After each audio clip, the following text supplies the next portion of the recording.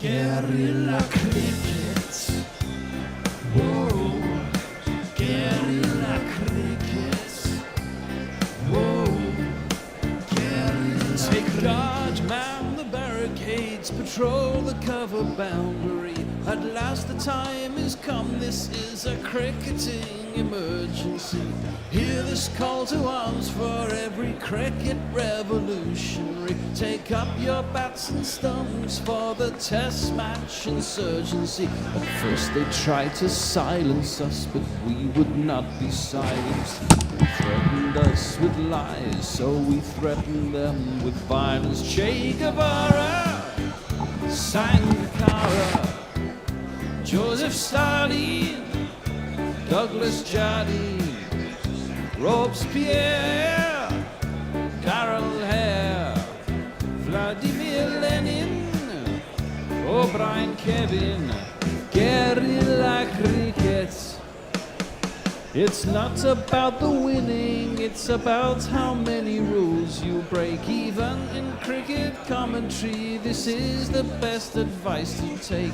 Pick guerrilla cricket, it's the finest choice you'll ever make. There's so much more to cricket than rev counters and a slice of cake. At first they tried to sanitize us and clean up our act, but people like it filthy, and we know that for a fact. Fidel Castro, Lenny Pascoe, Carlos the Jackal, Umar Akmal, Mahatma Gandhi, Grant and Andy, Brendan Behan, Austin Ian, guerrilla cricket. Stick with us, cause you know we're not the kind of thing that you see on the TV and the radio. So vive la revolution. First they tried to buy us, but we would not be bought. Okay, we were, but then we ran away, and we will not be caught. Would not give up the ghost when they left us all for dead. They decapitated us, but we just grew another head.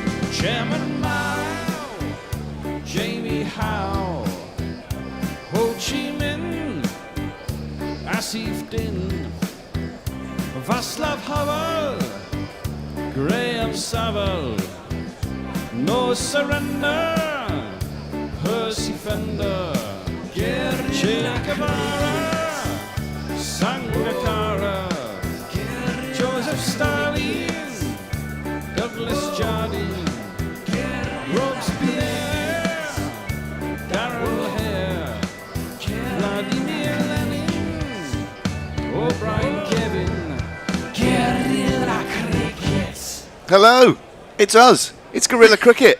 And we're here for the second T20 between Sri Lanka and England in Pallekele. It's Grubby here, and I can see messages on the screen. How are you, Messrs? I'm well. I'm not supposed to be here, but no, I'm but you are. Fourth he turns up. And lovely Annie Chave. How are you, Annie? Hello, I'm good. I'm in the rain, but it doesn't look like it. It looks like you're on a desert island. News from the ground is that England have won the toss and have elected to field. Again? Yes. Excellent tossing, and the teams line up as follows. Sri Lanka are with Nisanka Mishara Mendis, the wicketkeeper, Ratnayaka, Asalanka, Lianaga, Shanaka, who's the captain, Hasaranga, Wilalage, Pathirana and Malinga. And good work, Grubby. England, thank you very much. See how we fare with the English names. Go with Salt, Butler, who keeps as well, Bethel, Banton, Brooke, the captain, hat-trick hero Sam Curran, Will Jacks, Jamie Overton, Liam Dawson, Jofra Archer and Adil Rashid, which I think is an unchanged 11 from the other day. It is, yes. When Sam Curran, as I say, took that hat-trick, famously, after getting battered around the park a bit. Only the second man to take a hat-trick for England in a T20 international. Anyone care to name the other one, the first one? Ooh. Broad? Not Broad, no. Oh no, because he didn't really do T20, did he? Well, he did get hit for 6 sixes by Yuvraj Six. Yuvraj Six, as I call him. Yuvraj Singh to his family. But no, he's not the man. Oh, go on. Who was it? I should probably wait for listeners to get in touch. All right. but But I can't even get on YouTube at the moment. It doesn't seem to be. no, Tim Wilton Days says it's Mo and Ali. it is not Mo and Ali. I'm going to give you 5 seconds to come up with the right answer, and if you don't, I'm going to tell you what it is. 5, 4, 3, 2, 1. Chris Jordan, who did it in the 2024 that, really. World Cup against the USA. No, I didn't remember that either. No. Messi, can you get onto YouTube then? You on YouTube, you can get it onto YouTube if you got a VPN to Sri Lanka. Yes. Yeah, no. No, we're talking sorry, about can I get on? Yes, I'm on YouTube. as Yeah. in. Oh, I can't find us. So you might have to do the. You might have to do the social. I'll WhatsApp you the link, Annie. Hang on. Yeah, well, I'm normally all right, but there you go. Anyway, So, what do we make of England's white ball form, or Sri Lanka's white ball form? How's this series going? How was the one-day series? Because I'm guessing you lot watched more of it than I did. did you not watch it? Not much. Really? No, I've been working on other things. Oh, okay. Yeah. Well, we weren't very good in the first one. Yeah. And then we got better in the second two. Okay. That's my summary. Good summary. Yeah, I think that's fair point. Joe Root's in great form, isn't he, as usual? Yeah. In Yep. the 50 over game, he's not going to figure in this form. Well, will he? Harry Brook is actually playing very well. His Harry Brook style at the moment. So. Yeah. Is that the truth though, or is he lying about? Oh, being I'm good? not sure. No, can't quite tell, can you? Didn't he score? I mean, it was 66 balls for 130 odd the other day, wasn't it? But didn't he go from 30 odd to 130 odd in sort of 30 balls or something stupid? Something ridiculous. Yeah. Yes. Yeah. Well, okay, so England probably be favourites for this game. I don't think England have lost to Sri Lanka in a T20 for about 10 years.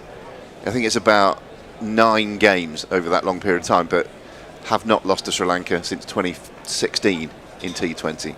Wow. Yeah. Strange, Well, huh? Thanks, Tone. Tone's passed me a beer. All is well. Excellent. It's been, you know, it's my first time in since one of the days of the Brisbane test, the day-nighter. Well, you have been working, as you said.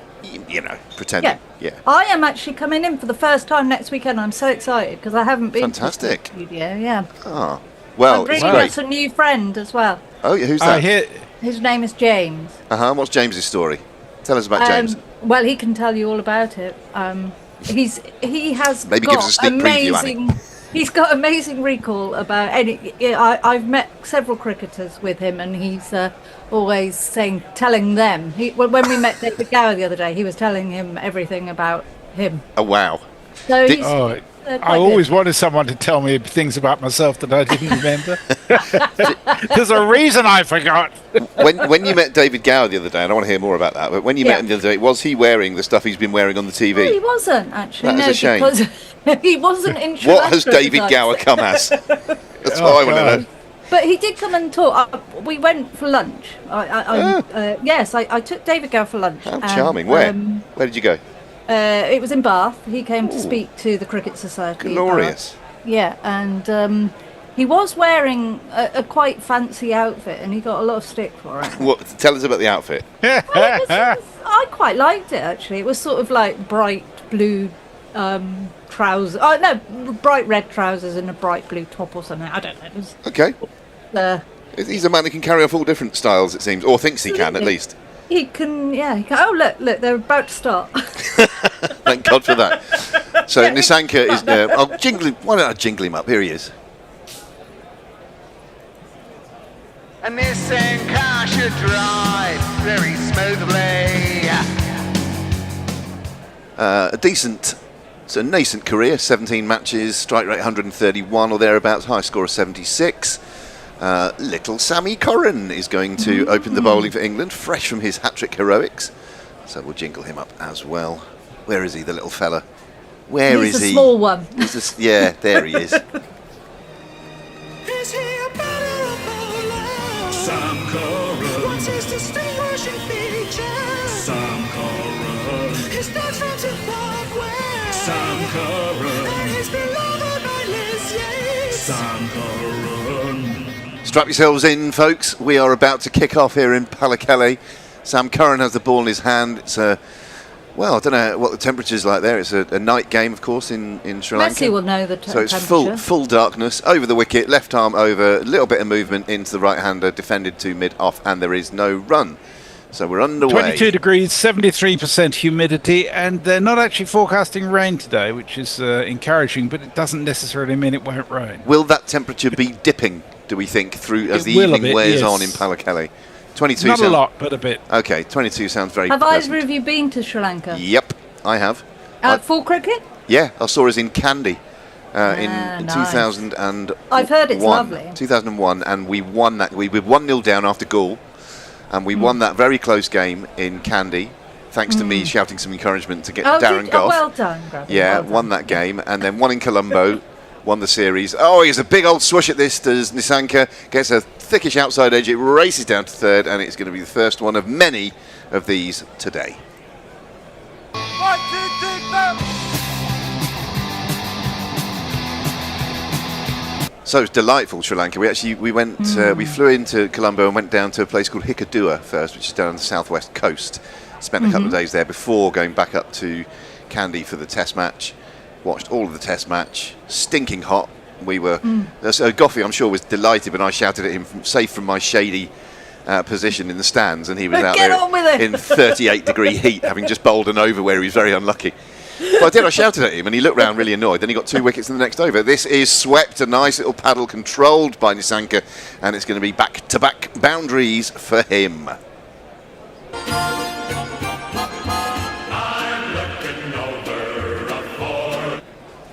So yeah, if you're thinking about going to Sri Lanka, absolutely do it. It's a beautiful we'd country. love to. I know Katie of Gorilla fame went by herself when I first met her. And she had a fabulous time. Yeah. Yeah, I came back, and at the time I had never been to India, and someone said to me, "Oh, it's nice Sri Lanka. It's like India light." That's how it was described to me. Which I No thought alcohol. was, well, just a bit less hectic, I think, was what they meant by that. And Oh, there's plenty of alcohol in oh Sri yeah, Lanka. yeah, absolutely. But yeah. not today, apparently. Paul Higginbottom says it's Oh, the shame. biggest holiday today. So Curran is no in again. alcohol at It's the short. This is flayed uppercut, and it's going to go all the way, I think. ground. Yeah. Has that gone all the like way? it. Let's have a look. Let's wait for the signal from the umpire. 6 it is. One talk over the line, sweet Jesus, one talk over the line. So not quite picking up where he left off, but picking up where he left off prior to taking the hat-trick the other day, i.e. getting flayed to all parts of the ground. Yeah, he's just hoping it's going to lead to the hat-trick, isn't he? Does Yeah, anyone all know roads lead to hat-tricks. how big the boundaries are? I think it was only 4, actually. Oh, okay, we've changed Ah. that. It was initially signalled a 6. But once again, I've been done like a kipper. Yeah, Yeah, it was landed only- Well, a couple of inches inside the rope. And yeah, we're still Curran checking got it, apparently. absolutely carded in his first couple of overs the other night, and then Yep. came back in his last over, didn't he? Yeah. Yep. His figures were like Yeah. 3 for 38, was it, Jace? Yeah, thanks. Hi, Jace. Jason's arrived. Fresh from the 126 from Peckham. What was What, it? you got 126? 136. 13, I got that wrong as well. Man Nisanka on the faces Peckham up to omnibus. Curran, steers this to backward point. They're going to come through for a single, fielded there by a tumbling Adil Rashid. So the score moves very quickly on to 13 without loss. 1 ball left in this the first over. He's just come down the wicket a bit there, Nisanka, to play that uppercut that he played previously that almost went for 6, but didn't. And they're off to a bit of a flyer. Looks a pretty good strip for batting, doesn't it? Are they using a different pitch from the It other day, does. do we know? Or I don't know, I'm afraid. It doesn't look too worn, does it? And Curran is going to complete the over, coming over the wicket to Nisanka again. It's down the arse. He's going to have to bowl that one again. Yeah, has to be a wide. Do we know where 40 is? No.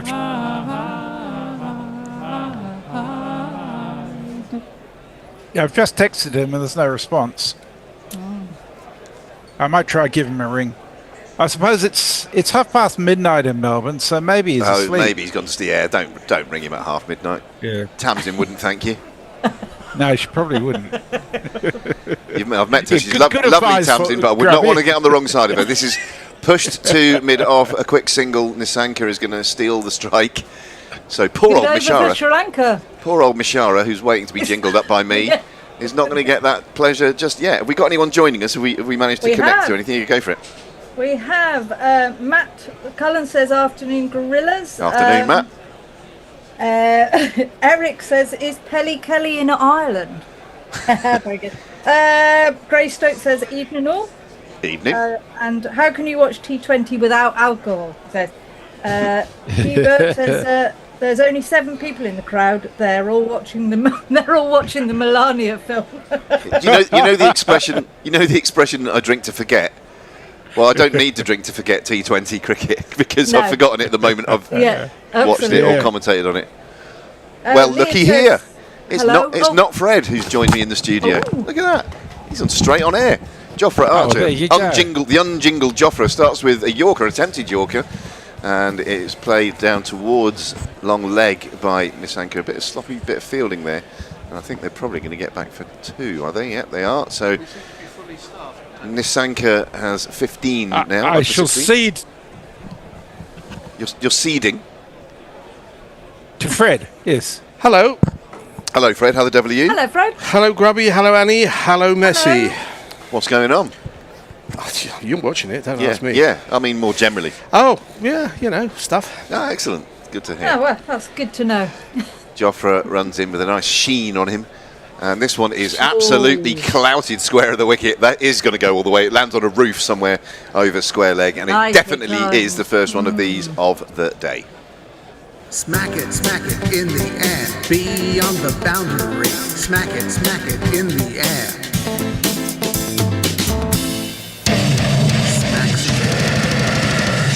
I realised partway through that I was playing the Smaximum jingle. Is It that the wasn't. first one of the day? I thought I heard a 6 jingle as I was coming up in the lift. You absolutely did. did. It was in error. Yeah. I took my cue from the TV production team, and that turned out to be the wrong thing to have done. Annie, I want to hear, as we go through, I want to hear a bit more about your lunch with David Gower, please. Oh, dear. In Bath. Yeah. In the bath. In the We didn't have a bath together, no. Yeah. No. He was an excellent speaker. Uh-huh. He was very, very good, and he was a delight to take for lunch. Very charming as ever. And was it just you and James and No, it was Adair. Anthony as well. Anthony, who does the BBC. He works in a grocery store. not Ant Gibb? And Gibb, yeah. You like him, don't you, Fred? Tell us why. I love listening to Anthony Gibson when Somerset are doing badly because he commentates through gritted teeth. He goes, well, another wicket fallen for Somerset. Did he really He need is- to play that shot? Very partisan is Anthony. sweet. But, he doesn't pretend otherwise. No, he doesn't. That's why I'm there. I think that's the joy, as part of the joy of those county-based commentaries that you get on YouTube is the fact that they are partisan. We're partisan. Some people would like it to be not partisan, but I think I it's have perfectly... to be not partisan, and it's very hard. Do you? Yeah. In what capacity do you have to be not partisan? When Well, you're... I'm third voice, and when I'm third voice, I'm supposed to be neutral. Oh, I see. But you can't be, can you? No, I can't be, and I No. keep saying we're It's doing not- well. That's, I mean, you're a woman of many talents, Annie, but being partisan when Somerset involved is not, or not partisan. There was a dictatorship in Africa, possibly in the Congo. I shall finish this anecdote after this delivery. To be bowled by Jofra Archer. Oh. It's another attempted Yorker. This is going to be Oh. 5 wides, I reckon. 5 wides. Here they come.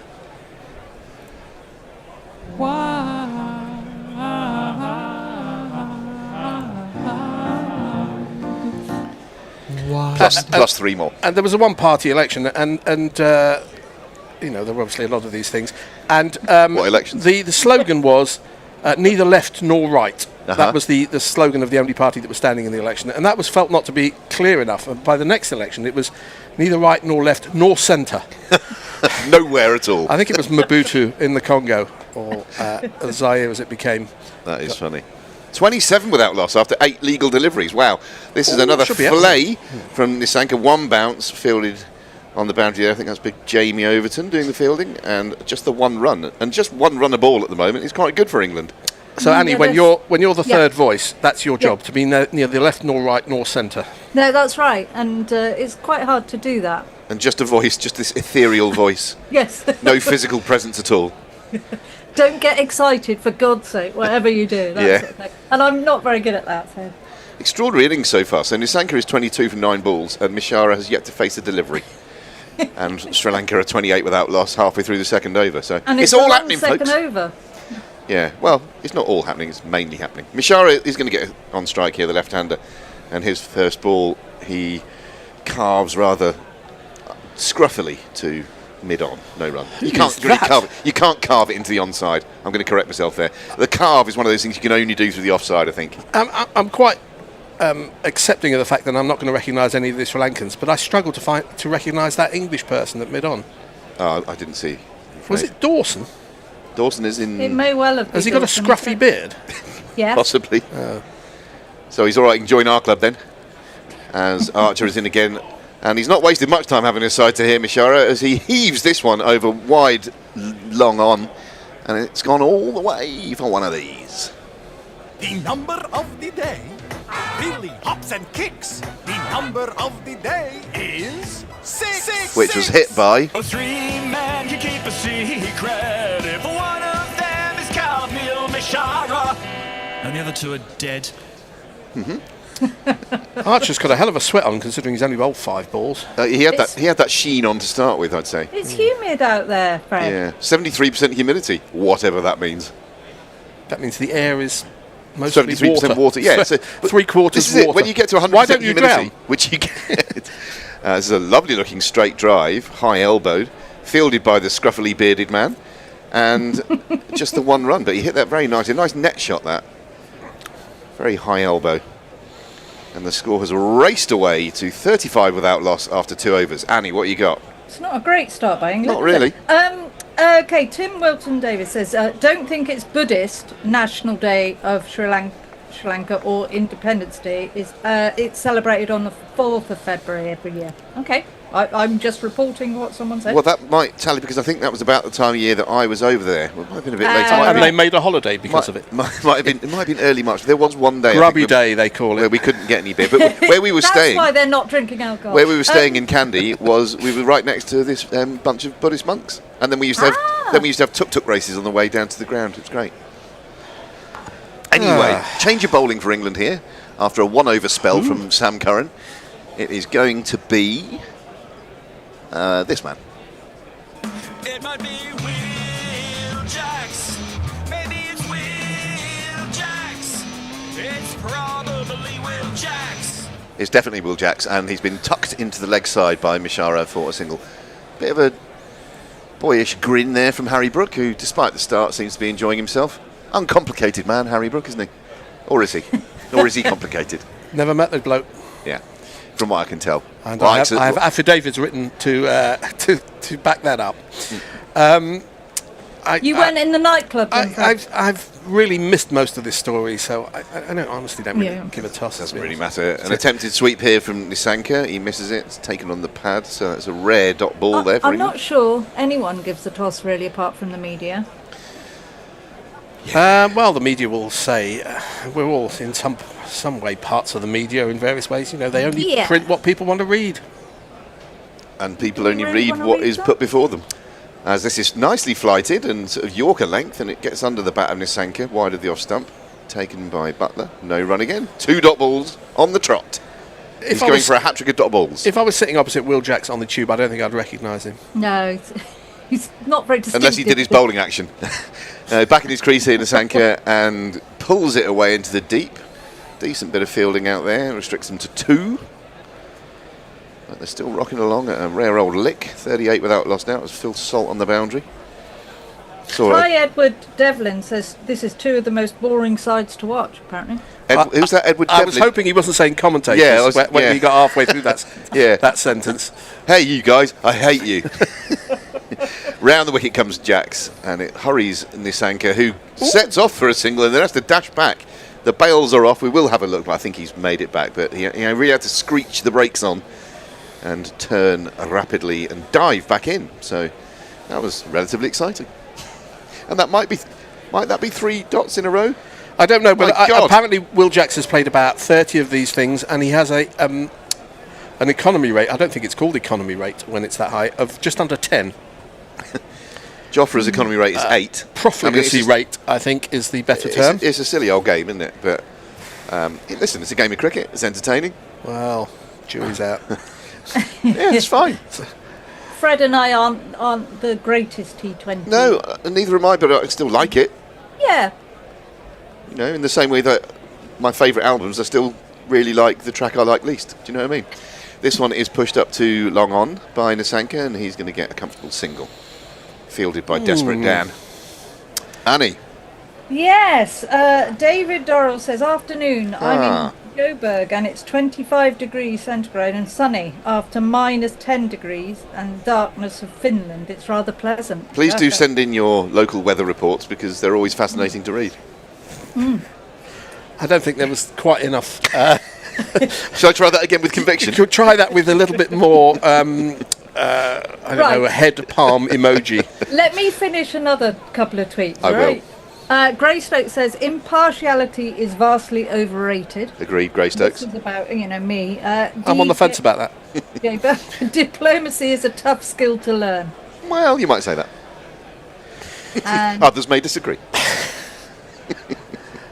How long can we keep this up? Oh, forever. Who's this fellow? Is Scruffy Dawson? it's impossible trying to Scruffy Dawson, sir. get these out with you.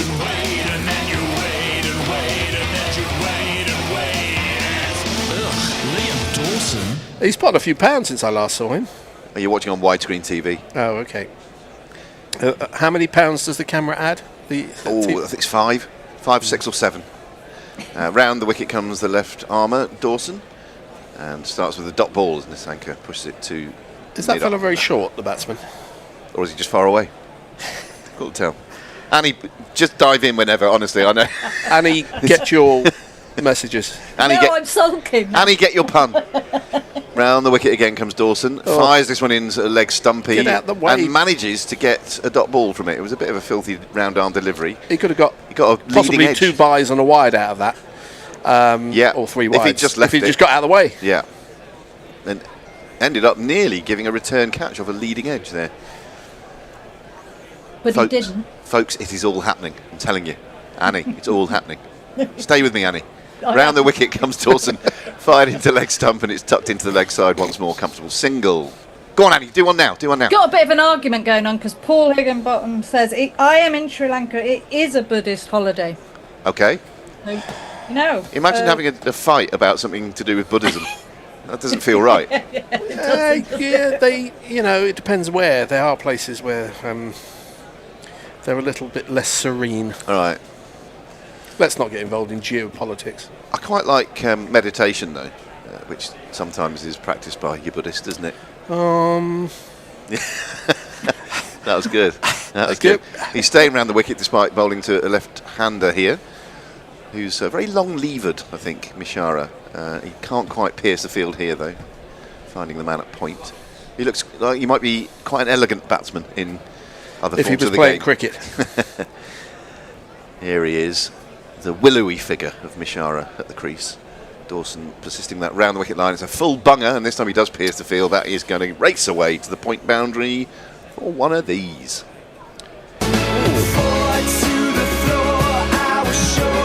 Brave person in the crowd looks like he tried to paint the Sri Lankan flag on his cheek. The Sri Lankan flag is has a number of colours and it's quite intricate. Yeah. What is that? An elephant on it? I think it's a. Yeah, isn't it? No, it's a lion, isn't it? Oh. Weirdly. It's a lion-elephant cross. They have them over there. It's a lion. It's a lion, isn't it? Mishara facing up to Dawson. This time he does make sure he pitches the ball. Are there elephants in he's Sri Lanka? I haven't his- been anywhere near it. Yes, there are. And he gets a single to long on. Annie, go now. Right. Stuart Mundy says it's minus 19 degrees centigrade by Lake Simcoe, Ontario. Beautiful clear day, so long as you're indoors. Hello to all our Canadian friends. And Lockie6 says GPL question mark. Come on, Grubby. Let's say yes. Why don't you go to the website and see, and then let me know. Is that Stuart? No, who's it asking? Lockie. Go on the website in the usual way, Lockie. I know you're a regular Is it listener. Lockie Ferguson? It's a good name, Lockie. I wouldn't be surprised if he's Canadian. But there's a lot of Lockies or New Zealander. Are they all Lachlan's? Back in his crease, and he's cutting this, but it's fielded well at backward point, so he can't get a run this time. Can't Mishara. That was little devil eyes Sammy Curran. He's the sort of player I'd want in my team, Sam Curran. This is flicked wide of mid-on by Mishara to get another single. He moves to 14. Nisanka has 26. And Sri Lanka 46 without loss. Why do you want him in your team, Grubby? Because I really like him as a competitor, and I think he's very talented at anything he does in the game. Okay. And so I think if your back's against the wall, you want people like Sammy Curran on your side. Not his brother, though. Don't mind his brother, but I prefer Sam. This is a sweep here. And it's gone all the way for one of these. Let's talk about sex. Let's talk about sex. Let's talk about sex. Let's talk about sex. Annie, I think you might be staying on for the next 5 overs. Is that okay with you? Why is that? Because Tony's just told me. And I don't have the capacity to commentate. Some might say, stop the sentence there. And at the same time, to do production notes. So I'm just... Refreshing honesty from the man on my right. Relaying the message. Yeah, but I'm really bad at socials. I'm always being told this. This is David Gower down the leg side, fired there by Will Jacks, and it is indeed another one of these. Mr. D.I. Gower has tweeted in to say that you're very good at socials, Annie. Jacks comes over the wicket now to Nisanka, who's a little bit cramped for room, looking to cut that, and just dinks it back up the pitch. No run, so 53 without loss. 2 balls left of this, the 5th over, after which we will have the advertised change, or if not the advertised one, then one that wasn't advertised. Especially, he adds, in the bath. Was it advertised? It was partially advertised. This is pulled to deep backward square by Nisanka. 1 more to the total. 1 more ball left of this over. Current run rate just over 11, if you please. Thank goodness for Messi Jess, I have to say, because he knows about the GPL and he's telling us. Thank goodness for Messi Jez.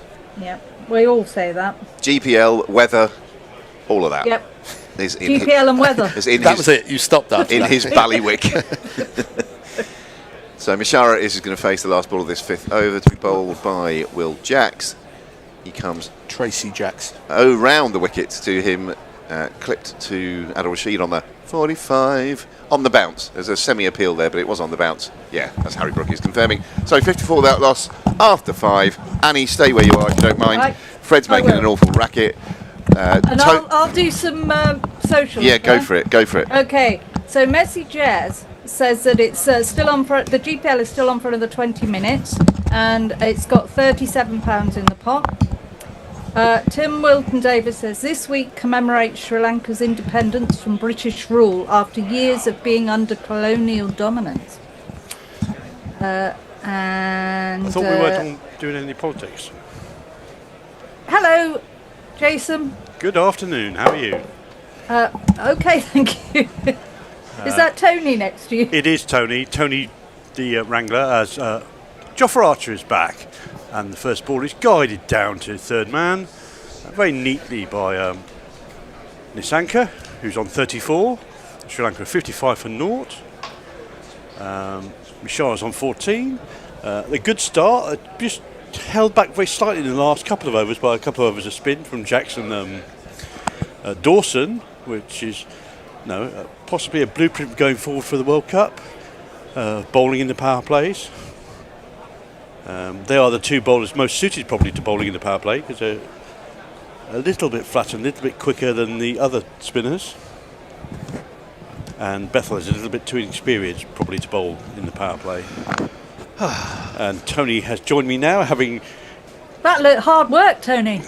Yeah, well, I was dropping a few things in the process, and someone had left the iPad in some weird state of unusability. Yeah. Anyway, Archer's going to continue. He's coming round the wicket now to the left-handed Mishara. That's short and angled in and chopped into the offside, and before the ball has even reached halfway to the fielder at cover, they're through for a single.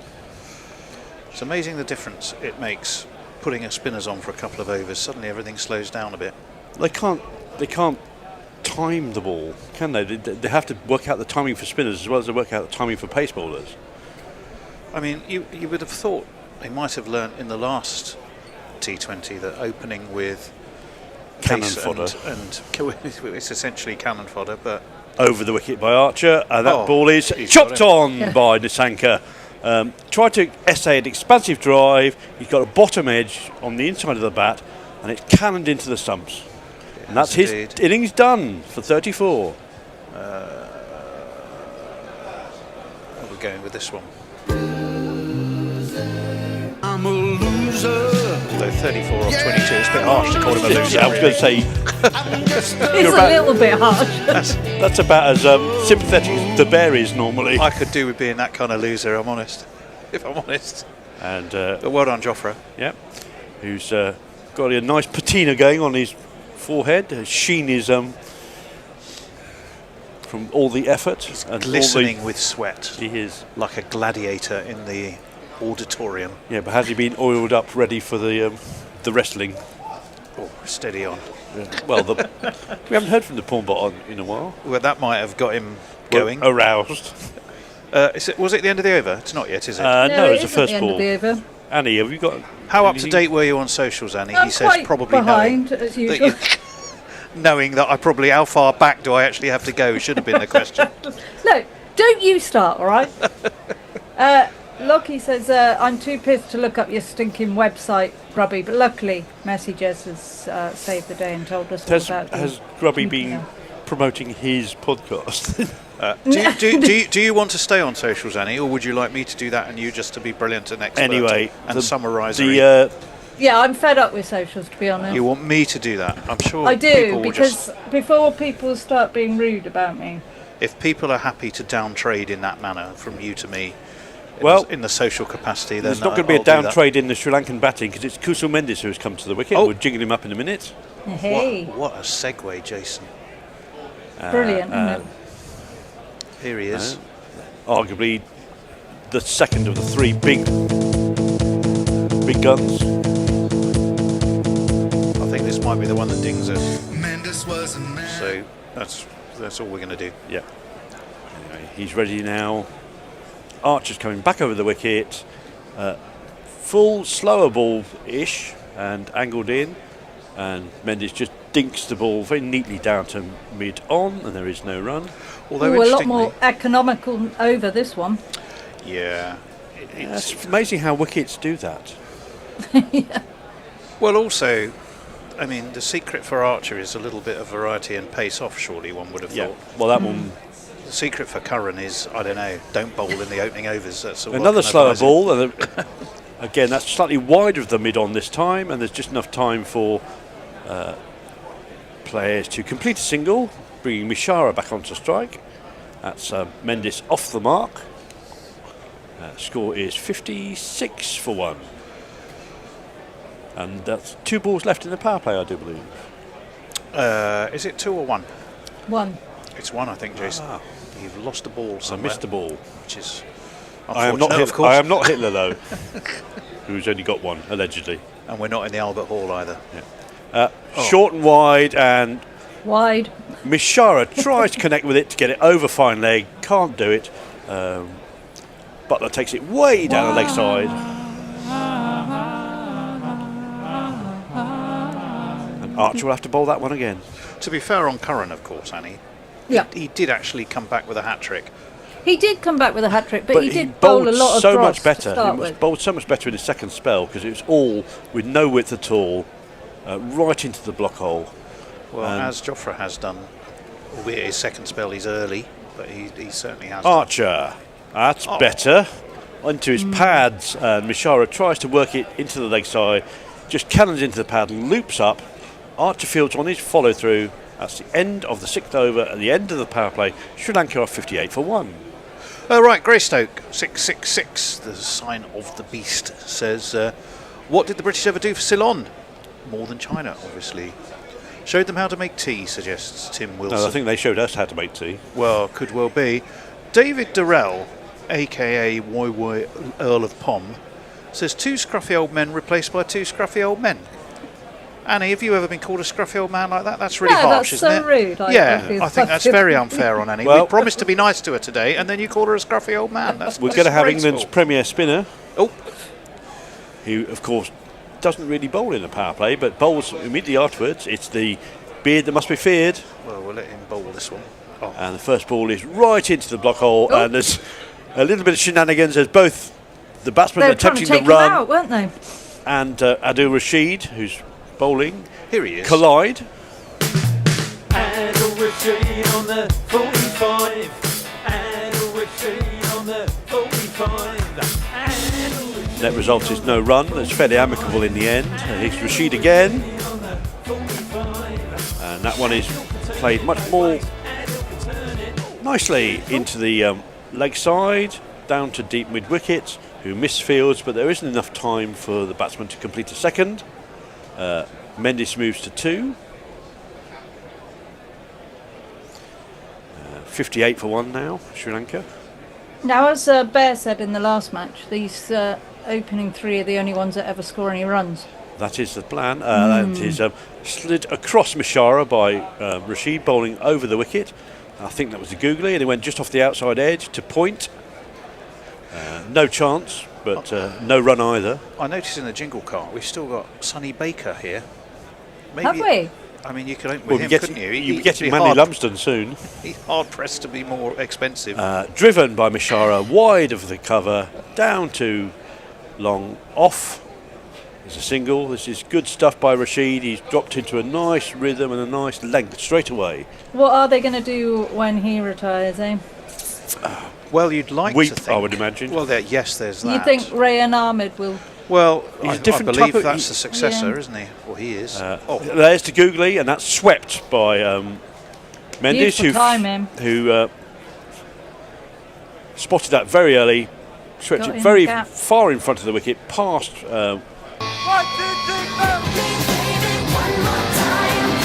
Oops, Hey, what? you had a double hit there, I think. I was trying to be clever, but I forgot that the Ramones one was slightly longer than I thought it was. 1, 2, Anyway. 3, 4. That was smashed, really. It was a smash sweep. That's a bit shorter, and again pushed in much the same direction. Is he going to beat the man again? It is. Another one. That's another boundary for Mendis. He's into his work early. You ask where I live, here's the address I give, the phone. Well, I think we've commentators cursed Rashid after saying how good his first 4 balls were. The next one Both gone for 8. haven't gone they? for 8. Well, He's gone for motoring 10 off the along. over. It's the end of the 7th over, and Sri Lanka are 68 for 1. Well, Greystoke. Somebody was suggesting it's not Greystoke actually. I beg your pardon. No, it was Greystoke. I'd like to see a Gorilla Cricket Tuxedo Day. That's not a bad shout, is it? yes. I think that's a really good idea. Or I think that would be very nice. or even a corporate jacket, though. Seeing as, I mean, I'm not sure mine fits me anymore, although I have one. Therefore, I might have to hire it. Should we get enough super chats, by the way, and if you super chat us, you really help us out. But in the World Cup, we will Do a tuxedo day. Specific. What do I have to wear? Do I have to wear a tuxedo? What, as a well? ball gown, Annie? You ball must have, gown. or an LBD. You've got to have an LBD, haven't you? What's an LBD? A little black dress. Little black dress. Oh, sorry. Every Dawson is in now, and that is short and wide and cut to point on the boundary where Bethel fields, and, not an LBW. and bounces the ball in. Don't get them mixed up. No one ever has been given out little black dress in cricket. That's I think it would be good though. It would be good fun. wouldn't it? Yes. You can have all sorts of different 3-letter word combinations there.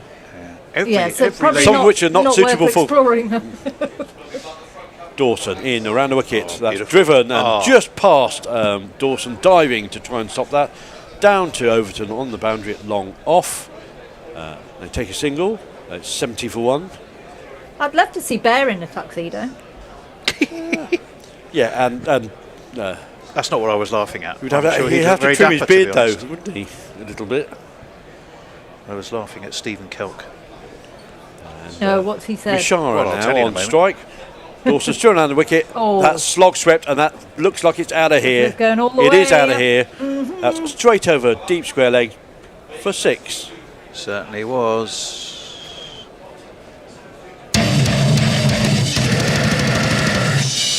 Bit too floaty by Dawson. That one was held back a bit, but just gave Mishara time to settle down onto his and take a stride, clear his front leg, and smite it mightily over the boundary. Well, considering the primary concern for Sri Lanka has always been their scoring rate in T20s, they're getting over that problem. What do you think's a good score? We thought 170. That ball was shorter by Dawson, who just worked around the corner to the third man. Sorry, to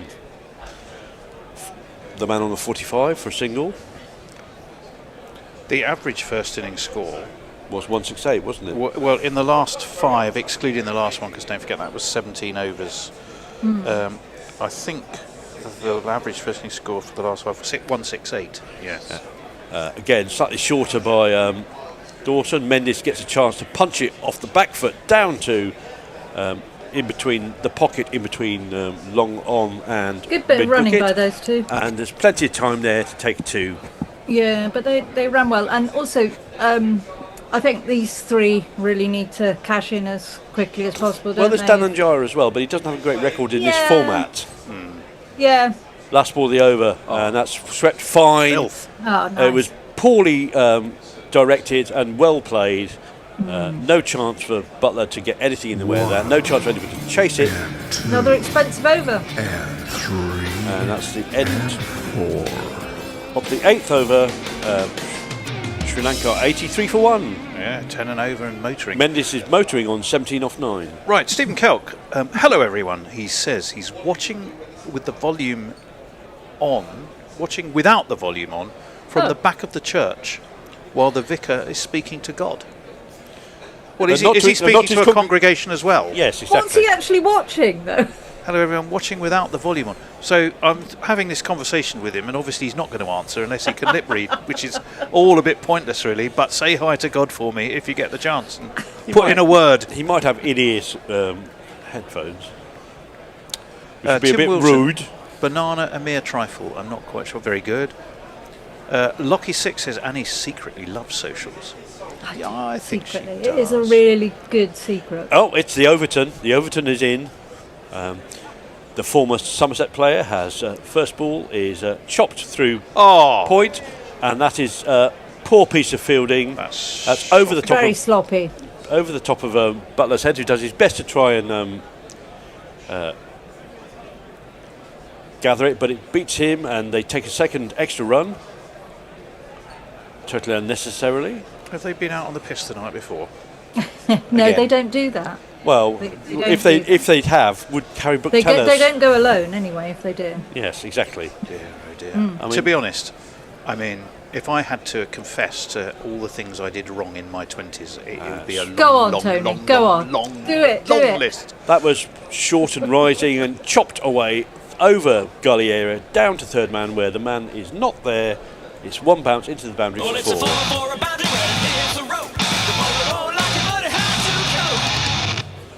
Someone was saying to me they don't know why Overton's in the side, because he's not a good enough bat and not a good enough bowler. It's because Stokes isn't in the side. Yeah. He's a Poundland Stokes. It's a bit harsh, Do you probably. actually? Is there still Poundland? Or there are some, aren't there? They keep shutting down though. Yeah, well, I mean, his economy is 8.2 after 17 matches. He gets a wicket a match on average. He's got big hands for catching. He's got massive buckets for handling, and he's a very good outfielder, which is probably what he's worthwhile more for. And that ball is chopped into the ground and up to cover, who drops it just in front of him, but there is no run. Sri Lanka 89 for 1, approaching a decent score. That was quite a clever ball. Yeah. Pace off. Pace off is so often the way. He has Make his the moments, batsman work. Don't give the batsman the material to hit. No. Make him at least have to think about how he's going to earn his runs. And that is full and driven square to point on the boundary. And this time the throw is much more controlled. Yes. As the batsman amble through for a single, taking Mishara to 31 off 21. And Mendes on to strike, who's got 17 off 9. Well, I mean, I'm sure Annie would tell us, but if it follows the pattern of the last game, not saying it would at all, because obviously rain interruptions can make big impact. But Sri Lanka did fall over in a heap, having got off to a bit of a racing start. Well, but they started to fall over before they got to 90. They did. They did. It last was ball this real, over. That's good, but well played. Chopped into the ground, into the offside, short of backward point. They complete another single. That's what 8 runs off the over already. 1 ball to come. Right. 91 for 1. Now then, Banana Brooks says, I want to hear Annie's... No relation to Harry Brooks. No. Wants to hear Annie's cricket analysis more. Don't get a word in edgeways, guys. That is driven, and they go for a quick single. A shy at the stumps at the umpire's end.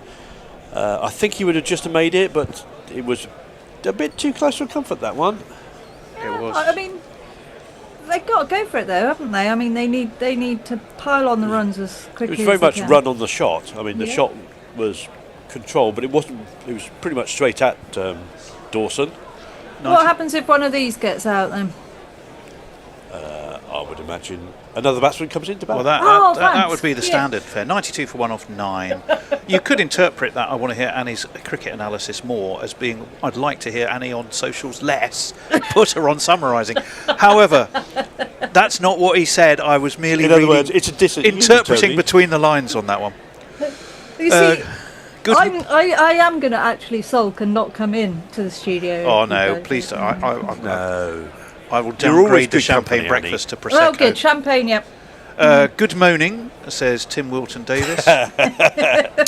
Hello. Let me see. Extra fluffo. English cricket is doomed as long as it's dominated by people who like Dutch musical theatre.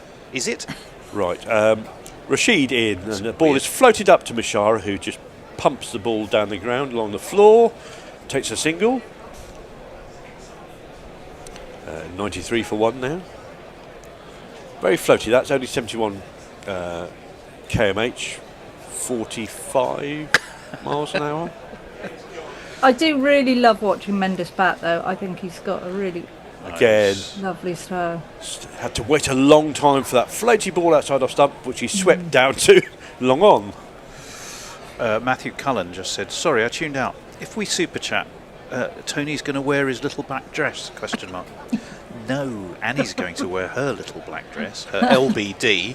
My LBD. Your LBD. And we may, for a suitable amount of money, put on some tuxedos. Good ball. Beaten Mishara with the googly there. He was playing the sweep, and it turned away and off the outside edge down to short third man for a single. And now they have a debate about whether or not they should. They have done. They are going to, aren't they? I think you might as well. You want to disrupt this partnership, which is steaming along. It has been reviewed. Oh, did it? No, pitched outside leg. Yeah. Our man. I was just about to say, I think it might not have. Yeah. I don't think that huddle of England players looks. But if nothing else, the extra minute also wants to review it will disrupt the concentration very slightly, which is half worthwhile doing it. Let's have a look. Does it pitch outside a leg? No. I think that might be umpire's call. They might retain the review. I don't think it's pitched outside leg. Let's have a look. Pretty blinking close. Oh, it could be close. I might go over the top, in fact. Grubby and Fred, who said it pitched outside a leg, are now possibly it hit the changing back their pad. It is rising. It's a lot closer than it looked to the naked eye. Yep. And here we go. Here's the Snicko, or the Ultra Edge. There is no spike, so it's all about ball tracking now, as opposed to the fully clothed eye, which you don't see that often. And here we go. It is outside leg. Pitch outside leg. No. By a good 2 inches. Is there such a thing? So that appeal is rejected. The review is lost. I'm looking to see who our umpires are for the day. Is it the same? Rashid is going to continue to the right-handed men. And that is a filthy flat ball down the leg side, scruffily kept by Butler, and in the ensuing confusion, they run a quick single, and it's a wide as well. Oh, one of them is our friend with two brothers, Mr. Kotachiri, both of whom are also umpires. And we're going to have a change in the end of this over. Yes, I'm afraid my pitch is a bit unstable at the moment. And that is off the inside edge from Mishara down to square leg. And it is Banton who fields it, the lesser spotted Banton. Who batted extremely well, I thought. Oh, he took, who was it, to town in one over. He went for 17. He just plays it. He's got such quick hands and he plays it so nicely. Last ball by Rashid, that is the googly, and that is beautifully dealt with by Mendes, who picked it and smashed it over mid-wicket for 4. Typical Mendes style. That's what 4s are for, to get funky on the dance floor. And that's the end of the 10th over. Sri Lanka 102 for 1. Nicely set with Mendes on 23 off 12 and Mishara on 34 off 26. Am I off now then? You are. I think you do have some time off. I can't remember who's on. Next social, whoever's doing that is probably our friend Mr. Durrell. It's going to be me, I think. And he's off, not for good behaviour. Oi. And Grubby's going to come in and wangle his way around the jingle machine. Have you? Do we have to put? Have we got the 3-person thing? Oh, that's done. Excellent. Well done, everybody. So, what do we have to say about this terrific game that's going on in front of us? Sri Lanka 102 for 1 off 10 overs. Yep. Approximately 10 and over. And doing quite well, are they not? And remember, at 12 overs, double it, and that's the score. That's the final score, isn't it? It's the old 60% rule. Really? Yeah. Yeah. So they're on for a big old total here on what looks a very good batting strip.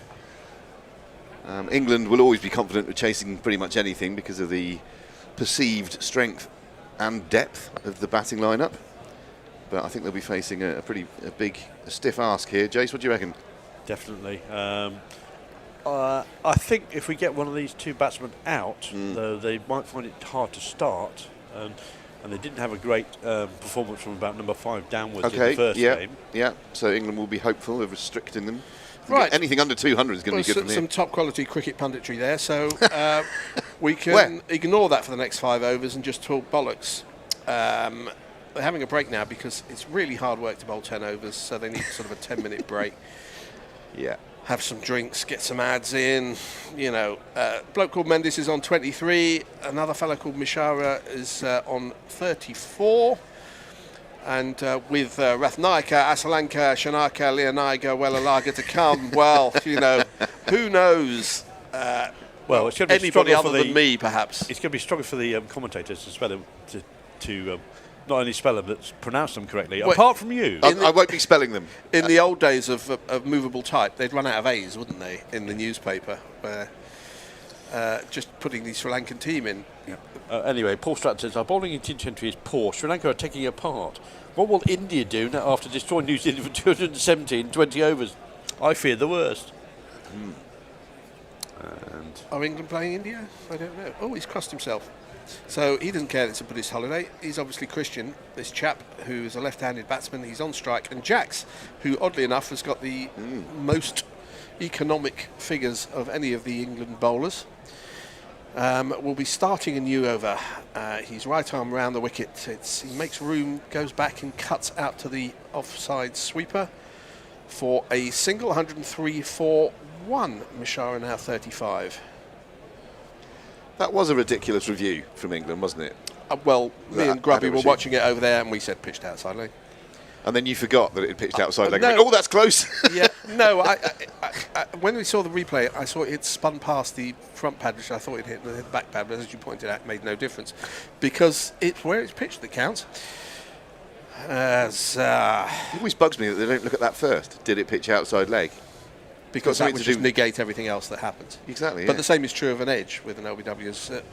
Round the wicket to the right-handed batsman, who sweeps, gets an under edge, is fielded by the short fine leg, but it's still a single. it's a matter of technology, I think, because they need ball tracking for it in order to check it. Yes, and therefore that takes time to load. Get a bigger computer.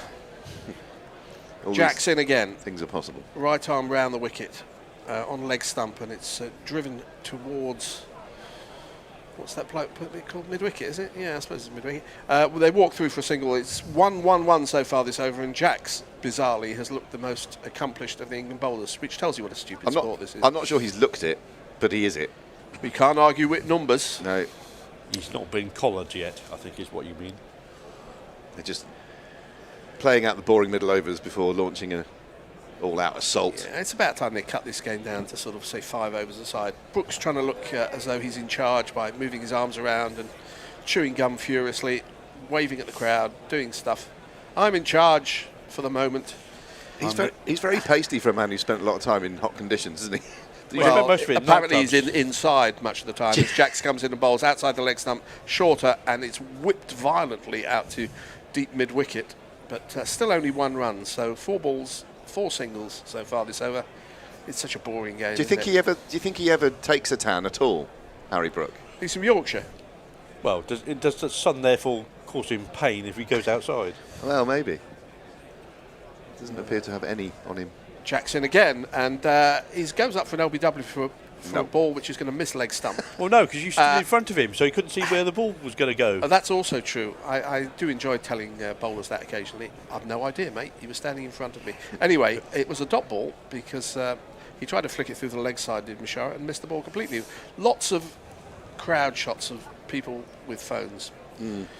Not very interesting. Jax bowls again, and this is lifted over mid-wicket and into the hands of Overton at wide long on, who takes the catch. The second wicket has fallen for Sri Lanka, and a good over for England as Jax picks up the second wicket.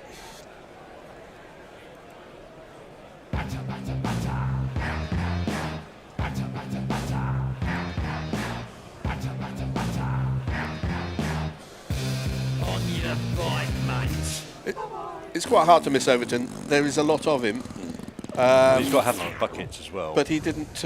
He was jumping actually to take that catch. So I think he's sort of indicating he didn't quite see it all the way. It's like it wound up in his hands. Saw it late. More by luck than judgment. Anyway. Yeah. Okay. 1 cliche point for you there, Grubby. Second wicket's got fallen. loads. Who's going to come in now? Somebody with lots of vowels. But we're seeing an advert. So who's speaking to us on YouTube? What are they saying? Well, they're asking what do they need to pay for a little back dress stroke belly dance combo. Pervert. We'll try $10 we'll let the and see bear where that gets you. We'll let the bear set the rate for that. That was Matthew Cullen. There's also talk about world leaders, and we can't wait for Nigel and Pauline to be world leaders. It's an extra fluffer. I'll be waiting forever for that. 106 for 2. The new batsman is Pavan Ratnayake. I don't need to tell you all about him because you all know all about him.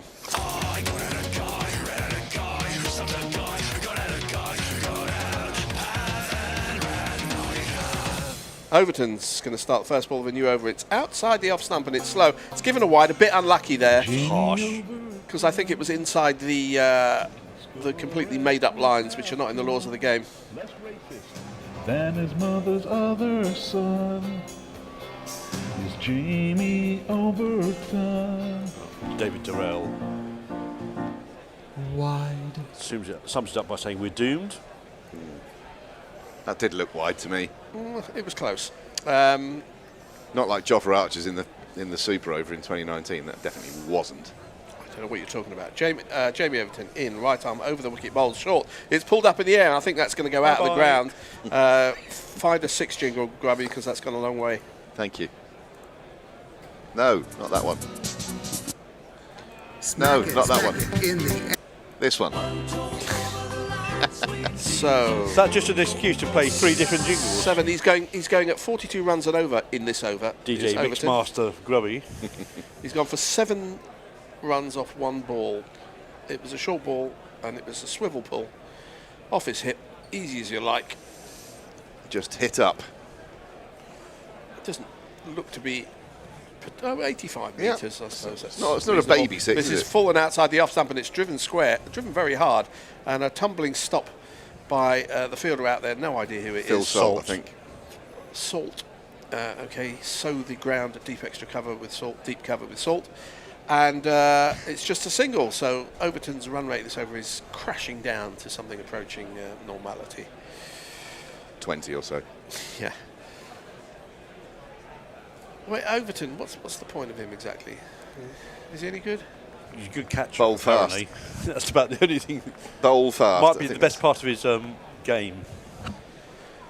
Comes in bowled short. This is hooked, and he hasn't got this. It's gone very fine. It's gone very high. Is there a man underneath it? Yes, there is, but he's in the crowd.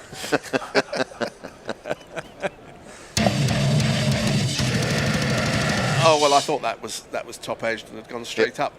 Well, it sort of was top edged. Yeah, but it went for about 80 yards, rather than about 40 yards. That's what happens when you bowl his pace, isn't it? These butts nowadays. But his face there, Overton, just said, "This is a stupid game." I mean, is he from the southwest? Yeah. Why does he not play rugby? He's got the most rugby-looking face of anybody I've ever seen. Okay, well, Jason, you're from the southwest and you're fond of a bit of rugby. He does look like a rugby second row. He does look like a second row, but has he got the hands for it? All rugby second row now. It seemed to be very. Well, he took a good catch down as this next ball is shorter and it's flayed over mid-wicket and bounces about 2 yards in from the rope. That's going to be 4 runs, and this over is so far wide 6-1, 6-4.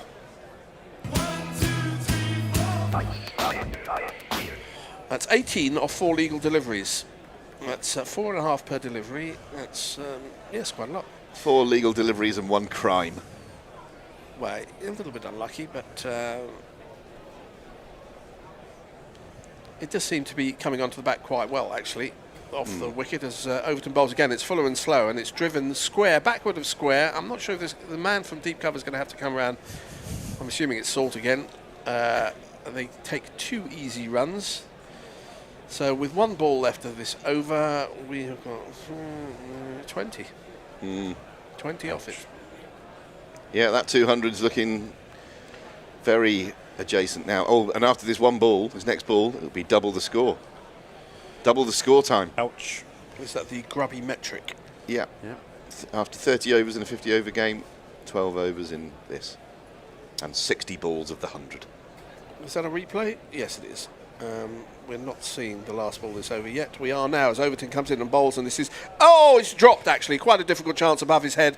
At short third man. Who is that? It's some bloke with a very large number on his back. Is it Banton? It's Banton. Possibly. They get a single. It was shorter, and he cut it. He had to make some ground to his left and jump up in the air. I think he did well to get a hand to it, honestly. I think you should look at a saving fall rather than a drop. Way up in the sky, little darling. And if it falls, I'll pick it up. Just pick it up, mate. Greystoke says, very good point. Brooke and Crawley are bizarrely pasty. Thank you. Thank you for Eric J says, compliment. Fred and a chair will soon become one. Ooh, I don't know whether that's... Will soon become one. Yeah. So double the score, 257 is my prediction for the final score here. I'm going under. Yeah, I think you're probably right. Greystoke also says, take heart, Ali. How fickle. There are worse people on socials. Thanks very much. Well, take the compliments. Yeah, I mean, backhanded or otherwise. Half-hearted, backhanded. Madan Mohan Sharma gives us the 4 semi-finals for the forthcoming World Cup. That's England, India, New Zealand and South Africa, which is pretty much the 4 teams that are in under-19 semi-finals, I think, as well. So not Australia? As in for the forthcoming T20 World Cup? Yeah. Oh, God, there's not the World Cup, is there? Of course there is. Dawson starts There's always one around the corner. And he's bowling to Ratnaik, who just turns this off his pads for a single. Really? Where is it? India and Sri Lanka. Hence why I there. heard about that because people aren't going. Scotland What are you laughing at there, Jason? Scotland are. But nobody laughed at my joke when I said that Scotland have come in instead of Bangladesh in this cricket tournament as Dawson bowls again. And this is chipped up in the air. That should be caught by Adil Rashid on the 45. It is! The 3rd wicket has fallen and Dawson has taken it. The crowd says, the crowd says, the crowd says you. Well, that was a genuine top edge, and it didn't sail into the crowd. It just sailed into the hands of Adil Rashid. And my point was that and Bangladesh have replaced Scotland in the Football World Cup, which is taking place in America, Mexico and Canada in this summer. I think that would be a good fair swap, wouldn't it? Well, that's also going to have people not turning up as well. perhaps. Either because they don't want to go and get caught by ice, or because it's they're not eye-wateringly allowed in the expensive. first place. 128.43 as Kusal Mendis looks up at the sky as if to say, does anyone know why I got out? Yes, because you Played a poor shot. A sweep. What I was laughing at, in fact, was Matthew Cullen saying, he's got a rugby-looking face. It's my new favourite way to call someone ugly. Yeah. Well, he does look a bit like an Easter Island Having statue said as well. I'll tell my rugby anecdote from yesterday when I went to Rosslyn Park. Yeah. And behind me, with the rest of his family, pretty much, mum, dad, grandpa, grandma, family, brother, sister, girlfriends, etc. Family. Was one very good-looking, in fact, Marcus Smith. Oh, he is a good-looking boy.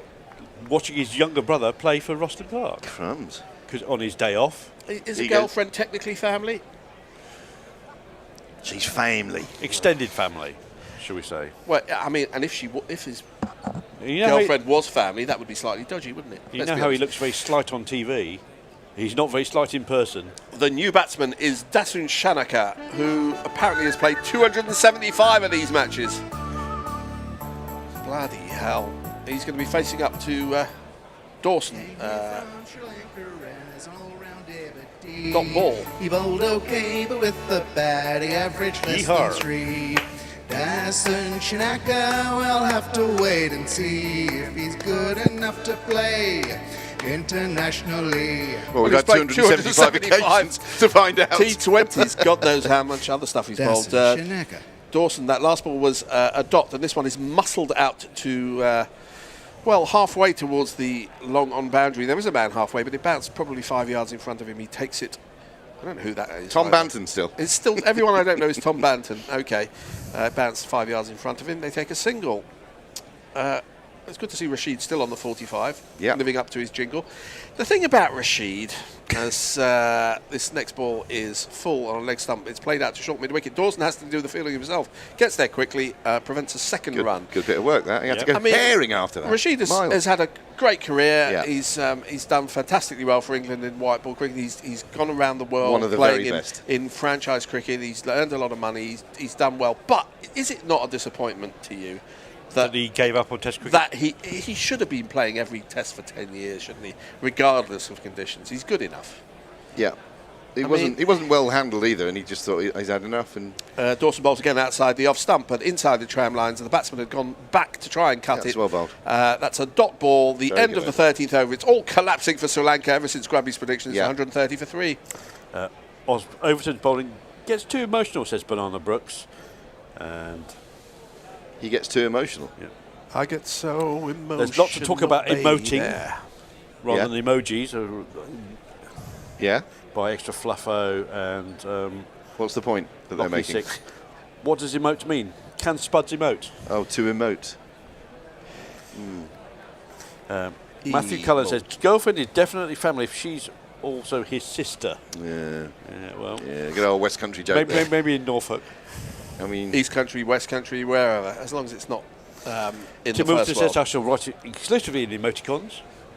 Rashid starts a new over to Shanaka.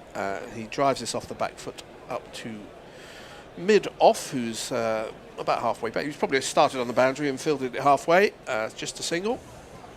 Run rate's dropped below 10. It's all gone to shit. Yeah, this is very much what happened in the first game, where they ran up against a brick wall and fell into a heap. Yeah, that there's will a lot happen going on if you there. do those two things. As Rashid bowls, and that's an absolute cracker. It pitches middle and off and turns, and I said to Shanaka can just look at Jaffa that. jingle coming. Yeah, button fight, there it is. But I mean, if you can do that, then you can do that in Test matches as well, let's be honest. As Rashid bowls again, and then Mo to a ball that's outside the off stump. It gets absolutely nowhere near it, Shanaka. It does turn, but he was beaten in the flight anyway. I don't think he would have hit it if it had gone straight on. I am going to give you a counterpoint to that, though, Fred, is that he is successful. Yeah, but you're wrong. After this ball, I'll be wrong again. Hope wicket falls, and then we can talk about it. Could be a wicket. It should be LBW. It is. He's gone back. He tried to pull a googly. It turned into him, and it hit him in front of middle and leg. He has reviewed it, has Shanaka, but I think at the very least that's going to be clipping the outside of leg stump, even if it's not hitting leg stump on the full. So we don't have to listen to Grubby's counterpoint. You do, because there's a lot going on. did turn a long way. It might just slide down, but It I don't only think needs so. to be clipping because he was given out. He's an absolute genius in this form of the game, I will say that. Yeah. Nothing I'm going to say is against that in any way, But that shape was the or form. perfect 3-card trick of big turning leg break, big turning So out. leg break, That's out. big turning googly. Yeah, and he's brilliant at that. And despite the fact It's that hit him in front of middle. It did turn a long way, and he's quite far back. Has he got any sort of an edge on it? I don't think he's anywhere near it. Right on the crease, isn't it, when it hits? it's just out. It's sitting halfway up middle and leg this. It should be hitting leg stump. Anyway, what I was going to say is that one of the reasons that he does so well is because he's difficult to get after, right? So in white ball cricket, you obviously need to get on with it as the batting side, so he's going to get more opportunities to take more wickets that way. Yeah. In Test cricket, you can sit in a bit more. That's true, England but tend you've not to. got when you've And got he the looks skills that he's got. He definitely has the skills, but he looks less threatening overall as a Test match bowler than he has ever done as a white ball cricketer. If you can defeat people, well, the reviewers lost because the Hawkeye suggested it would be the hitting leg stump, and what looked out has been confirmed as out, and the fourth wicket has fallen. Shanaka has gone for 1 of 6 deliveries. It's not very good, is He's it? not going to make 200 here. He might not get to 300 T20s. Probably Banana will. Book says superb bowling! Yeah. Exclamation mark. Yeah, but if you've got the skill to beat people, remember that one against Kohli where he beat him with a googly, and Kohli just stood there looking as if what the fuck has happened. Well, that was, now you can do that in Test matches as well. Yeah, that was also a year or so after he bowled him an absolute perler leg break that pitched leg and took the top off. He's got the skills. And he looked at him and said, "What happened?" I mean, if Warren were doing that, we'd just be England going, spinners aren't we'd supposed be to be able to do purring. My overall point is that he is less threatening as a Test match bowler than he is as a white ball bowler. That may be true, but that doesn't mean he shouldn't have been in every England Test team for 10 years, regardless of conditions. Well, that's the other thing. He wasn't particularly well looked after, was he? No.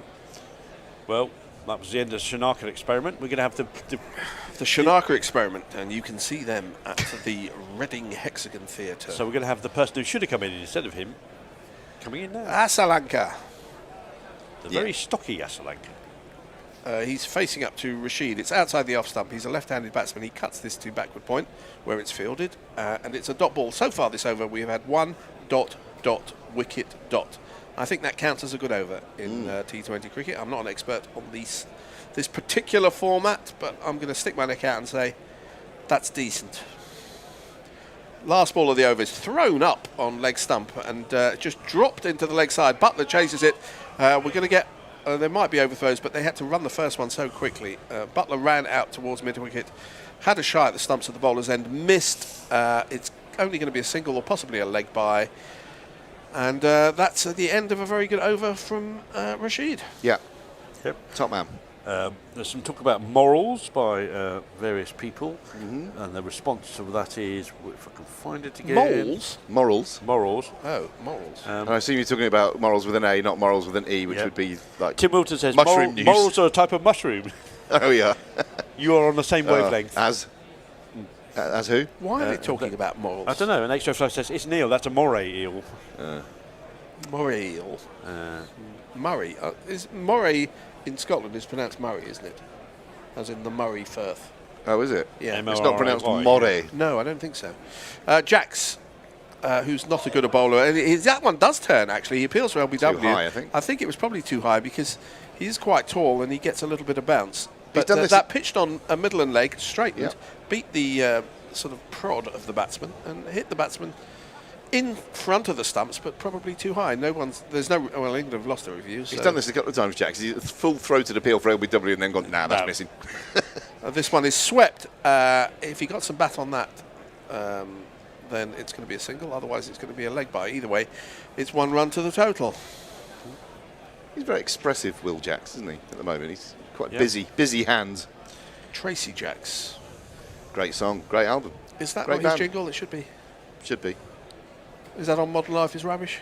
No, it's on Park Life, isn't it? Tracy Jacks. I think it's Park Life. Oh, could be. We need fourth. As this next ball is another good or the one internet. from The absent Jacks, where Ratanaika couldn't really do anything other than prod it towards mid-off. And this is ever since Grubby has said they're going to hit 800. they barely scored a run. Should have said it earlier, Doing my job. Grubby.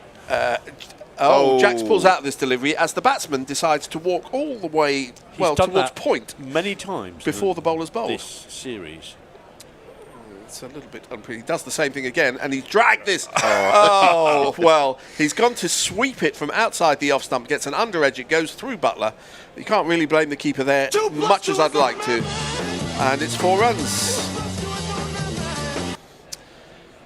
It's not easy being a keeper at the best of times. When batsmen are doing that, and it's quite hard. And Jax threw one of his expressive arms skyward as if to say, what's the point? You still think Jack Russell would have got it, though, didn't you? Well, I still think Alex Stewart would have got it because he made sure he didn't open his legs. And show his class. Jax again, and this one is chipped up into the air towards mid-wicket. There isn't a short mid-wicket, much to the Bears' displeasure, presumably, but there is a deep mid-wicket who comes in and fields with 1 ball left of the 15th over, and we're having a changeroo, are we? We will. Yeah. I'll be able to hear. The Bear sounded in a great mood Tony earlier when he was on the will phone be to in Tone. Who's coming in? Tony Messers Annie for the laughter will ensue. the home straight. Whether deserved or not. This one, he goes back, does Asalanka, pushes it onto the offside, takes a single, the end of a decent over from Jax. Sri Lanka at the end of 15 overs, 139 for 4. Whilst you go, I shall say Lockie Sixer says, my polo pony is named Moray Eel. You've got a polo pony? How very upper class. Will Jax be England's best test spinner? Will Bash be England's test spinner, says Tim Wilton. Sadly, I fear not. I think... good afternoon, says Lockie 6, and England won't have a test spinner. We can pick white ball all round us and 3 new subcontinent test, says Matthew Cullen, and that's probably me out. Well, I think so. So I've sat down, there's this chap rambling away next to me. Oh, hello. Is that a replay? No, it's not. It's a big shout. It's Rashid again. Around a wicket to an attempted Asalanka sweep. And they're going to have a wee chat about that. Chortling in the background gives you an immediate clue as to who I'm on with. It is, of course, the Terry and June of guerrilla commentary. Mark had the cheek to suggest that it was like having the naughty kids in the kindergarten on together. I can't understand that. I don't get it either, Messi. I really don't understand where they're coming from. Well, so have we got a review here, have we? Well, yes, we have a review. I think Annie's England about has to still talk us got through to- what she saw. Well, I didn't actually see it through. Fantastic, and that's why you are there on summarising, Annie. It hits his arm. The question is, did it pitch outside leg? That would be a question. I He's think quite it a was long way probably forward. plumb. Well, here it comes. Let's have a It's look. as close as the other one, I would say. No bat, does bounce. It's a question of definitely. where it. To me, it pitched, and did it straighten enough? It was a legitimate leg break to a left-hander though, so it came back into him. By the way, what a googly that ball was that got rid of Dasan Shanaka. Oh, Sorry, I didn't see that either. I had to urgent. if you want to Google bracket perfect googly, that should pop up. Let me tell you. Really? There's a faint little tickle on the bat. Oh my word! He did get a bat, and we're going to move on. I thought it plumped straight into his arm, but it's not a flat line. The sort of what do you call those heart measurement things Yeah. that show the little things going up and down? What are they called? It shows that you're still alive, you mean? Well, yes. Yeah. Well, that would have been signs of life on that. Definitely. Because we will move on. Rashid England doesn't have have his no wicket. reviews left. Well, yes, but there's only 5 overs left, and you Yeah, might anything as well. can happen in those last 5 overs. It can't was it? worth a shout. Rashid doing the classic, tossing the ball from one hand to another before he does his cough, and in he comes. Throws this up on the leg side, but it's just pushed towards mid-wicket. They take one, they think about 2, the throw comes flying in. Joss Butler fields, and there is no run. Do you know There what was the highest... not even close to a second run there, so I don't know what they... Well, were thinking. that's why they thought about it, and Yeah, they didn't think Clearly. that was too long, did they? Rashid's turning at a mile. He isn't really is, isn't he? is, I mean, it's conditions made for him. That's great use of the feet, but it'll only be a single. Rathnayaka skipped 2-3 paces down and then just pushed it to long off, where Will Jacks does the fielding. They take a single. The score moves on to 141. Do you know what the highest score here is, Annie? No, but I Team-wise? reckon it What do must you be 192. Oh, that's very low. I was going to say 236. Uppishly, that's also a bit on the low side. You were saying the average was 168. 2 backward square, and they come back for 2.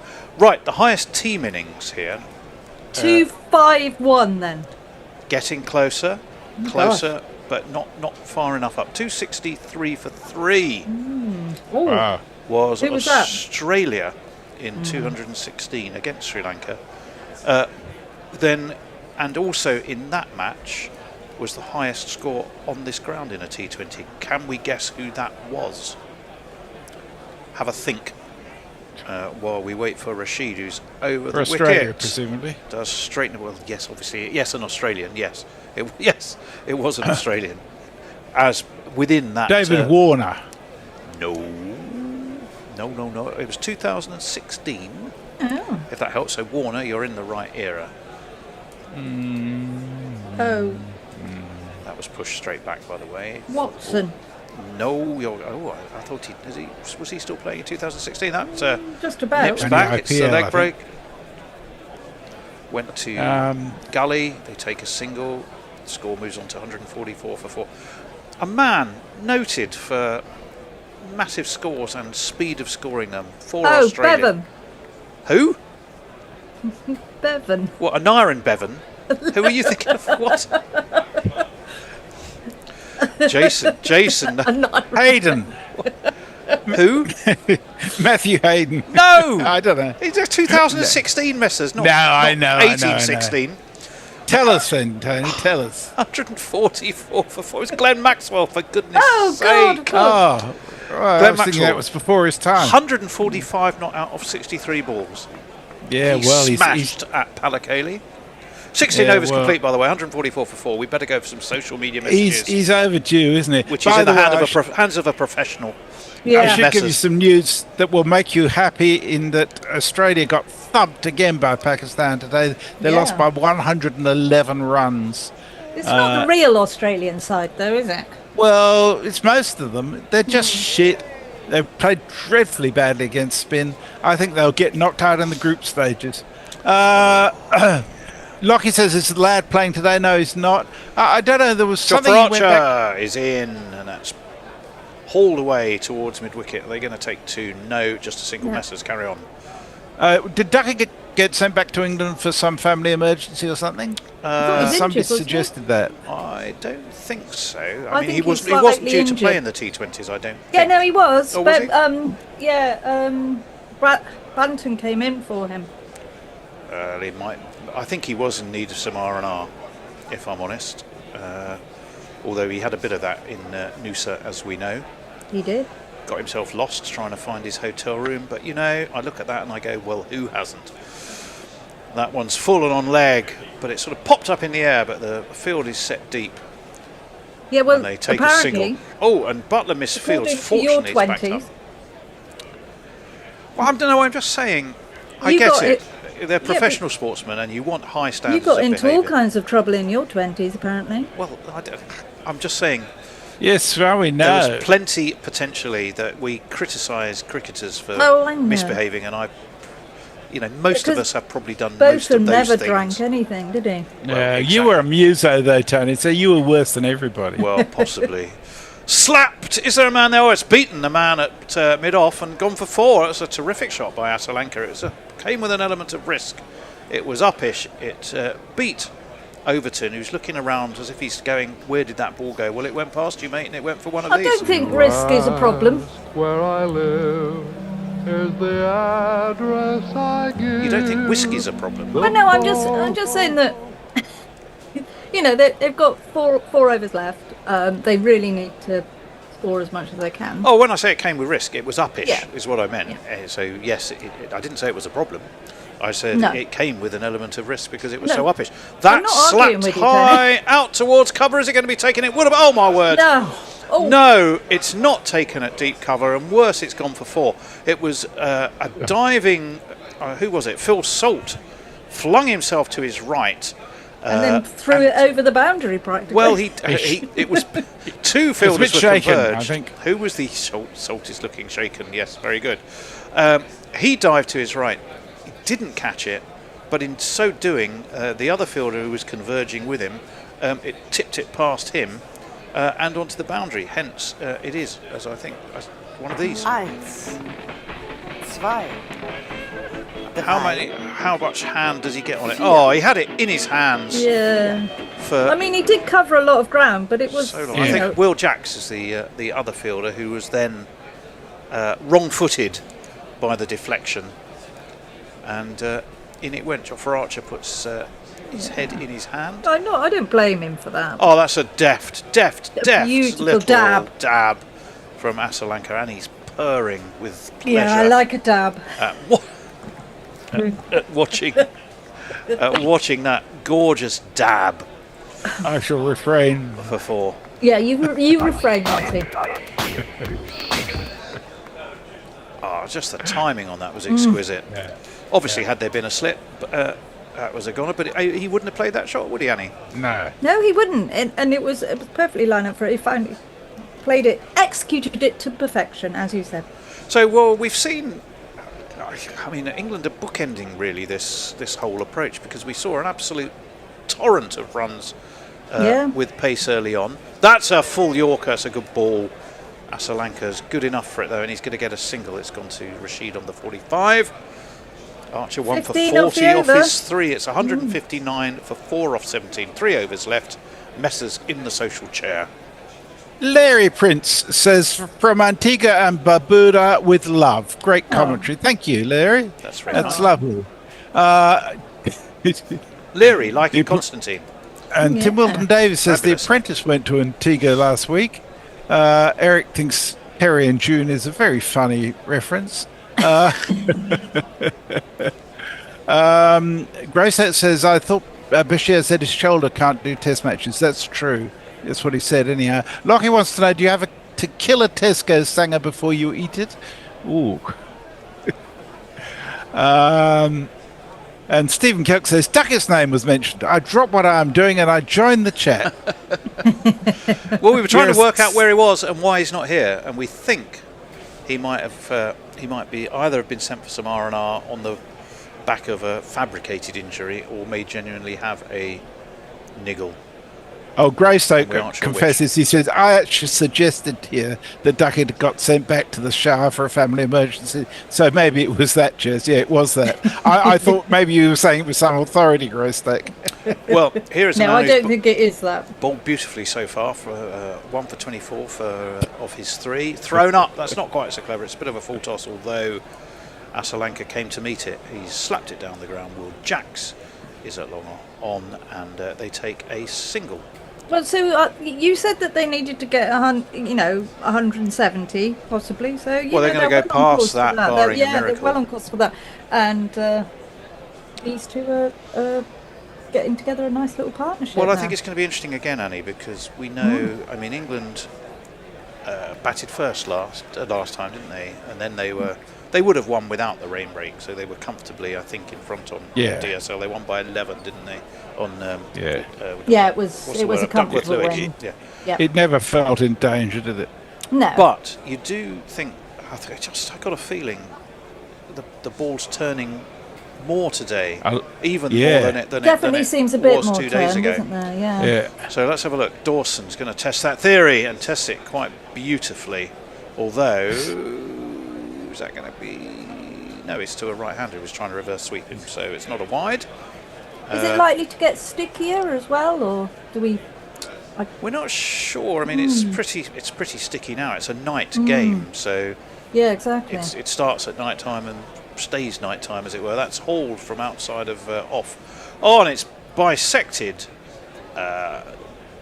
long on and deep mid wicket. Oh no, that was a thin gap, wasn't it? It was a thin gap, laser accuracy, and gone for 4.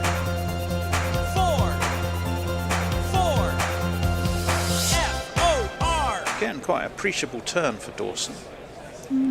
But at a risk of jinxing these two batters, they are playing it well. They certainly are.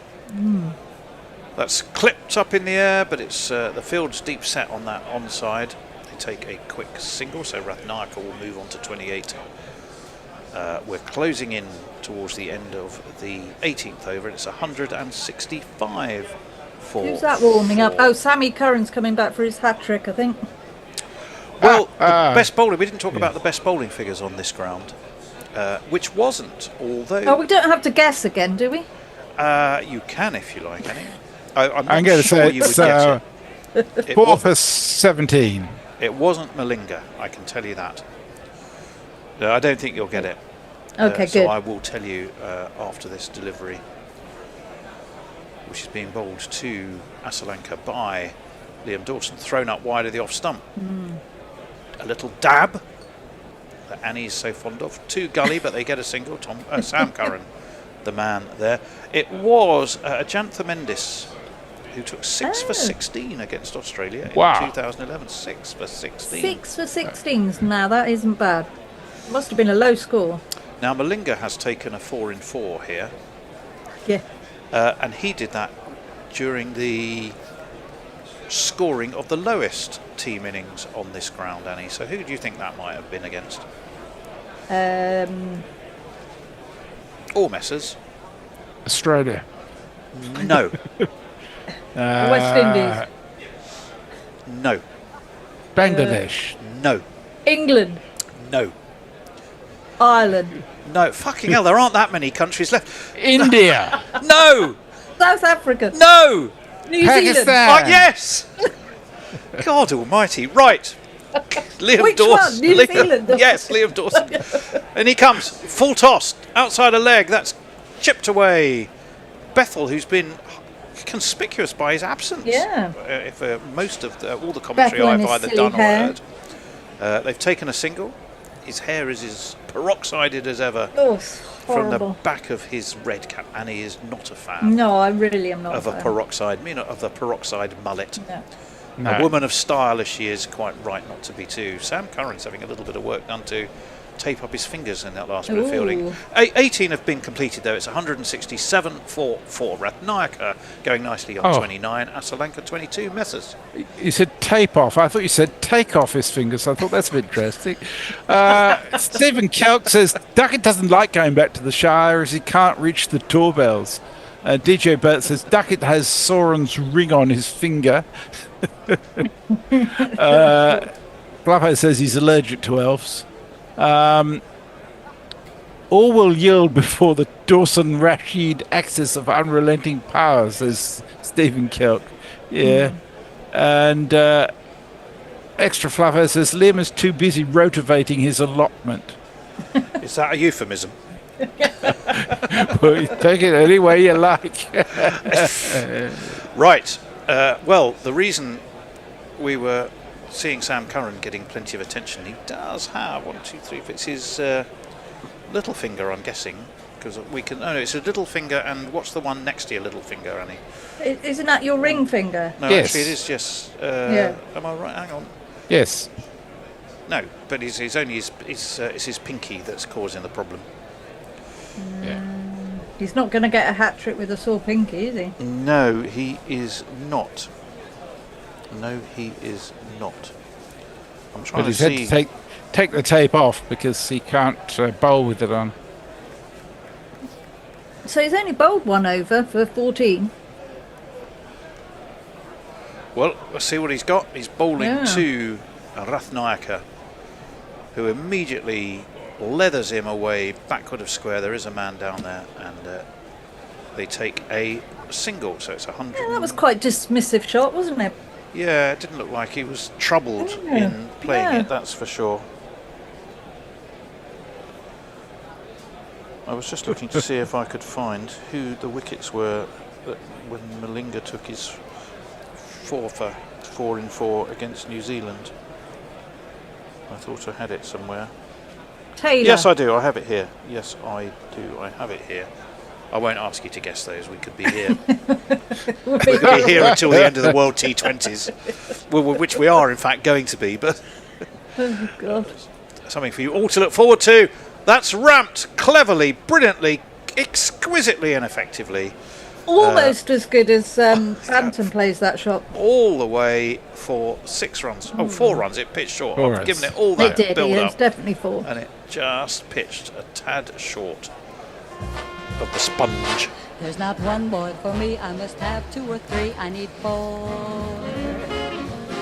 Well, bearing in mind it was in 2019, so that will give you an idea of who might Taylor. be. Annie's well, yes, Annie. Yes. Yes. Williamson. Yes. No, Mrs. Oh. We know it's what someone they are players we know. I can absolutely assure you. We know. Well, one of them had a magnificent jingle. Worked away nicely towards leg by Asalanka. They jog an easy single. Not Trent Bolt. Not Trent Bolt. No. No, they've been higher up. Based on a Pink Floyd song. Yeah. Now retired. Oh, I can't remember. Sort of double-barreled name, but not quite. Oh, do you know what? It's hard to concentrate. It's hard to concentrate. I'm a bit worried about your whether or not rotivating is actually a euphemism, because Matthew Callum is rotivating his allotment right now. Is he, Budge? Goodness me. With presumably a rotivator, presumably. 173 for 4. Colin de Grandhomme. Oh, yeah. Was where I was trying, doing my best to yes. lead you with just about every clue I could find. We're not in he the best comes. students, Oh my lord! Same again. It's a full toss, brilliantly ramped again by a tumbling Rathnayaka. He's done It's the Beetle ramp. Now, did that go all the way? See, I thought it did. No, apparently not. Short of the boundary rope again. Just one of these.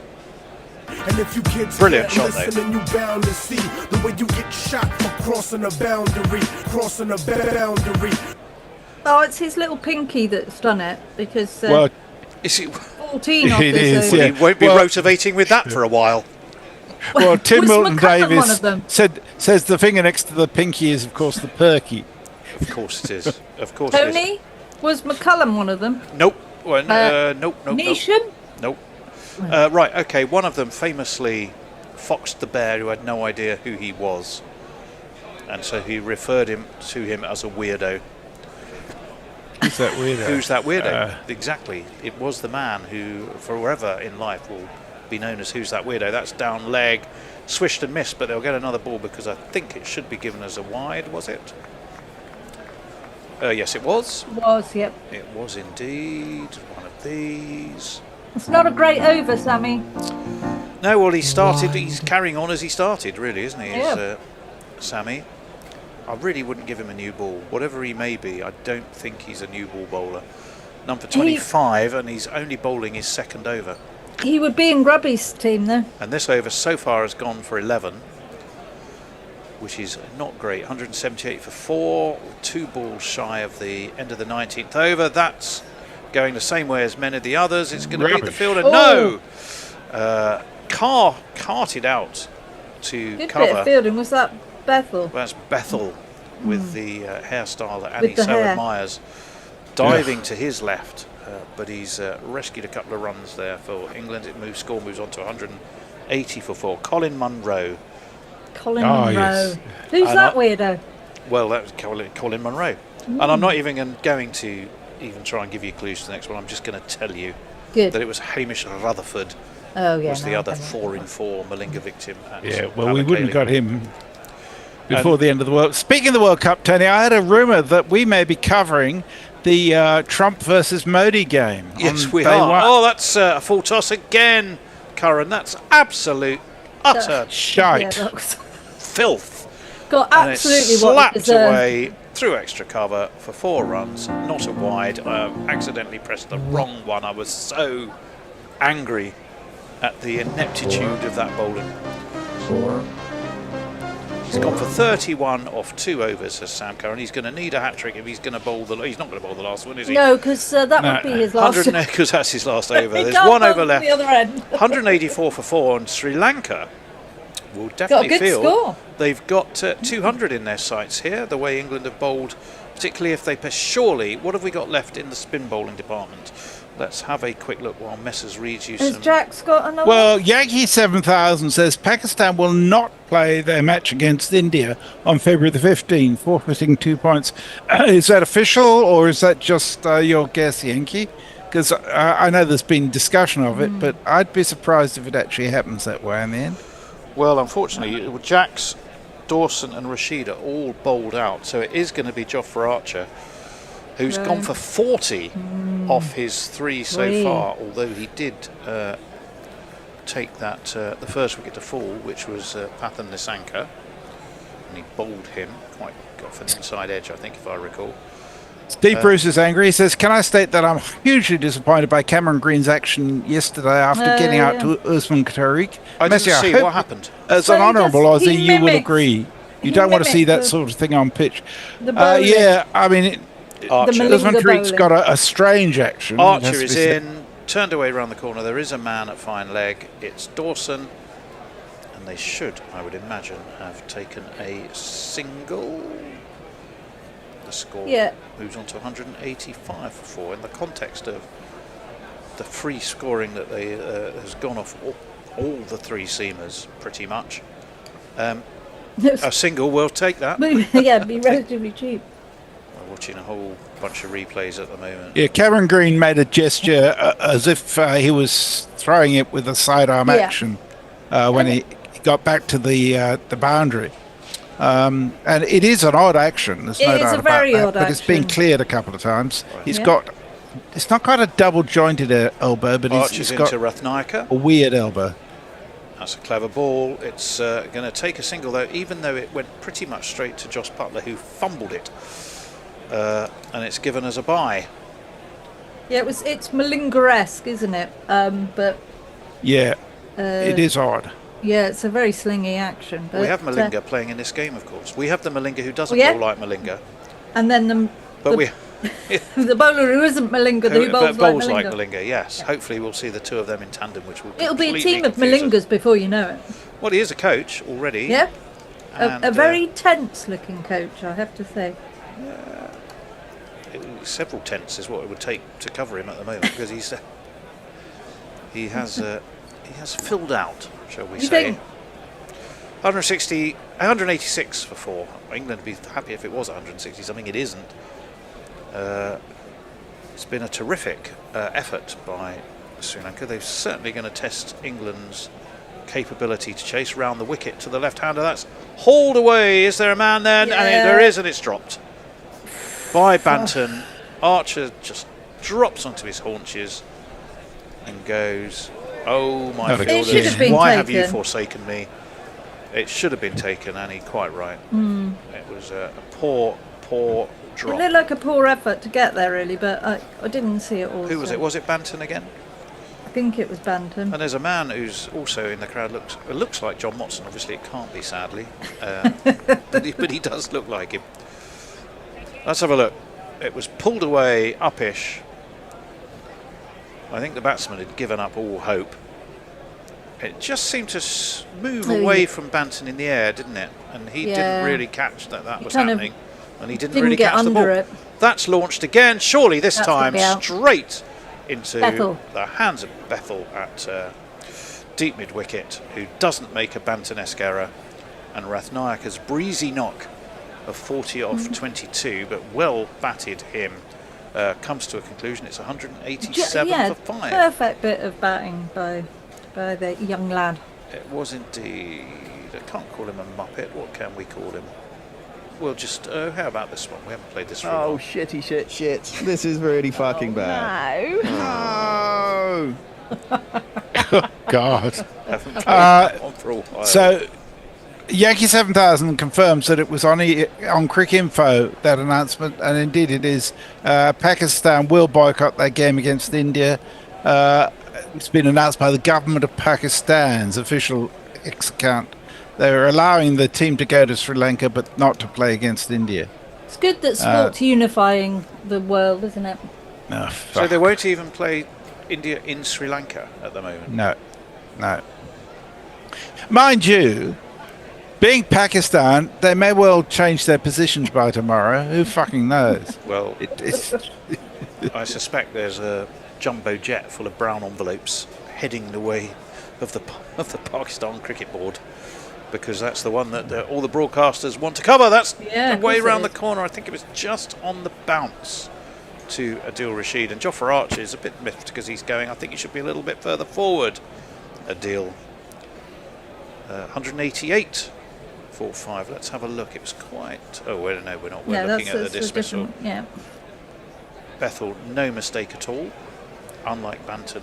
He was in a better position, to be fair to Banton. It was straight down, straight in the breadbasket, as they say. He wasn't put off by his peroxided mullet, although we were. 188 for 5. Archer, this should be the last ball of the Sri Lanka innings. It's a good one too. It's short and it climbs a bit on Asalanka. Totally mistimed by the bottom edges it, but they scamper through for a single. So after 20, Sri Lanka have made a very competitive, one would think, 189 for 5. Asalanka, not out batsman, on 28 off his 22. Leonaga, who never really got a chance to get going, but he did take a single off the one ball that he faced. I think England would be happy to chase that. I think they'll be very confident about that. They will be confident. They're in that they're confident of just about chasing pretty much anything. But it was a fine as effort. you were saying, it's the spin, isn't it? It's the spin. There's a lot of turn. Trial by spin, one would think, for England. Nasanka was 34. He was bowled by Archer. Mishara 36. Was caught in the deep by Overton off Will Jacks. Kusal Mendes 32. Pavan Rathnayaka 40. So the top 1, 2, 3, 4 all made runs. Dasan Shanaka was bowled to an absolutely purling googly from Rashid. We've just heard Asalanka and Leonaga with a not-out batsman. Bowling-wise, Sam Curran, if I told you none for 31, you might go, off his 4? Well, that's not bad. Unfortunately, it was off 2. And he bowled like a drain. I'm sorry. He bowled dreadfully, didn't he? Yep. Oh. Jofra Archer 2 for 42. That was off his 4. Curran went for 15.5 and over. Archer 10.5. Will Jacks, well bowled him, 1 for 24 off 6.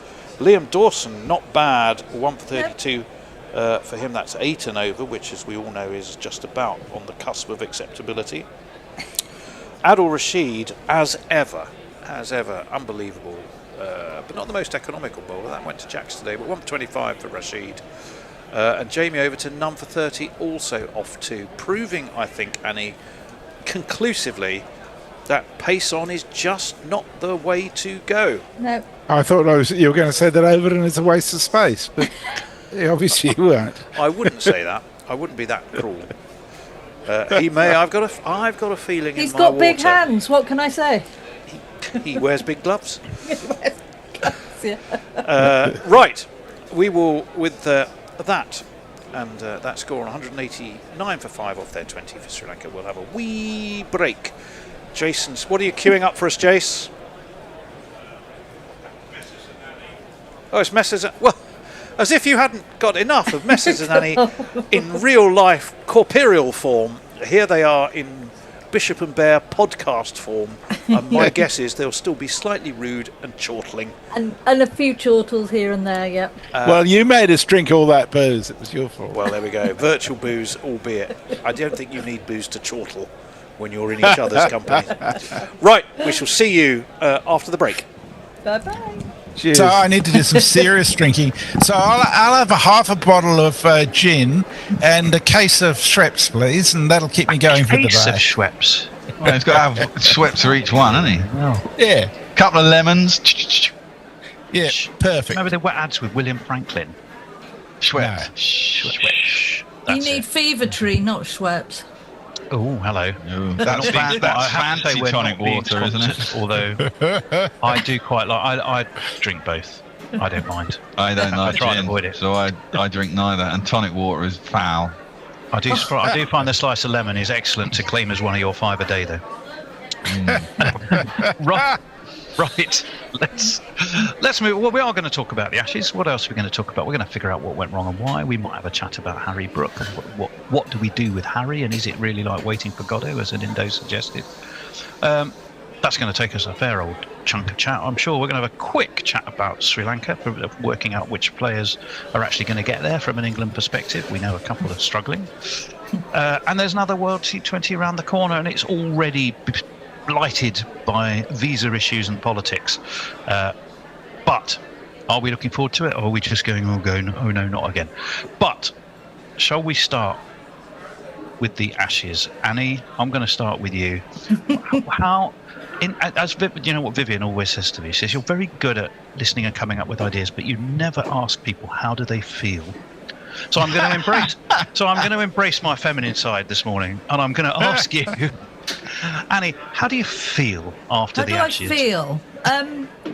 I feel like England got what they deserved, and I mean that coming, of course, from a county point of view.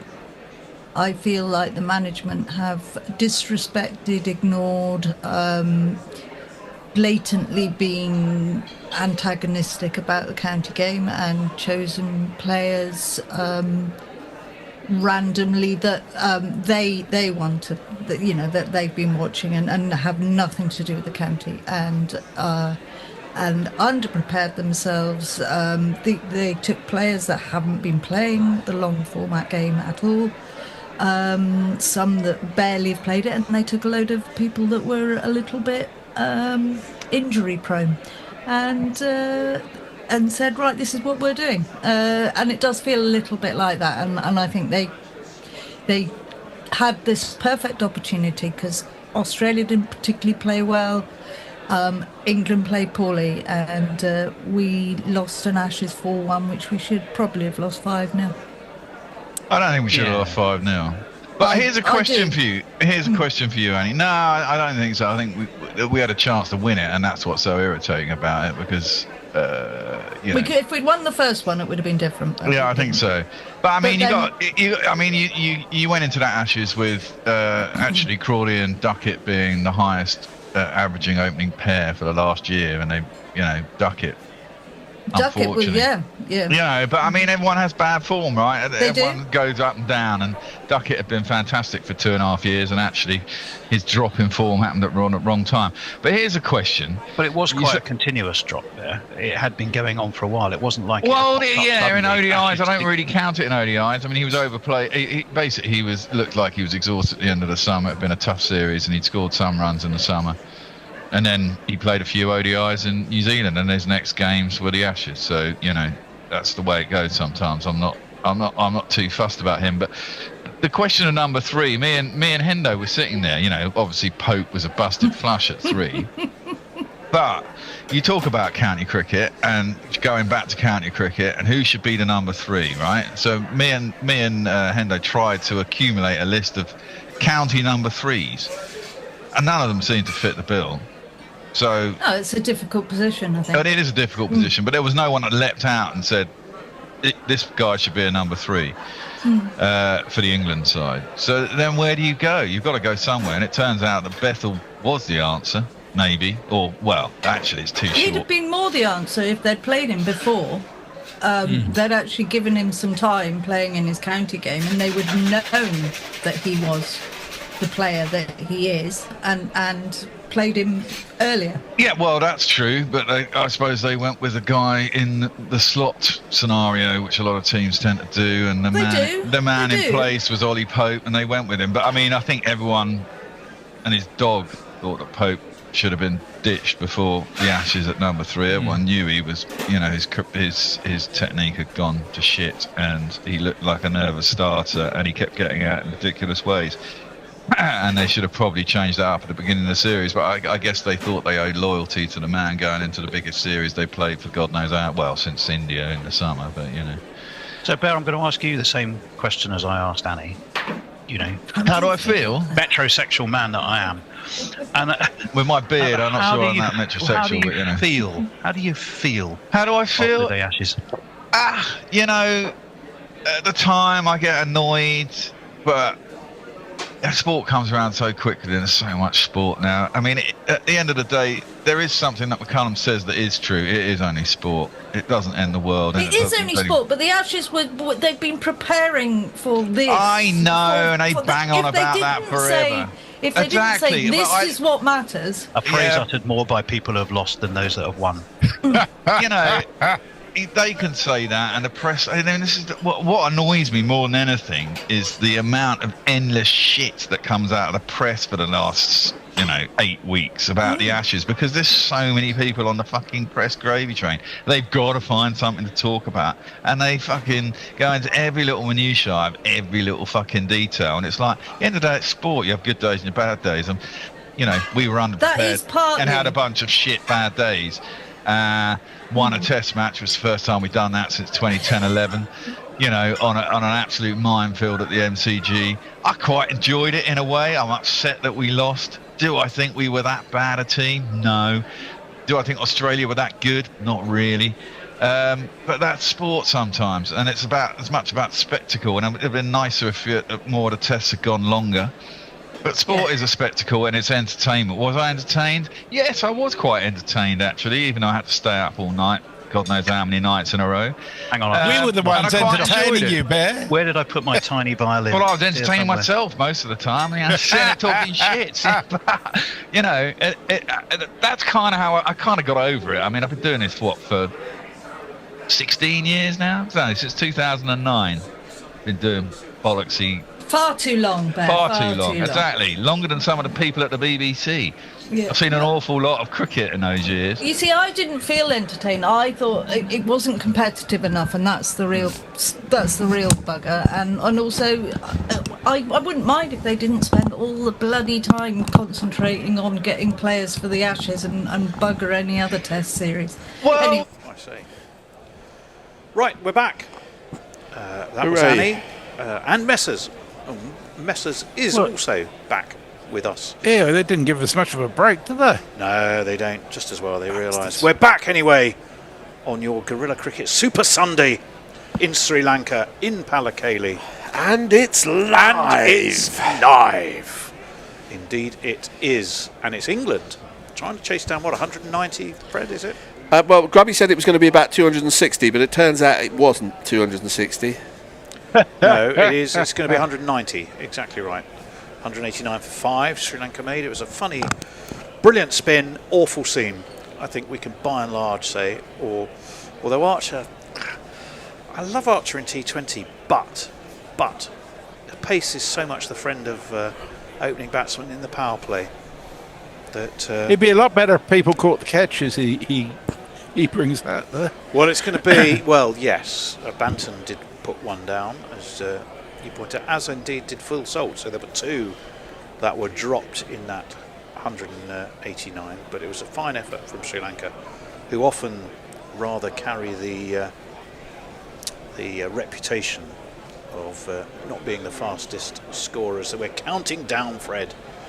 And 1, let's play Damro. What the fuck is let's play? It's the advertisers. Fancy a game of Damro? Right, we'll do some jingling up in a minute. Ooh. We know it's the old salty sea dog. Ooh, it's the very slingy Pathirana, and it's immediately turned towards leg and a single. Where could he possibly have learned that action from, we wonder? This is it, Fred. There is there's Eshan, I think, Malinga, who's playing, who doesn't bowl like Malinga. Right. Even though he's not Malinga related. Got a school of slinging somewhere in he's not related. Gaul.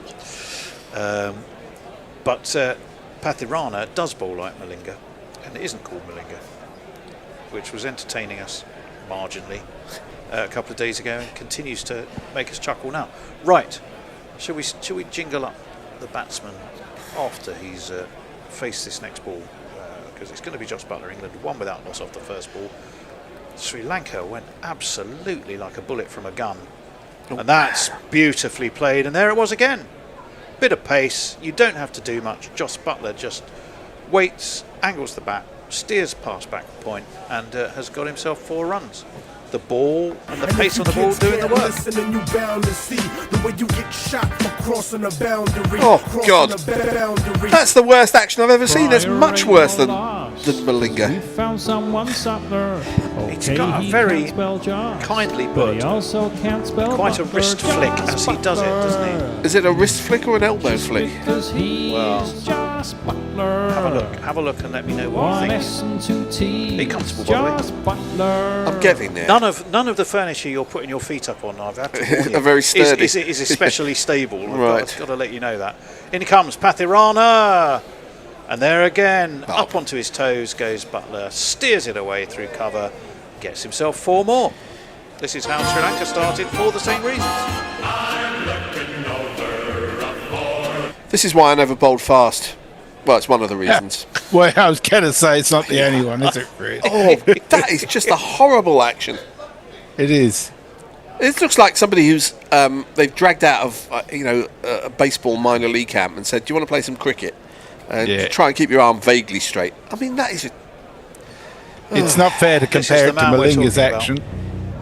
Matisha Patirana, you won't see him, he's not quite good enough. Mogg's damning indictment. He's not quite good enough. That's steered towards Gully. No self-awareness there from Mogg. 9 after 4. If you're listening, what time is it in wherever he is? Tasmania? It's God knows. 2:30 in Melbourne. He's well and truly asleep, I heard. Right. The run rate England need is just over 9. Obviously, so far this over there ahead of that.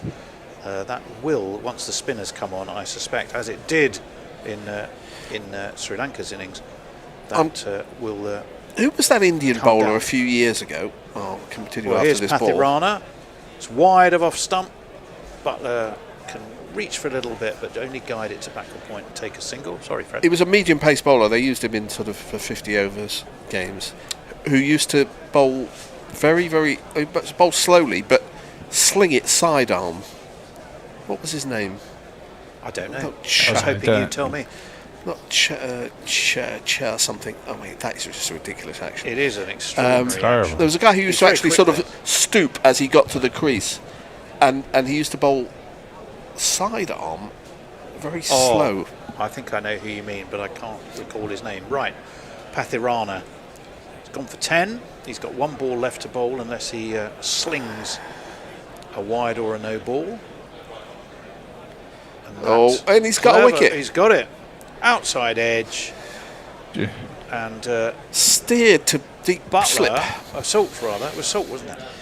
Yeah. Salt just, who was really the leader of England's victory, just reached outside of off stump, guided it to short third, and has gone. The slings and arrows of outrageous Pathirana. Well, indeed. Yeah. It is a horrible action to look at. Big DJ Bert suggests Chandra, maybe. Kedar Jadhav, Grabby came up with, and that's the fellow we were thinking of. Yadav, yes, Jadhav. He used to even stoop as he got to the crease. He's like bend his knees to keep it as low as possible. By the way, one of these then. And we never even got to jingle up the Salty Sea Dog because he's survived 1 over. No pyrotechnics from him this time. England after 10 for 1 Messers. Das Reynolds says, can England reach 190, do you think? I think they're going to struggle, to be honest, because I think the spinners will be very hard for them. Jace very sagely was nodding and going 20 too many, I think. Yeah. Paul Higginbotham says, drop catches and full tosses. I can't believe I paid $3 to watch this.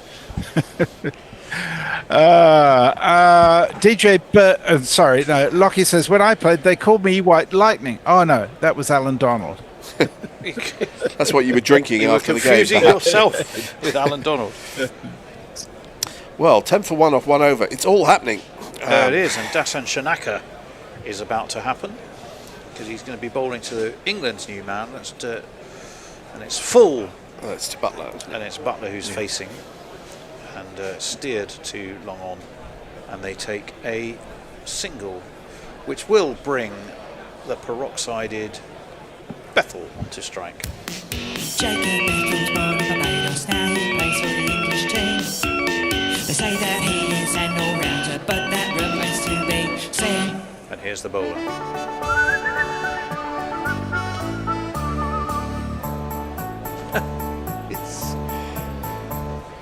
Came here from Sri Lanka as an all-round devotee. He bowled okay, but with the bat, he averaged less than 3. Dasun Shanaka, we'll have to wait and see if he's good enough to play internationally. 11 for 1 off 1.1 overs. All the ones. Slapped away Shanaka through cover, but there is a man on the deep cover boundary and they just take a single. So he's not express pace, Shanaka, but he's been pretty accurate of his first 2 deliveries. Both gone for singles, but I think if the run rate's 9 in the power plus, and you can go for 6 in the power play, Fred, you'd be happy enough, wouldn't you? I'd be happy enough because I've no idea what the power play involves, but just pretend I'm somebody who's never seen this before and you have to explain everything Sri to me. Lanka in theirs were 58 for 1, so that's Has he got an inside edge? Shout for an inside edge. The bowler thinks so. Well, it did nip back a little at Butler. Through it went to Kusal Mendis. Potentially, I thought it could also have been LBW because I thought it might have grazed the pad. It was one of those where it went between bat and pad. Yeah. Could have been handled And the ball. Could have been. I think it would have been too high for LBW, I would have thought. Yeah. They are not reviewing. They're not. They're not reviewing. It just didn't quite look right enough. Pitched outside off stump, came back in, sort of cut him in half in the old parlance, which makes no sense whatsoever. Well, it kind of does. He ultra edge is suggesting that he didn't get an edge on it. It flicked his pad on trousers the way through, above the pad. Yeah, and it was too high. 34 now from Colombo is Dasun Shanaka, who's in, nicely waited for by Butler. He plays that shot so well, under his eyes, beautifully timed, slapped away through point for 4 runs.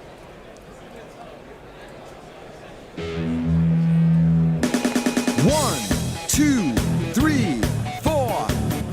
And interestingly enough, he got the wicket. Well, he didn't get the wicket for Phil Salt this time, did he? He did get the wicket of Salt in the first game. 1 for 12 off his 2.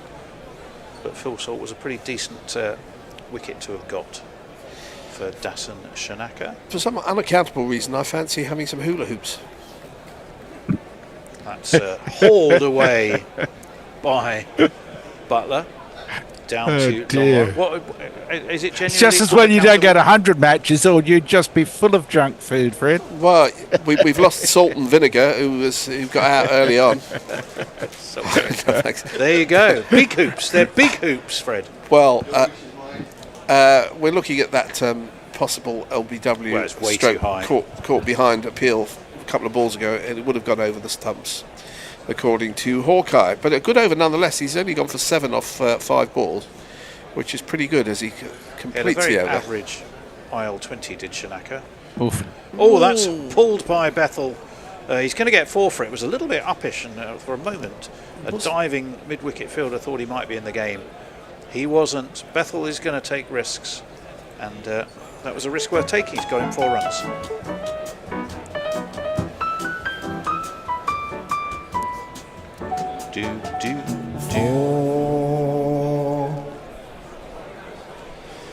Matthew Cullen says Brooke is too low at number 5 in this batting lineup, I think. Well, hold that thought. They do it in alphabetical order, but they're all B's, aren't they? Butler, Bethel, Brooke. Is there another B I missed? Banton. Barcher. Banton. Dawson. Yes. Bax. Well, yeah, here we go. Bethel, Banton, Butler, Brooke. Burren, Bax and Boverton. We've got a Coverton and a Joverton. A Boverton will be somebody completely You've different. also got an ASC and a D, so the front end of the alphabet is heavily loaded. It is, you're absolutely right. 21 for 1 after 2. Any other messages, messers? Indeed. Lockie, I too was familiar with white lining, says Jamie Wilson. Lockie says we called it rocket fuel and it didn't help our cricket for some reason. Well, it's going to be another nicely highlighted top of Weller Lager. And he starts with a Weller Lager top. A Weller Lager top. Indeed. He wants a cider drink, he wants a lager drink, and he wants some more God, dot they were balls. tiresome, weren't they? Can he do another one? Chumbawamba. Oh, shot. Oh, that's a terrific reverse sweep from Butler. Yeah, Away it goes, nice. deep back point, and pitches just short of it and goes over the boundary for one of these. And I'm looking for Mr. Weller Lager. A Weller. Ooh. Lager. Well, that should be his jingle. Can't find him. What's the bear loaded him up? I mean, it would be entirely possible. The bear is known for being well lagered up. Well and truly lagered up, indeed. That's defended. Well bowled again, Weller Lager. Butler can just drop the bat ball into the ground. No run is taken. No, he's not here, I don't think. And I'm not going to go looking for him because by the... Oh, I found him. Here he is.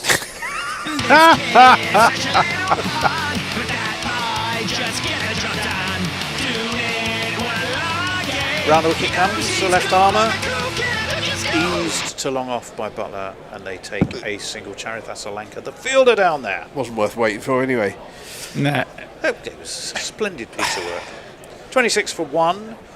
We're in the third over. Butler is on 20, going nicely off his 12. Bethel showing signs of promise with 5 off his 2. 190 to win is the target for England, you may recall. Yes, Butler, Bethel, Banton and Brook. 4 Bs in the top 5. And they're just ahead of that rate, but not by much considering we're in the power play. That's worked off his legs down to deep mid-wicket by Bethel. They come back for 2, well but run. A boundary though, No, they off this took last one. ball they only took 1. Yeah, Well, very badly run. A boundary for Butler. Brilliant it would be for the end of this over to keep the alliterative B's going as much as we can. Well, a Lager he's has bowled him. completely gone right through Butler. How it didn't bowl him, Wow. we don't know. It's going to go for 4. No. It's 4 byes. Oh dear, oh dear, oh dear. The slingy, Patharana went chasing after it. He could sling all he wanted. He tried to haul that back and really just helped it over the boundary sponge. How did that not bowl him? It went through him and it wasn't going very high, and it went where the stumps ought to have been. Oh, we've gone for an advert. Byes. And Messers, over to you. Jamie Wilson says, my experience with the white lining was very similar, to be honest, but I did gain a few yards of pace in the toilet area. Stephen Kelk says, white lining was too posh for me. We got our white cider in mysterious green plastic bottles. Oh my God, that sounds like moonshine. Snake bite. Oh, 31 for 1, by the way. sort of thing you get in Somerset. Yes. 3. Well, speaking of Somerset, we've just seen a picture of Overton pop up. It's either Overton or an Easter Island statue. I'm not sure which. Or his brother. If you Is could. it Desperate Dan in the dandy? Yes, that's good. Same sort of Malinga. jaw. Here is Malinga, who doesn't bowl like Malinga, and he's started with a dot ball as well because Bethel is beaten outside of his off stump. One that genuinely beat him, I think. Well, we're going to see. We're going to see. That's how close it was, Fred. Yeah, that one that should have bowled it was Butler in the last over went on with the arm, and it beat the apex of leg. It was wide of the leg stump and bail. a little too high, I think, but not by much. You would be right. In comes the non-slinging Malinga, and takes the pace off that one, and Bethel was fooled by it because he was through with the shot too early, and he ruefully smiles back, knowing that he was cunningly foxed by that Malinga delivery. So maybe he has learned a few tricks from the Sri Lankan coach. What do we know about Ishan Malinga? I'll see what I can tell you about him in a minute. He's going to be bowled. What I can tell you so far is he's bowled 2 very good dot balls. That little record's come to an end though because it's been steered past point by Bethel, and did they come back for 2? Yeah, some of the fielding's been a little bit ropey, isn't it? Well, England, although they took plenty of catches, yeah, they put a few down. Yeah, total. It may be a not particularly good seeing ground. if both teams are doing that, that's a possibility. And even Overton, when he took that catch, suggested that he hadn't seen it all the way, and he was quite surprised to have caught it. Right, here comes Malinga again, over the wicket, bit inside edgy, steered straight to mid-wicket. They don't run. Again, not express pace, and not express pace tends to be your friend. We do have our first super chat of the day, I'm pleased to say. It's not a Mr. Grover of Sheffield, is it? No, it's It not. isn't, good Lord. It's Ice Wallow Cum 78, who says, "Who's winning the World Cup?" He sent us £2. Thank you very much. Well, that's very, very kind indeed. Brazil? Much appreciated. I've got India as firm favourites. Oh, I would agree with that. That's hauled by Bethel, but only to mid-wicket. Along the ground, though, and they take a single. And then South Africa, England and New Zealand as the other three semi-finalists for mine. No Australia? No, Australia, rubbish. They got beaten by 111 runs by Pakistan again today. They've just been hopeless. It's probably worth putting a bet on now. He's 24 years old, right arm quick, Ishan Malinga. He's from Ratnapura, plays for Bloomfield Cricket Club. It has bowled, though, quite a lot, I think, in the IPL for the Sunrisers. We ought to remember that, surely. Yep, 13 wickets in at 18 in 7 matches last year in the IPL, which is not bad at all. That's clipped away, but clipped straight to the man on the bounce on the 45. And he wangs it back in. I think that was a chance of a run out, actually. There was, because I think Butler was looking Butler to set run. off. Set off, was sent back. And Rightly so. Ended up in the most ungainly of positions, sort of shoulder buried in the pitch at a most unusual angle. 4 overs complete, 34 for 1, and England possibly now falling a little behind that rate. Messers. Matthew Cullen has pointed out that I dodged a bullet reading out that handle on the super chat, which I will not read out again. Do you know, when we were reading it, I was thinking that sounds dodgy. Yeah, it was very dodgy. Stephen Kelk says the Netherlands will win the World Cup. Dara's easy. Hello, Dara. It says Greenland will win. Oh, that would be good. We are, of course, being able to watch the USA. Because we're going to have the Trump-Modi derby, aren't we? Yes. Yeah. Well, I mean, almost all the the US team are Indian expats, aren't they? It's genuinely hard to know who you want to win that one least, but I think I'd be rooting for India. 34 for 1. And we do have plenty of Indian staff, stroke manpower, woman power. Oh, actually, and including some woman power, yes, because we have the fabulous. Oh Lord, I forgot. What's her name? Yes, what's her name? Sorry. Oh, that's a lovely shot. That went so well. By Bethel, that is gorgeous. Because I was concentrating on the cricket, I've forgotten her name. Oh my Lord. It's 4 runs anyway through cover. Rescue me, somebody. What's her name, Tony? Begins with an S. 4 on the floor. And one more Messers, help me! Don't leave me hanging here. To get funky on the No idea who you're talking about, Tone. You wouldn't know. Say her name. She was magnificent when she came on. She was great. I can't remember it. I don't ever remember anybody's name. It's not a gender thing. She's been away working on the Isle 20. The Isle of 20? Isle 20? Yeah. Clean up in Isle 20, that one. No. Dear God. Over the wicket comes Shanaka. And Bethel winds up and cloths it. Fortunately along the ground to mid-wicket, and there's no run in his mind. What's her name, Toad? Further, stop it! I'm going to go away and look it up because I'm now so embarrassed that it's gone from my head, as names often do. I know as soon as I see it, I'm going to be so annoyed that I do know it so well. Not as annoyed as she is. She was well. I can tell you, she was quite terrific. She was very good. Yes. And I'm embarrassed and ashamed that I think you've got away with it. No one's noticed. A shout, and he's got an edge. Bethel's gone. That's not a surprise, actually. And he wasn't our friend Shanaka might have got a bit of a biffing in the first over, but he's got the wicket of Jacob Bethel. England are 38 for 2 halfway through the 5th over, And Sri Lanka will think they're nicely on top in this game, and I would go along with that, Fred, would you? I would, but I'm really desperate to know the name of this For fuck's sake. Indian commentatrix who you Commentatrix. Somebody help me.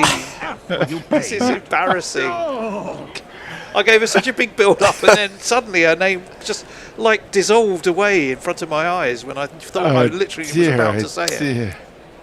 As Bethel, with an outsized knob on the end of his bat, trudges off the place field. To keep it, but there we go. Well, you carry it where you can. 2 wickets down for England. They do bat quite deep, I'm told. Although I've never heard of half this team, so I've no idea what Banton and various other people do. But they're behind the rate as well, so not a particularly good start. That's my expert summary, as Tony's frantically searching through his emails. Who's the new man for England? We don't know yet. We do know. Is there anything you do know? Anyone's name you do remember, Tony? Well, most people's, but clearly not this lady about whom I'm enthusing, because she's a terrific radio.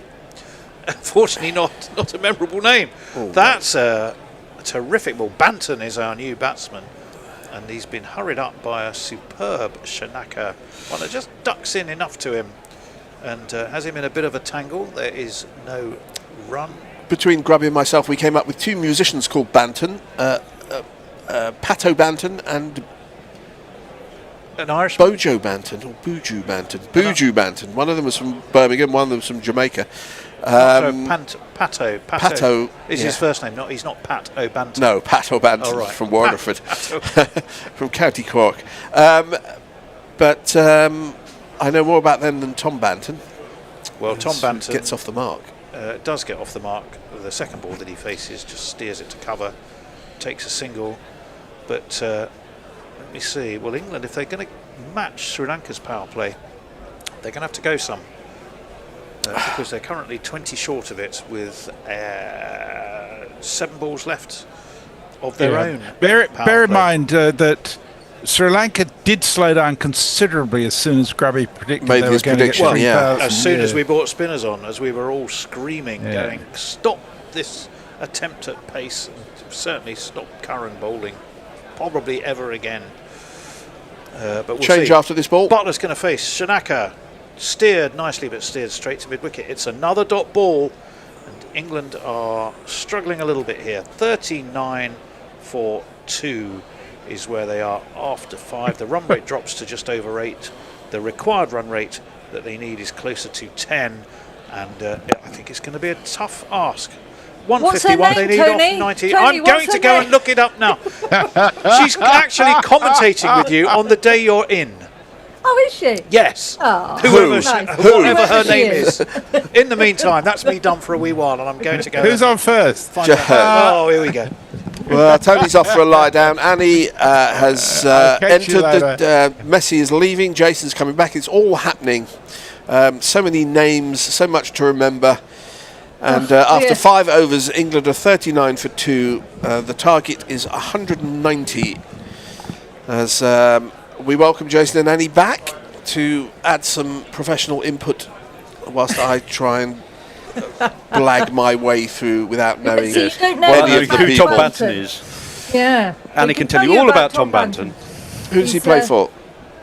Somerset. Oh, that's probably why I don't know him. But the first ball, the new over from Wellalaga, left arm round the wicket, bowling to Banton. He tries to force it through a gap in the offside, but there isn't a gap where he's hit it. Should have hit it somewhere else. No, that's a dot ball.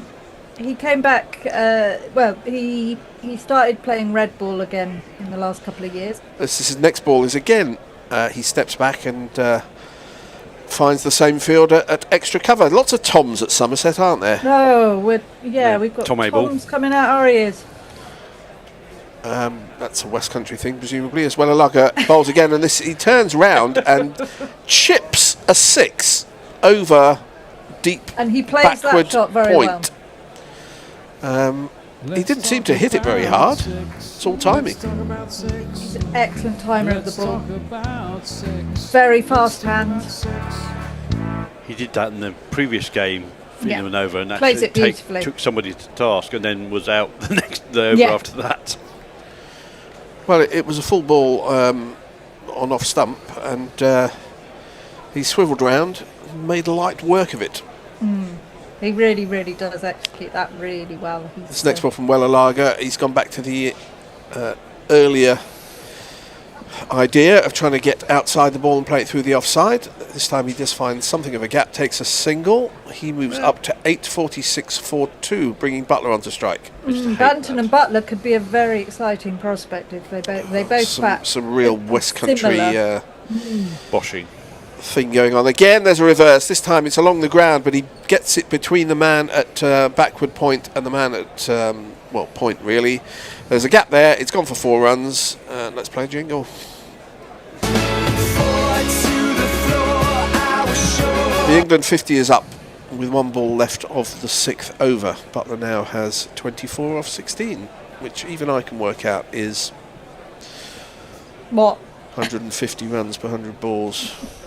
Wellalaga bowls, and this is an inside edge from Butler. It goes towards square leg, who has about 10 yards to go to field the ball. So a single to him. He keeps the strike. 25 now. England 51 for 2 off 6. What are they saying on the internets? Leah's saying, "Don't worry, Tony. The only names I can remember after hearing them once are the funny ones like Rosa Racchetti or Mira Bellenbaum." I'm presuming they're rude words in German. But,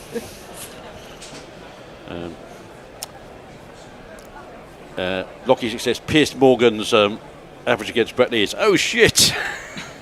Yes. After Trump's first class batting average, Wisden is 104 apparently, along with Kim Jong Un's, which is infinity. This is all very, very confusing. An equaliser for Real Betis, a penalty in the important sport going on in the world. And what's going on? Getting Hasaranga to bowl. Anyway, Hasaranga is going to be bowling. What do we know about Hasaranga? Oh, so much. We'll tell you after this ball. As he's in right arm over the wicket, bowls to Butler. He's just sort of old and slow, and he just pushes it to cover, and it's no run. He reminds me a bit of. He's very skiddy. He bowls. Hirath or something. Not Hirath. No. Who's the guy I'm thinking of? Hirath was left arm round. Right arm leg. Anyway, this fellow is short and stocky. I think it's fair to say. He is very stocky.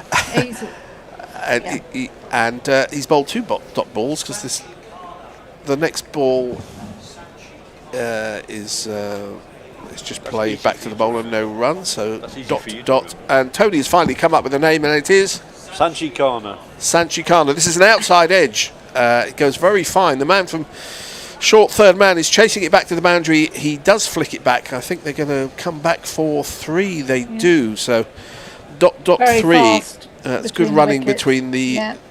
Well, you learn to run quickly in Somerset to avoid all the farmers. Or is something. that what? Is that right? Is with shotguns, yes. I don't know what goes on in Somerset. It's all flooded most of the time, isn't it? Only the levels. Somerset, not so bad. I mean, Devon's been very flooded. Right. The levels. Why are they called the levels? Because they're flat. The Somerset levels. Right. Okay. They used to be basically underwater. I've been to Axminster. Is that in Somerset, or is that in Devon? No, it's Devon. This one is a googly from Hasaranga, which slightly fools Banton. He goes back and can only chop it back to the bowler on the bounce. No run. It's 3 dots under 3 so far this over. You know, Banton got 370 odd last season. This one is shovelled over mid wicket and down to the fielder on the boundary for a single. Remind me, Annie, is that a match where they against That was Worcester where against they Worcester. didn't win the game? Yeah, they Worcester didn't win the batted for game. 170 odd overs. Yeah, and he got Banton got the highest score at Somerset. Oh, really? But not against Somerset because Graham hit a quadruple. Exactly. This is driven out to long on for a single. A good over from Hasaranga. His first. It's gone for 5 runs. And after 7 overs, England are 56 for 2. It's amazing how often very, very big scores and partnerships don't lead to wins. Yeah. I think Glamorgan and Warwickshire's record partnership of all time are in losses. I watched North That's East quite hard to do. Whatever. Oh, yeah. Sam Northeast, friend of the show. Invisible Bob says that innings of 372 by Banton is one of my favourite ever cricket things because of chatting to Annie about it. No, it was an excellent. Tim Wilson says it's going to be squeaky bummer time. Talking about this match, I think. Humpage and Calix-Ram put on about 400 for Warwickshire and they lost the game. So never was a man so appropriately named as Jeff Humpage. Thumpage. He was before his time. Yeah? I think he would have made a good living in T20 cricket nowadays. A wicketkeeper who hits the ball. First ball of a new over from Malinga is full and straight, and Butler drives it back to the bowler. He does have innings, I seem to recall, Butler, from the days when I used to watch sort of whiteboard cricket, where he doesn't set off all that fast. No. And then he gets to about 40 and then goes bananas. A bit Stoke-ish, isn't it? Really? Stokes can do that as well, yeah, but that's in proper cricket as well. Yeah. So let's see whether that's on the cards or whether he just gets out for 40. Next ball is just a slow ball. It's dropped in front of him by Butler. The bowler feels, sprawls to get the throw in, nowhere near the stumps. May have hurt himself, serves him right. He's feeling his shoulder. His name is not Munchie, otherwise they'd all be called Munchie because that's where their names ought to be on the shirts, but it's actually the sponsor's name. Yeah, well, the names are down the bottom, aren't they, of the shirts rather than Yeah, the I top? know, but that sort of rides up and you can't always see them, can you? It's raining. Oh, it's raining, yeah. Yeah, I was told by... it's raining again. Messi said there was no rain due. Paul Higginbottom. Messi's There's a raining liar. that's in the air, and they're coming on with the Oh, sacking. they're coming on with matting and sacking and all sorts. Some tremendous haircuts from the ground staff. We're going to have a break in play. Oh, and this is all so disappointing. We're going to have to go and watch the Spanish football instead. Oh no. Yep. So oh no. On come the... They do cover the whole ground, don't they, in Sri Lanka? They do. Just to correct something, I did say there was no rain forecast, but that did not mean it wouldn't rain. All right, Messi. And at Annie's request, at Tony's request, from shouting in the green room, we're going to play this.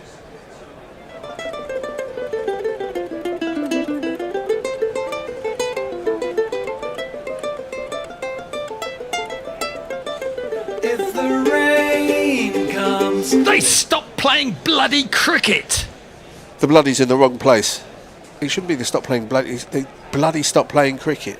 Anyway, we're going to have a little break, I think. So I want to know what Lockie means about leaving a pizza on the arm of your chair. That's the unsuccessful follow-up by Foreigner to I Want to Know What Love Is. Didn't break the charts for obvious reasons. Rain has stopped play.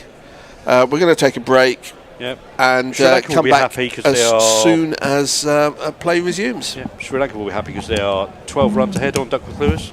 And it is a result if it does not go back on. Yes, 5 overs, isn't it? Yep. All right. So we'll see you in a bit. Bye. We're back to our shortened programming of Annie and Messi in the Bishop and Bear.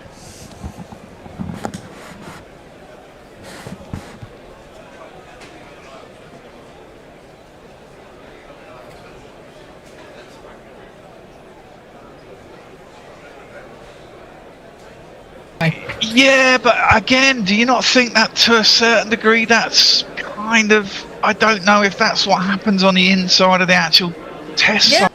It is what I'm not sure it does. I think that's they as much playing, about the press. If they're playing the Kookaburra ball in county games. Yeah, that's true. They ditched that now, don't they? Right, yeah, I know they have now, but that's because the Ashes isn't happening for another 4 years. On softer surfaces, it goes sloppy and... But that was also interesting, wasn't it? I mean, we all kind of went, we need a barrage of fast bowlers, blah, blah, blah. And actually the wickets did have a little bit of nibble and things like that. And actually some more normal... We need some spin bowlers. We need some spin. Well, that's a big problem for England, you know, and it has been for years. I mean, we were saying during a test, Ian Swan, what's his name? Swanee was the last... Graham. Graham, that's it. Swanee was the last genuine English spin bowler that we've had, apart from Leach. But Leach, as I've often said, has been unlucky just because mainly he gets weird injuries at weird times, and unfortunately his Crohn's disease has cost him some time and a side. And I just think they thought, we'd love him to be fit and healthy and our main spinner, but we're not sure he's reliable enough. Well, unlike Shoaib Bashir. Yeah, I don't think it's anything to do with. I don't think it's anything to do with Leach, and I think they would have quite liked Leach, but you know, them's a role sometimes. Those spinning fingers were brilliant at carrying the drinks tray. Did you notice how steady he was? Not a hint of Mrs. Overall. He wasn't like tottering in with the drinks going all over the place. Messers, I haven't asked you. How do you feel after that Ashes? Well, I should start by saying that I have kept my mouth shut pretty well. I received some advice the other day that you may discover the less you say, the more people listen to you. So I'm trying to say less, but it's really hard. So I was trying to think of an analogy for how I feel. Yes, I'm disappointed it wasn't more competitive. Yes, of course I wanted Australia to win, but it feels a hollow victory. Feels like I was having a chess match with somebody. We were both wearing masks, so we couldn't see who we were playing. And I won comfortably, and then discovered actually I was playing my 10-year-old son. I was going to say with this sort of fetish chess, but no, obviously not. So it's a hollow victory. I've got to say, there's one quote. There's been a lot of things said by a lot of people over the year, from coaches in particular. And most of them I don't believe because they're just talking shit to keep themselves in place. But one thing that McCullum said when he was asked what it was like being a coach, and this was during the tour, he says, "Oh, it's a pretty good gig. It's good fun. You get paid to travel the world with the lads and try to play some exciting cricket and achieve some things." And I thought, that's about fucking it, isn't it? It's a fucking holiday for you guys. You're playing some cricket while you're on tour. You're not going to play cricket and other things are peripheral, because that's the vibe that comes across. You know, they weren't even very good at drinking. If they were going to do drinking, they want to get in training for it. But they didn't train for anything. They just winged it the whole fucking way through. And lo and behold, they didn't have a fielding coach. And do you know what would have possibly won them the Ashes by itself? Is actually catching those catches. Yeah, I mean that made a massive difference. 17 was the count. Yeah. One of which was Harry Brook, as I recall. At least one of which was Harry Brook. Two of which were Harry Brook. One of which I think was more costly than the other, though. Well, I mean, if you want to go costly catches, there was Travis Head. Was it? It wasn't Perth, was it? It was Brisbane, probably on 4. Yeah. Well, Cricket Info's done a thing. It says Australia dropped 11 catches and it cost them 298 runs. Yeah. England dropped 17 catches and it cost them 547 runs. There you go. There you go. Khawaja was dropped on. He probably wouldn't have played the rest of the series if they caught him in the first. The most egregious drop was by Jamie Smith off Travis Head when he was on 0 in Brisbane. Yeah. Because although Head didn't make a huge number of runs, they put on 77 for the first wicket. And the nature of the game changed dramatically. Absolutely. And the mood of the England team changed dramatically, and it was a simple catch. I noticed actually in an article yesterday that England have said they're going to refuse a pink ball test in the next Ashes, and I think that's right. I don't blame totally right. I think it's a banker for Australia to have a pink ball test, and I think that's a bit. Does that also include the Is it the centenary? No, I don't think so. The centenary test we're still going to. Yeah, I mean. I saw Jim Maxwell, who I love. Right. I'm a huge Jim Maxwell fan, and he was saying he felt it was complete disrespect to the history of Test cricket to play. I agree with him on that, and I agree with him. I understand it potentially extends the number of people and hours that people can watch. But you've had a game played with a red ball for whatever it is, 150 years. Is it even 200 years now? Is it how many? Which one are we celebrating? 150, isn't it? It's 150. Okay, but to then play it with a pink ball where you run the risk of it being a shortened game and loading the odds heavily into the favour of the home side, I think that is just bonkers and stupid. And I'm sorry if that makes me sound like a crusty old traditionalist, but I think you're right. Well, there are two things there, Tony. I agree. I don't think pink ball tests should be played because I don't think they're fair. But it's not about the home team. It's about the time that you're actually playing, who wins the toss, how you manipulate it from there.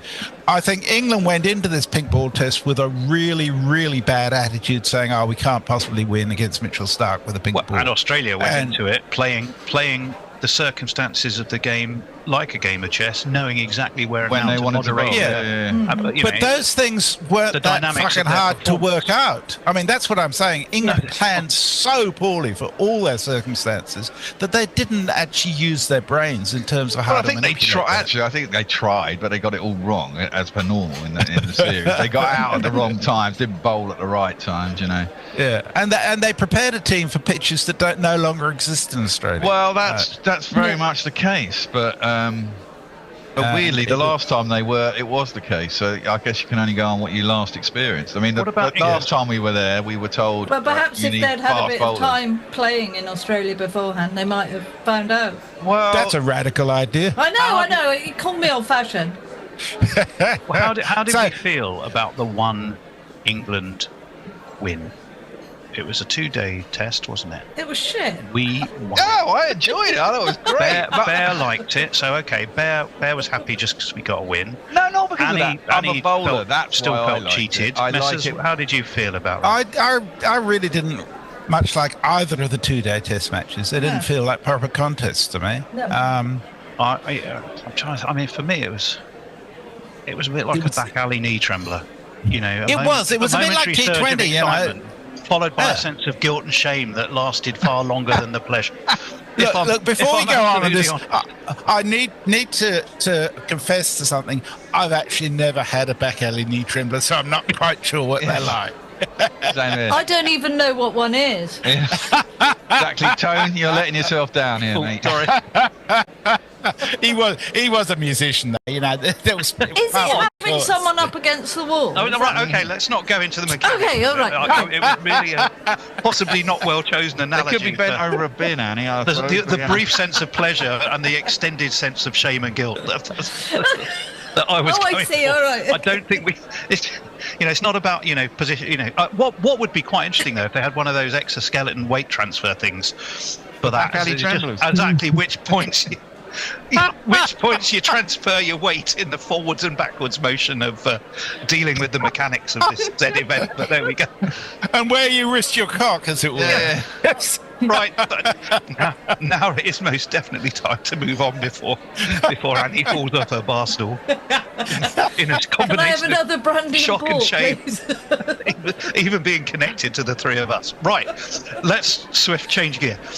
If we look at it from, let's say, the top down, because I think we probably do all agree there were massive organisational errors, there were scheduling errors, there were selection errors, there were pure performance errors, and there were conduct errors when they were on tour, and they're therefore probably cultural errors. And I don't think any of us feel any differently about that, possibly to degrees. I know the Bears are a little more liberal in some of those areas than perhaps one or two of us are. But if we start at the top, if we look at the management and we take that from ECB down to the coach, and we look at the managing director of England Cricket in that picture as well, how much of what went wrong do we feel starts at the... Well, actually, I could even take a step before then.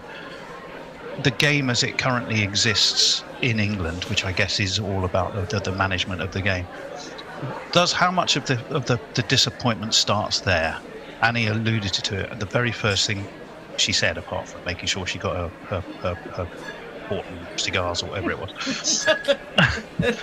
So how much of I think it starts in just the organisational state of our game at the moment. At the end of the last Ashes away, everybody was sacked, basically, weren't they? And Andrew Strauss sacked everyone and said, right, Key, this is a new job for you. And then Key got McCullum and Stokes into the sort of top positions, and it was a new era, and it was exciting, and it needed to be, because it was shit. It was rock bottom. You can't, it got better because it was rock bottom. But I'm not being negative about it either. It was a really interesting period of English cricket. But then we played few tests that were quite easy, and we won some good series. We played really well, but then I think, you start losing people like Anderson, you start losing people like Broad, people that have been playing. Good at them, by the way. Yeah, Exactly. but what Tony's saying is that he has been concentrating on his team, his national side. Oh, no, because he's played in the fucking IPL and all sorts, man. No, he hasn't. He's withgone probably $20 million in IPL contracts to concentrate on playing Test cricket for Australia. Okay, fair He's enough. playing the IPL for the first time this year in 6 years, I think. Okay. Yeah, but my point was he did, yes, and he did kind of give up to concentrate on prolonging his Test career, which is what Anderson did and what Broad did, and mainly because they weren't being picked for T20s either, although Stark probably would have been.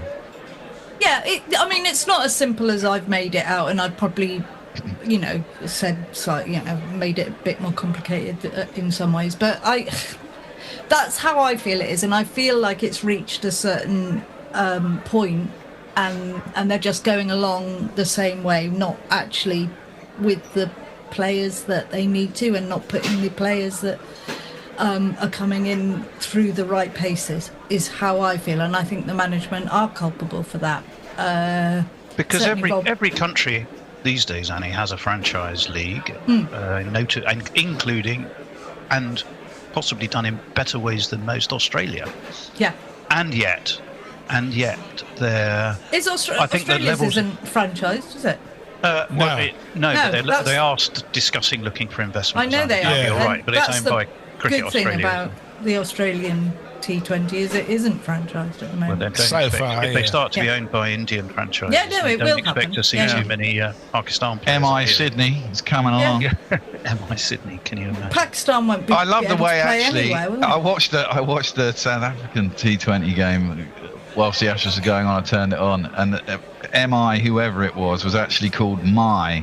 Whatever it was, My Cape rather than Town, MI, yes. MI. Yeah, exactly. It was quite It's fun. silly. But Can I just take a step? Spirit or something, one of the London teams is going to. Is MI? Is it the Northern Superchargers? Are going to be some. Yeah. Oh, they're Sunrise. Are they Sunrise? No, they wouldn't be Sunrise. Yeah, they're Sunrisers. They're Leeds Sunrisers or Sunrisers Leeds they're going to be. Can I just take a step back from this, Tony, slightly? Because we're talking about the structures, and I think there are a couple of really different things here.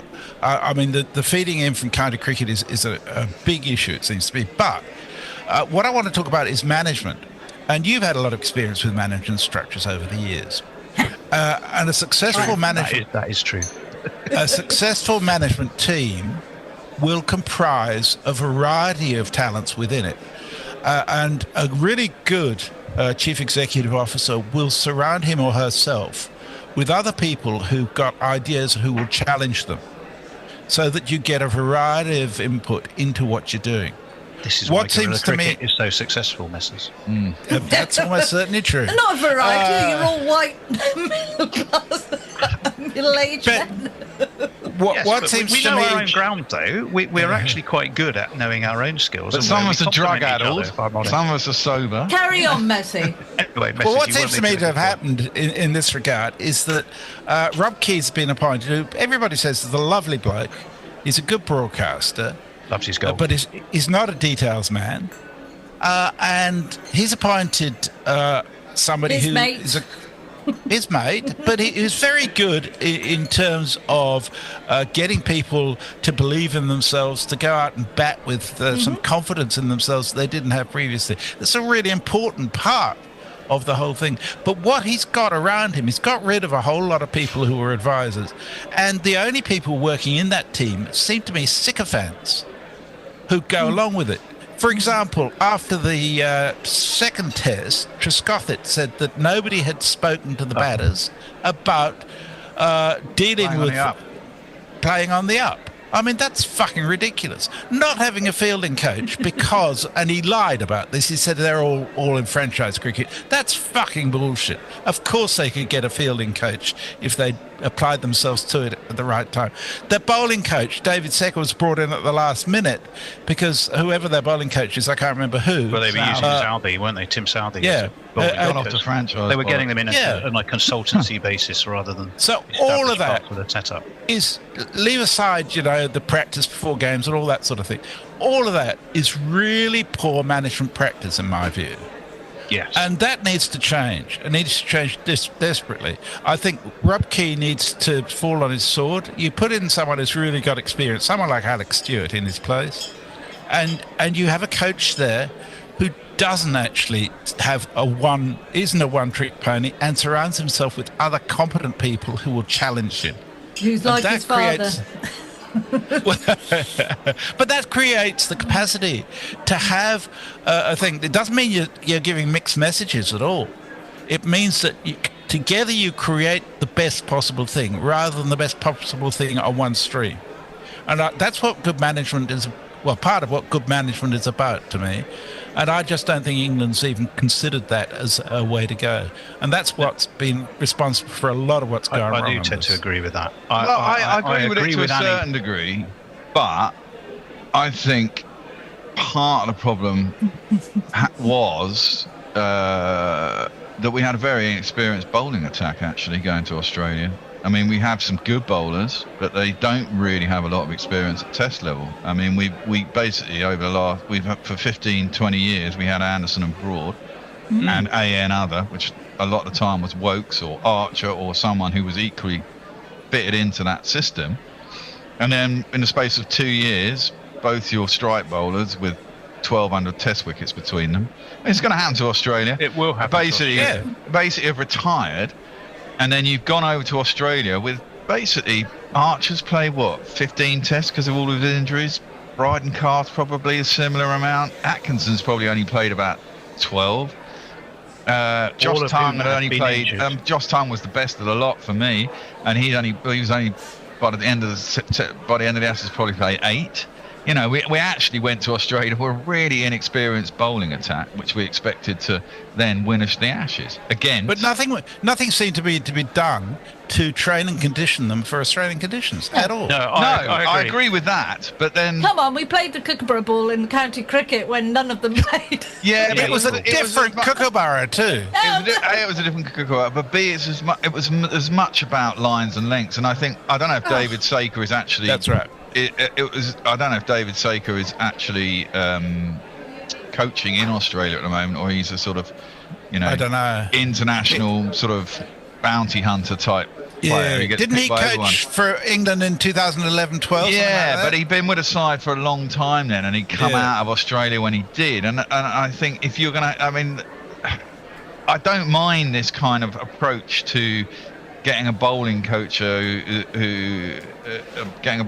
of high caliber to a country you're going to, if they're currently working in that country. But I'm not sure David Saker has been working in Australia for a while. I don't know. I mean, someone might be able to point in a different direction, but it seems to me that I'm aware of. Exactly, it seems to me that you needed to get an Australian who'd been working in the Shield for the last 3 or 4 or 5 years, who realised how the pitches had changed and could tell the bowlers that actually, when you came to Australia, you thought you needed to bowl short of a length and as fast as possible, and that was going to get you wickets. To actually, the pitches have changed a bit. They're a bit slower. They got grass a little bit. Yeah, exactly. Nibble it and actually aim at the stumps. Blah blah blah.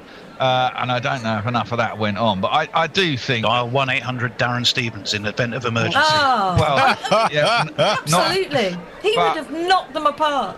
But I don't, I do think a lot of the bowling problems were stemmed from the fact that it was a pretty inexperienced bowling attack. It was. And he also but then let's go back a step up. Yeah. To Annie's point about organisation is very, very well made. Thank you. And I agree. Although, if you have a stated aim to make the pinnacle of your regime, whatever you want to call it, success in the Ashes, you have to find a ways to work around that. India do. They don't play in the Ashes, obviously, but Australia do. So ultimately, I don't think that's an excuse. I do think the management, you can look at any catalogue of errors. The bowling lack of really relying on the data to look at what bowling really was successful was a terrible failure. The management of the bowlers, taking 3 bowlers who were almost inevitably going to break down, pretty much in the order that they did. And what they've done to Bashir as well. Was crazy. Well, from 4 really, because Stokes broke down at the end as well. So that was always going to be an issue. Allowing Mark Wood to go and play in the Champions Trophy when he really needed longer convalescence was just crazy. And let's face it, we lost those 3 as well in our crumbling of our, let's not forget the crumbling of our white ball form as well, which has continually got worse. The prep that went into the travel, convening and practice for the tours, I simply do not believe that. I understand the argument says, well, we just don't have time these days. There's too many other commitments that the players have. Make time. You've just stated that the sole purpose. This is a cricket tour you're doing. You've stated the sole purpose. I think that's easier said than done, Tone. I think that's easier said than done. Well, part of it, that New Zealand white ball tour, they could have sent people who weren't on the Ashes They could have tour sent an alternative team to that. Yeah, they could have rested players like Ben Duckett, who and they could have clearly had an extra need 2 weeks of a in break. Australia preparing. Okay, so that the lack of data and the arrangement of travel and organisation for the tour, that was all poor. Well, they've already said they're going to give them more time next year, next 4 years. Yes, they've said it now, But they started in 2022 saying as our real focus is success in the Ashes. so now they're going to go, oh, well, don't worry, it'll be all right next time. It is true, but they said the same that. thing. But you look at all the... Well, the problem here is you look at what... It's a bit like me being told to sweep the garden. I'll do it tomorrow. Okay, but, there's always tomorrow.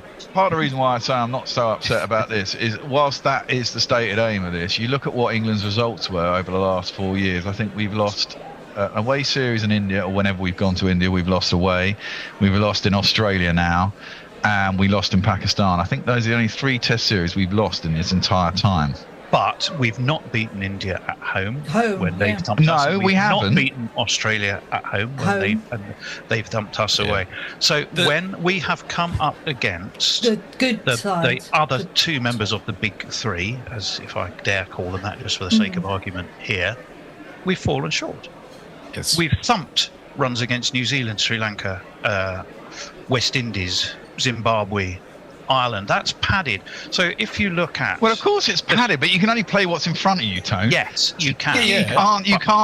You can't make Sri Lanka suddenly turn into India. You can only play what's in front of you, right? No, but have you seen our record when you get to the actual test, when you get to the actual test, which is against those other teams, nothing's changed. Well, that's basically it. You can't. The Bear's 100% right. You can't. You have to play all those teams, and it's absolutely right. You do. He's because never you believe in the 100% broader right. game. I'm always 100% right. What do you want about? He's 100% right, but not always 100% of the time. Sometimes he's partially right all the time, and sometimes. I mean, this is the problem. I mean, there isn't that much. This is it. What would you say? I mean, you'd say apart from those 2 teams, there isn't a lot of. I would say if you're judging... no, actually, because Stokes didn't go to... He wasn't captain when we last went to West Indies. I mean, it's the one place we haven't won in fucking donkey's years as well. But, at the end of the day, if you can only play what's in front of you, how much prep do you get against those teams? If you're judging our progress, we've been magnificently entertaining and successful at home and away in the first Pakistan tour, not the second one, but the first one, against lesser teams. When we've really come up against the teams against whom have to be the yardstick of success for us, we've fallen short. Yeah, that's true. But we hadn't won in New Zealand for how many years? We went over and won a Test series in New Zealand. And they're a good side at the moment.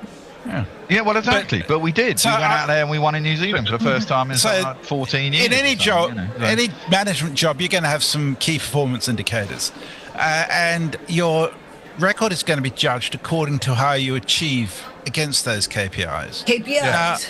I think we just call them eyes in Annie's presence. We don't call them KPI. we need to be I'll sensitive. ask you, Tony, if your KPI from Vivian is to mow the lawn She's not today, my boss, by the way, if anyone is listening. They're Sorry. always the boss. She I don't know just what you're thinks she talking is. about. the household KPI is for the lawn to be mowed by today by somebody.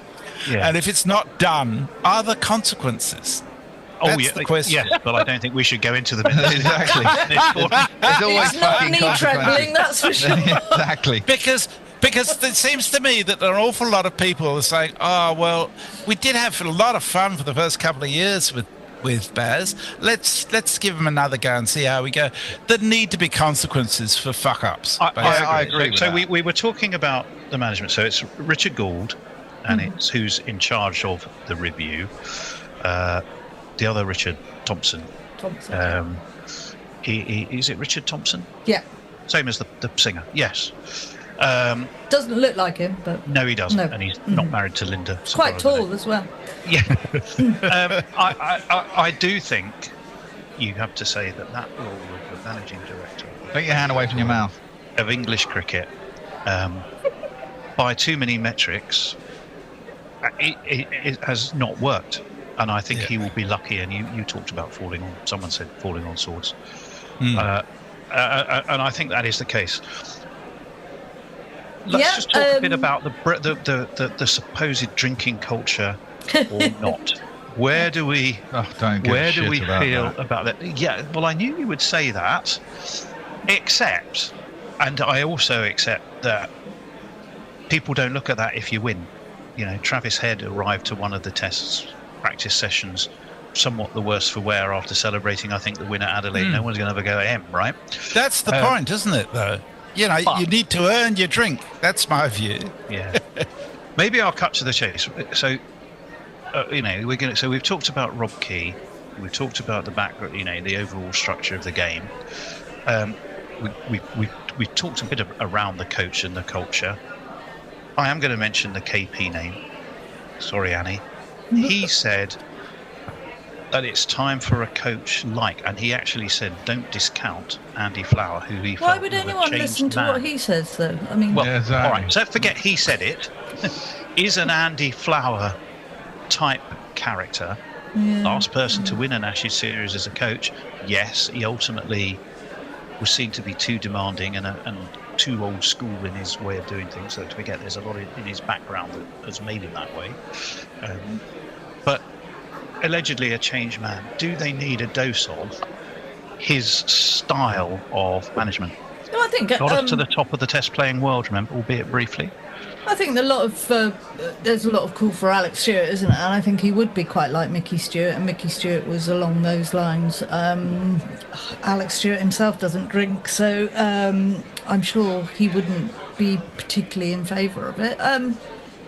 I'm more with Bear on this. I think, and with Messi, I think, I don't mind the drinking and the having fun, but if you're not winning and if you've got, if you've got games coming up the next day, be careful and don't do it, and work hard. Well, this is what annoyed me. It was all around Noosa, and that was their fucking break. And who gives a shit? If I'm on holiday and get pissed, I don't give a fuck. And really? Yeah, finally. Funny enough. But yeah. They're not on holiday. Yeah, but they were on holiday, Tony. No, they weren't. Yeah, they were on a 12-day break. They're in on the middle of a break series. from actually playing cricket, but they're still in a tour. Yeah, but this is not they're on downtime. If you can't relax on downtime, there's a difference. Yeah, I'm not saying they shouldn't have a drink. What it's about is fucking discipline. And that's what seemed to be lacking right through this whole tour. Is discipline about how it's behaved. The fact that they had a run organised and only 2 people turned up for it. Fuck me. Who trained on Christmas Day? Joe Root and Steve Smith. Yeah. Coincidentally, Yeah. 2 of the most successful batsmen ever. Well, I mean, that brings me back to what Annie was saying earlier on, that this team that was taken over by McCallum had in it a lot of seasoned players. She mentioned Jimmy and Brody, Root. Bairstow's another too, who was actually a key to the success early on. And they're people who've actually done the hard yards to get to where they are. I think the hard yards are a really important part of what gets people to have the discipline on the field and off the field to behave in that right way. And it's just not evident. It feels like they're there for a good time. Brendan McCallum talks about enjoying your cricket. That's good. Fine. Enjoy your cricket. But don't think that gives you a license not to take it fucking seriously. It's not a jolly. Well, no, it's not. I agree with that. No. But again, I'll go England back to rely enough on data in the way that they could and should. Now, I can't remember who drew attention to it, but they study. I keep wanting to call him Ronnie McDonald because that's his nickname. What's his real first name? Yeah, I can never remember it either. Mr. McDonald. What? Mr. McDonald, the guy with the big orange hair and the red nose and big feet. Oh, yeah. The Australian coach. Yes. It stays very much in the background. Constantly, though, looking at strategies that are going to, which bowlers are going to be more successful, what fielding positions are going to be successful, using data. Anyone looking at data could have told you that Carse opening the bowling short was going, and bowling short was going to end up being ridiculously costly.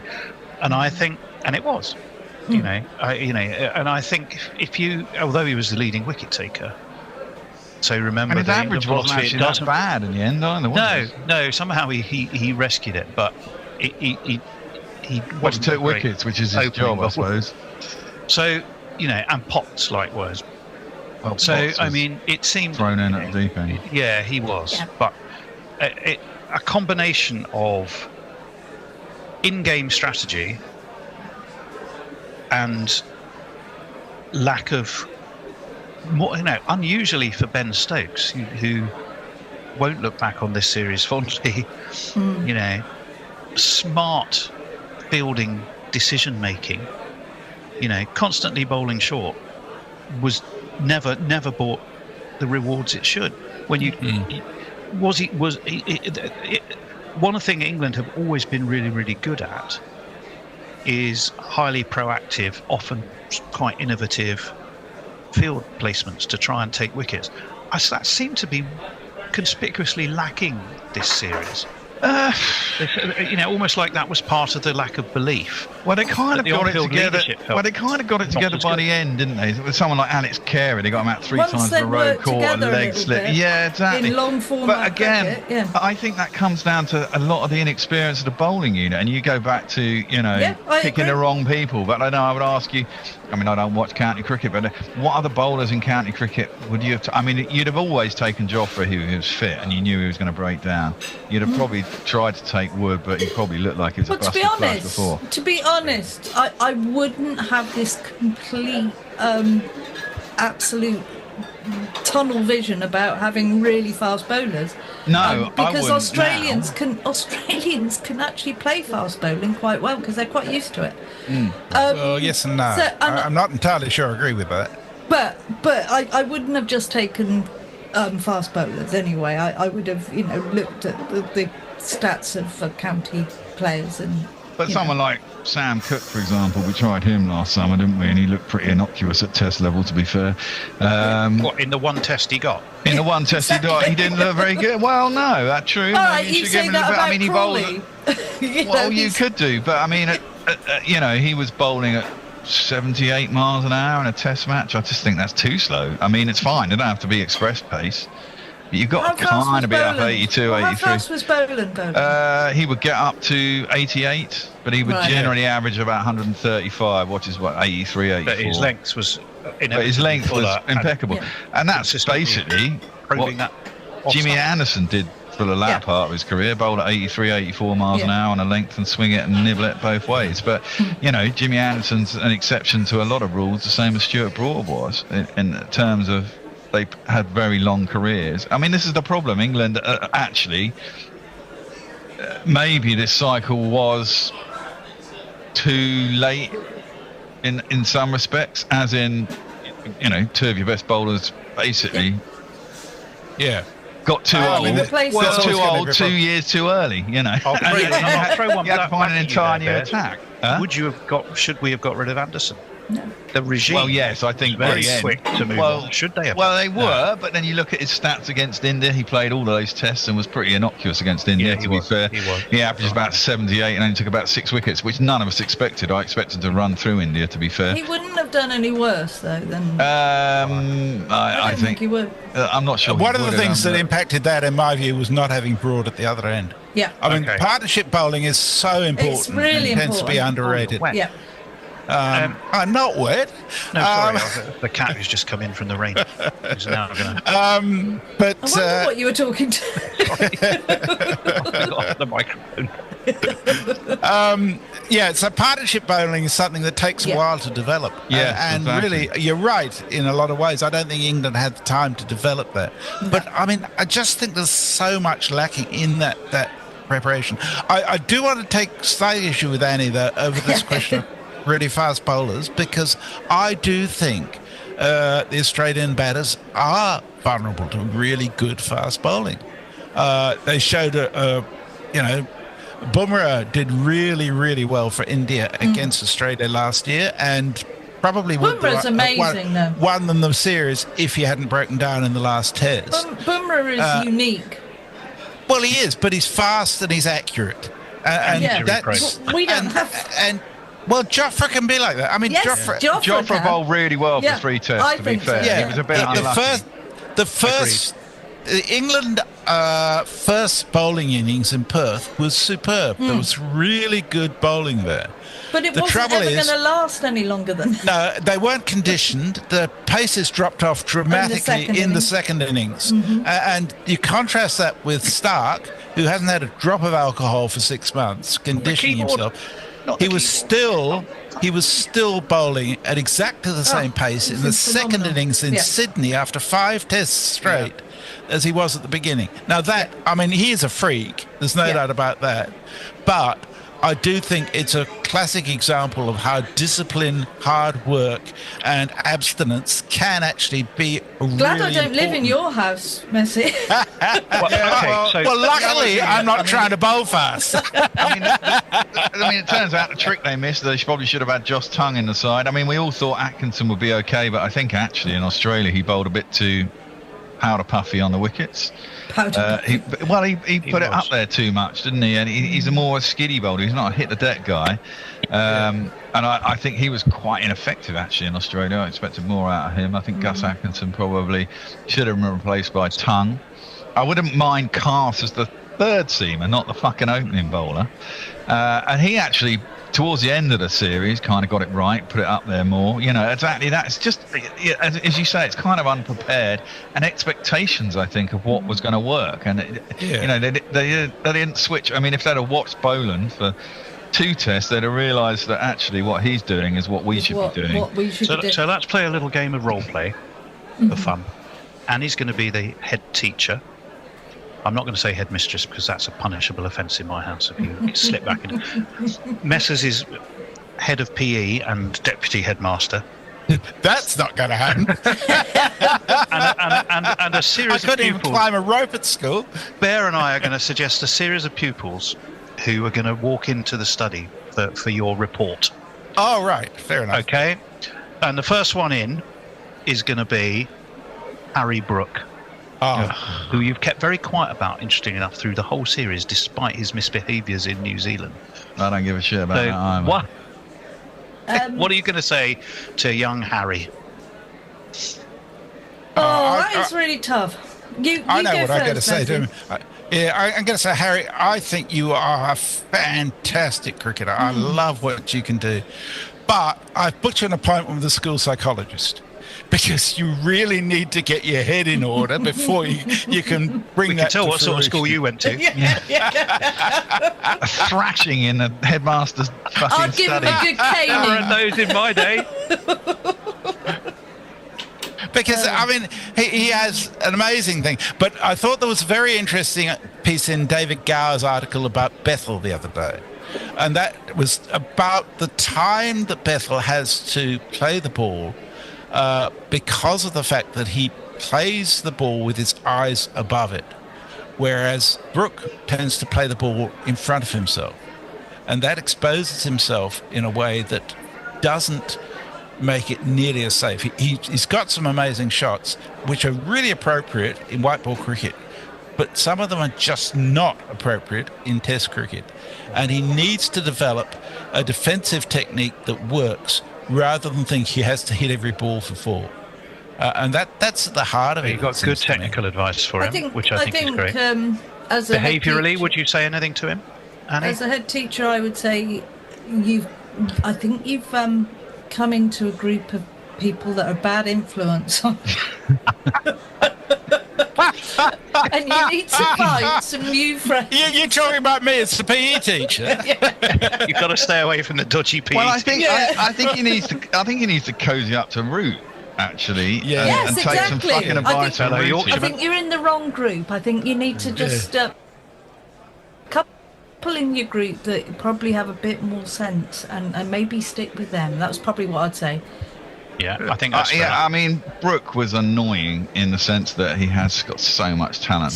He has so many brain fades. Did the 30 grand weigh on his mind, do we think? At any point? Or was it just, are there some inbuilt fallibilities that make I think he buys into the baseball too much, and you watch him and you kind of hope that he learns. He's a classic example. He is a classic example. He was brought in that role. He scored 10 centuries Hasn't got in the no experience time at all. behind Hasn't it. got the experience. Exactly that. And you know what? He's got oodles and oodles of talent. And I mentioned this God knows how many times on air. He should have won that final test in India against India at the Oval. He was on 100 and whatever it was, looking like God, and then slapped one up to cover with 70 needed. Walked off like he'd won the fucking game, and we still needed 70 runs and lost. At the end of the day, if he was a professional batsman and thinking correctly, he'd have fucking won that on the afternoon of the 4th day. We wouldn't have gone to a 5th day, and we'd have won it with 5 wickets down, and him and Root would have still been there at the end of the day. And that's what he's got to get into his head. He's got to get to the point where I'm going to win this game, and I'm going to stay here till the end. Not I'm going to slap it around and I've done my job. Who are you going to send into the headmaster's study then?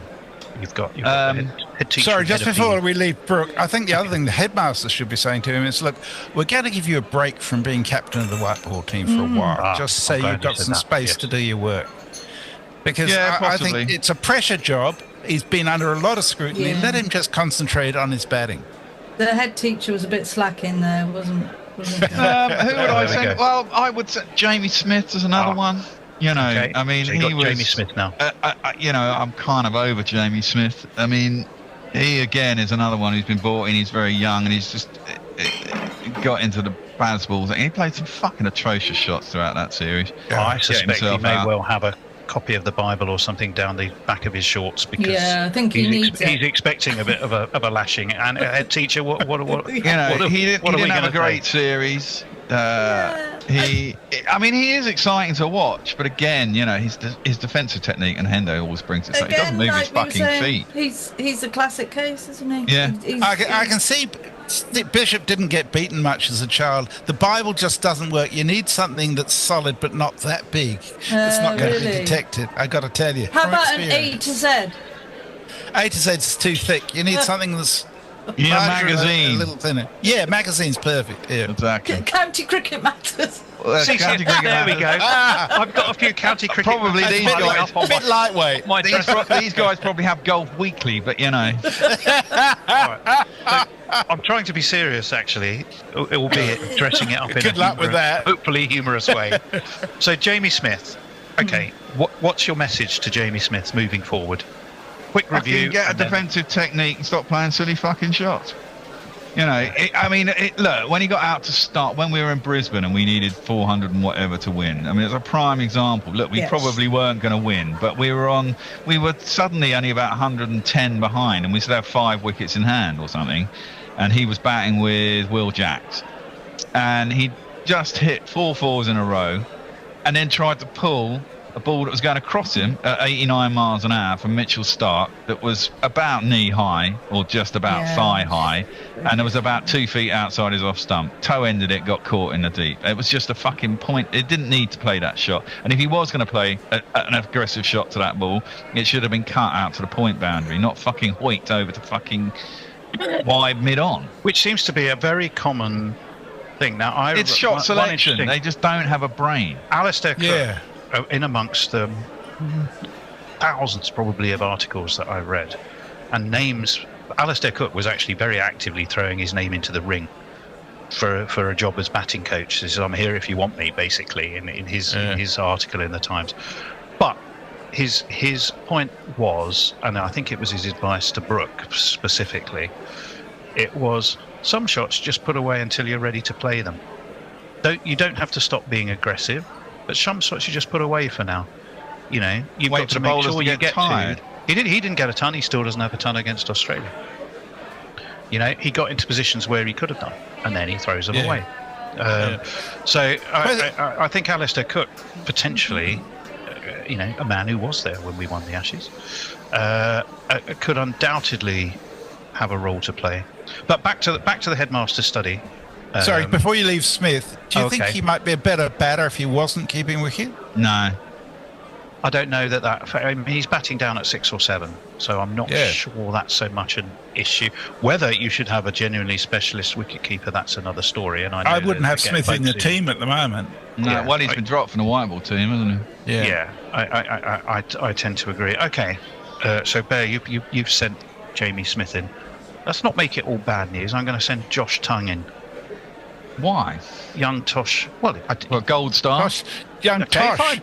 Yes, I'm just trying to balance things up a bit there. It doesn't have to be all relentless doom, gloom, and everyone. Well, no, you only go to the headmaster's office for a thrashing. Spoken like someone. Have you dealt with issues from your childhood yet, Bear, or do I think we I got still the need to slipper go back once there? when I was at junior school. Walker of the lower fourth. Then they banned He's it. a bit feisty, isn't he? Give him a pat on the back and say, well done, keep it up. So you don't want to send any... Okay, I would just say to Josh Tongue, well done. And the lines you bowled were excellent. Yeah. You showed great commitment. You showed great maturity. You performed ahead of expectation. You know, keep doing what you're doing. You had a yard of pace. That's lovely. But if you can keep that line and length going and set that example, you could potentially be a leader of our attack. The fact that you aren't necessarily the quickest doesn't matter. Well, I mean, there's a good start for England's attack in their next Test series. I'll start with Josh Tongue, and if Jofra's fit, Jofra and Josh would be my two names on the team sheet as a bowler. I'm not really convinced by Gus Atkinson. No. I think mainly because his demeanour on the pitch makes me think that he's a bit fragile in the head. Just because he looks so fucking downcast all the time. You know what I mean? He hardly ever cracks a smile. Doesn't look like he's enjoying life. Don't forget, there's family issues. Yeah, there is family issues and all the rest of it. It's the Overton look. It's the Overton look. Yeah, it's the, you know... It doesn't look like it. Also, it doesn't look like his brain is thinking about how he's going to get wickets. It's like, to me, when he's on the pitch, the whole thing looks like a chore that he's reasonably good at. Not like a man who's thinking about how I'm going to win this game. I mean, that's, you know, these things are just. I mean, there's no scientific evidence to any of this. When I look at him, I just don't. You know, when you get feelings about players, I just don't get the feeling that he's, in the same way that Pope is in number 3, I'm not sure about Gus Atkinson going forward as a mainstay of bowling. I think they'll be looking at Sonny Baker myself. I think this is where they're going to go. Okay. Who knows? There may be the second coming of Sonny Baker. I think it's way off. He didn't bowl in a test, did he? He only got picked for the white ball stuff. So they're really working on him, and he's good in Australia apparently. Next one into the study though. In he comes. He's carrying a little box, right? And he's put the box down, and he's standing on the box so he can just see over. Let's duck it. Duck it. It is, as you rightly say. Duck it. I'd Ben, say where's my go hotel home room? Duck it. And have a term off. Just rest a bit and get your head together, mate. Simple as that. You simply with. Yeah. Plus, a lot of what we probably said to Brooke about waiting for the ball a bit. No, I disagree with that when it comes to Duckett. I think Duckett's been successful as an opener in the same way that Head was, and Head scored 3 centuries. I think. But isn't Head just better? No, not necessarily. I think Duckett scored a lot of runs. I think Duckett was just... it's difficult to fault Duckett because of what he'd done for the last 2.5, 3 years. He just fell off form at the wrong time. And I think that's a bit unfortunate. Or maybe he's not good in Australia. Maybe he's not good in Australia. Or possibly an apology for... There's a couple of those white ball games we really shouldn't have asked you to play in, Ben. Yeah. We should have given you some time off, lad. Well, that's why I'm giving him... Or send him to Australia to prep in Australia rather than going to New Zealand and playing a white ball series. But one way or the other, Duckett... I'm not going to apportion too much blame to Duckett because... Generally, he has been a very good performer, and he's proved I'm absolving him from too much blame. And it's a home and away thing, isn't it? He's played more matches away from home than at home. He averages 48.9 at home and 34.1 away. There's a problem. He likes English conditions, but yeah, unless it's a flatty like Pakistan, he's not too flash overseas. Okay, next one. How many are we doing? Okay. Well, I'm just picking them at random. We're not going to do both teams. We've got to talk about Sri Lanka. But I've got another one for you. In he comes, and he goes, "Hello, here I am." And your first response might be, "Who are you?" Shoaib Bashir. Well, there's not a lot you can say about him, is there? Well, I will say, there's one thing I would say. If anything shows how badly the management have been over the last year or so, it would be their treatment of Bashir. You take that, pretty much he's out of county cricket. He's not, I think he's just been signed for Derbyshire, but he's struggled and he's taken away. We're going to play you in Australia. Definitely Sydney. And then nothing. He's been carrying the drinks. And what a shocker. Yeah. And now it is. But who would you have played in? Well, this is the question. When it comes to English spinners, as I mentioned, that Leach would be my first pick. But obviously, the management, as I said, Leach has been unfortunate in the way. I mean, he got injured in the first Ashes Test in England, didn't he? Fucking fielding on a boundary and went onto a sponge and cracked a rib or something. In India a couple of years ago, he got really ill with his Crohn's disease. That was in COVID. And he had another fucking injury in the first test of another series against, I can't remember who, when he went and fielded something in the deep and did something to his leg and was out of the series. Wood or other people that get injured? No, it doesn't. No. But I think that came down... I honestly do think it comes down to we love Leach, but do we think he is not going to break down really quickly? I don't think it hasn't broken down at I all know, but he does place for England. But I mean, that didn't stop them with Archer and Wood, did it? No. No, it didn't. It didn't. But you kind of expect... yeah, but I mean, in the same way, I think, Lyon did his hamstring, but I mean, spinners, more often than not, don't get injuries. You don't. I think if you're going to nurture a spin bowler, you've got to think more broad. Well, it doesn't matter who. If you're going to find it does matter who. It is Shoaib Bashir for the sake of now. You need it does matter who, Tone, because England aren't very good at unearthing good spinners because the English wickets and conditions don't really so you don't need really to do that. Much harder laterally and differently about where and how you nurture them, which I think is Annie's point. It's about where and how they play their cricket and at what tempo. It isn't about just keeping them away effectively from county cricket where they can't even get a game. It's about finding other ways. Well, I don't think that's their choice, is it? I mean, that's the county's choice, though. Well, yeah, but he's not even attached to a county. Somerset. Well, that's what I mean. He barely got a game at Glamorgan. If you're going to do that, then you have to find places for him to. It's a bit like loaning out footballers, particularly young ones. You find places for them to play where they will learn and where will learn in the right conditions. Now, I am sure it's not beyond the wit of someone to work out where those places may be, even if it's not the UK. So I think, you have to look very, very hard at how you are going to develop players in the right sort of conditions. He I needs don't to have play. the immediate He- answer. you're Well, not- he does need to play. They need to You're play, not but going not to necessarily. learn anything if you're But not. clearly, loads of people in the county system either think he's too inexperienced and don't want to play him and don't see the potential, or they don't think he's good enough. One or the other. Let's do one. Let's do one more. The whole point was that he was supposed to be playing well in Australia because he was tall. He'd get some Get bounce, overspin. you know. Blah blah blah. Yeah. And we'll he never know. doesn't play particularly well in our conditions, or he certainly doesn't seem to. He certainly Well, Anyway, I don't know. you You look at cannot- his test week. You look at his test figures. They're not actually that bad. You cannot have a successful test spinner who's not playing cricket. No, I mean, I it's agree. as simple as that. I agree. So much about rhythm and repeat. Oh, totally, absolutely. Bear would know. But, Okay, Bear. yeah, Last it's one then. Let's send one more player in. It can be your choice. Who are you sending in to face the wrath, or It's got to be the captain, isn't it? pat on the back of? Well, have we ignored Pope okay. altogether? Well, yeah, Pope just gets sent in and told fuck off. You know. Okay, I think Expelled. Ben Stokes is not a bad shout. So now you've got head boy coming in. What are you going to say to him? Oh, he didn't have a great series, did he? Oh, he did well with the ball actually, but not with the bat.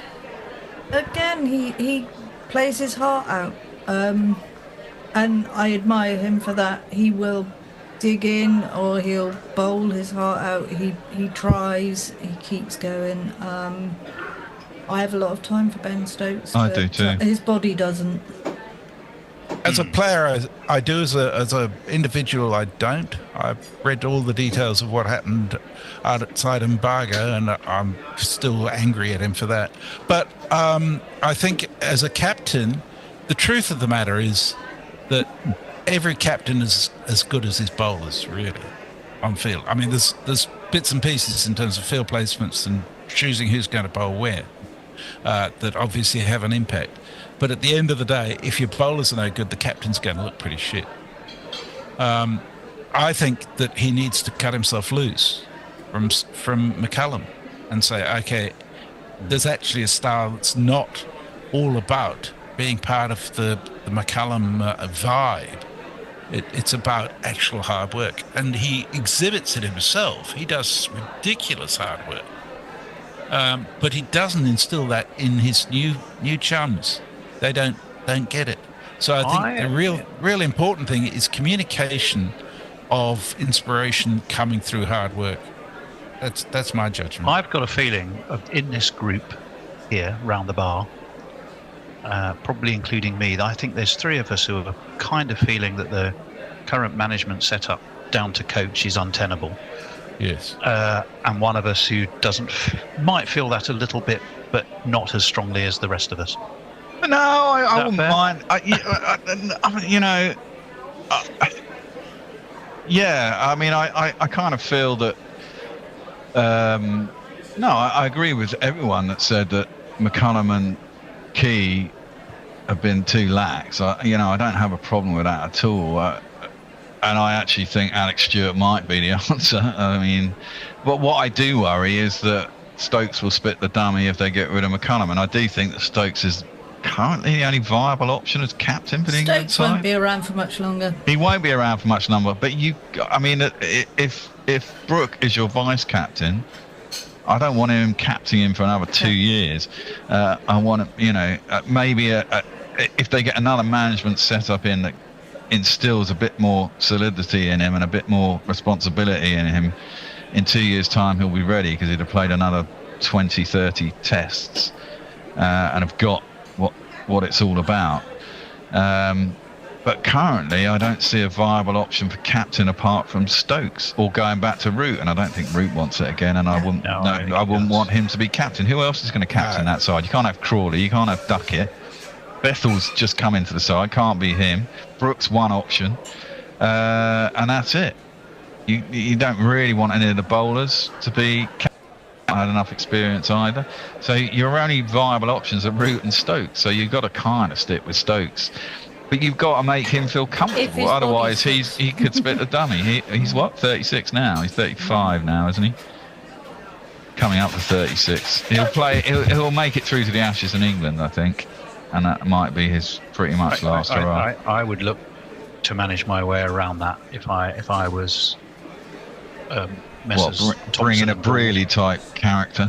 No, Captain I only. wouldn't want to lose Ben Stokes, but I wouldn't be held to ransom and said, well, if McCullum goes, I'm going. And I'm not sure ultimately Ben Stokes would do that.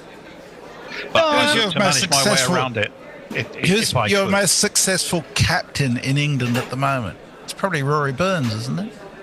Yeah, but you've also got to That would be your Mike Brearley option. resources at disposal, and Yes. and say that's coloured.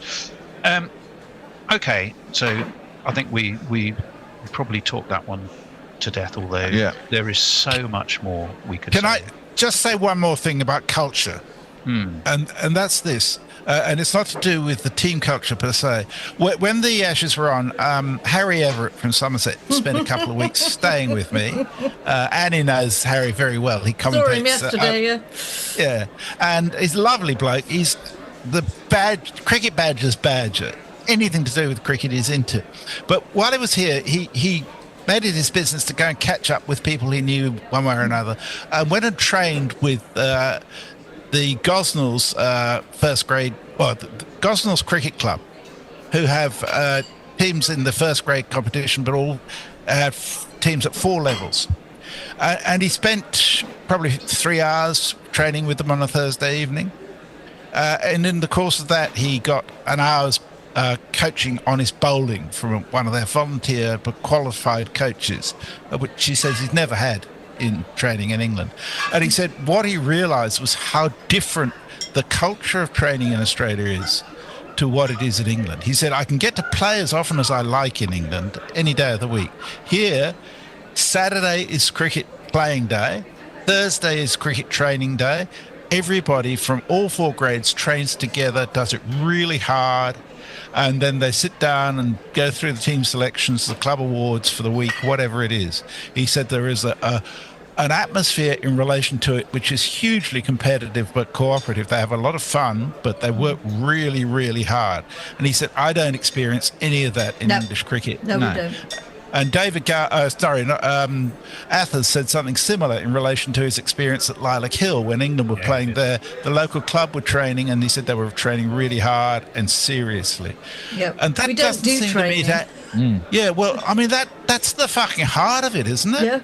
Yeah. You've got to start there and work it through your whole system. So it's part of the cricket culture for people to take on board. I think part of that is probably due to Australian culture as a whole, and the fact that the climate you live in, the conditions you have, the attitude. We have massive advantages. Yeah, exactly. The attitude you have towards outdoor life, etc., etc. England is just a culture of go to fucking work 9 to 5, never any free time, blah blah blah. I agree. And isn't that what the England's women's coach got pretty much fired for saying? when he leant back on that as an excuse. Well, he was partly right. Of course he's partly right. But it's all about timing, isn't it? You don't do it when he did it. The other thing you've heard about in the press all year is that all through the Ashes is that cricket in Australia is their preeminent summer sport. Yeah, everyone just for watches 2 it months. and everyone plays it. Exactly. Whereas in England, it's kind of disappeared, isn't it? I mean, I left club cricket as one of the youngest members playing Surrey League Division, whatever it was, second 11. Look at you now. Well, age 45, being one of the youngest players in the side. I was playing with a bunch of 50-year-olds, essentially, playing second 11 league cricket in England. Admittedly, we're a London side, so it's different. London is particularly odd in the fact that it's a very busy city, and none of the kids really want to play cricket because they want to go out and get pissed on the weekend. Whereas what you notice when you played, I don't know, Crowborough or whatever Surrey League side you played, who were actually outside, were of actual village. There was fuck all else to do in the village, and the side was full of 20-year-olds because that was an actual social meeting point. Yeah. But it's different in England. It just really is, and we don't have that culture particularly, and the sport is because of it, and the fact that it's not on bloody national telly when it should be a national sport, and it was overtaken off the whitelist is one of the biggest crimes going. Definitely. Right. Okay. So I think we all do need to ring the last orders bell. Let's talk very quickly about Sri Lanka and what can we expect? I mean, certainly I'm quite looking forward to covering it because it's a change of gear, it's a change of pace.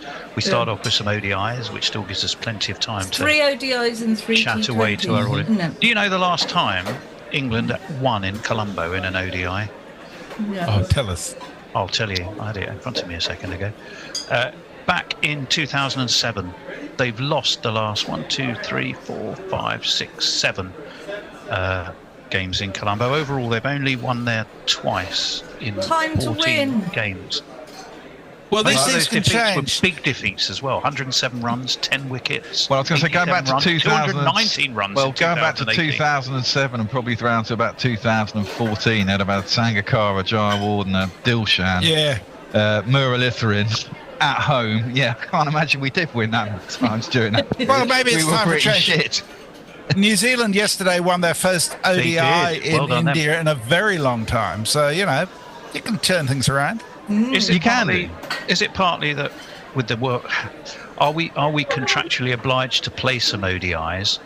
Surely just ahead of a world T20 championship on the subcontinent. The one thing you'd want is as much T20 practice as you could get. Well, we play ODIs. Why are we playing the ODIs just out of interest? Do we have to? England play Really? ODIs like T20s anyway. We're always out in about 30 overs, so that's about all they manage. Well, you could say the same for test matches. Yeah, sometimes. Well, exactly. I think we are, aren't we? It's all part of the, isn't it? Isn't it all part of the qualifying for the next World Cup?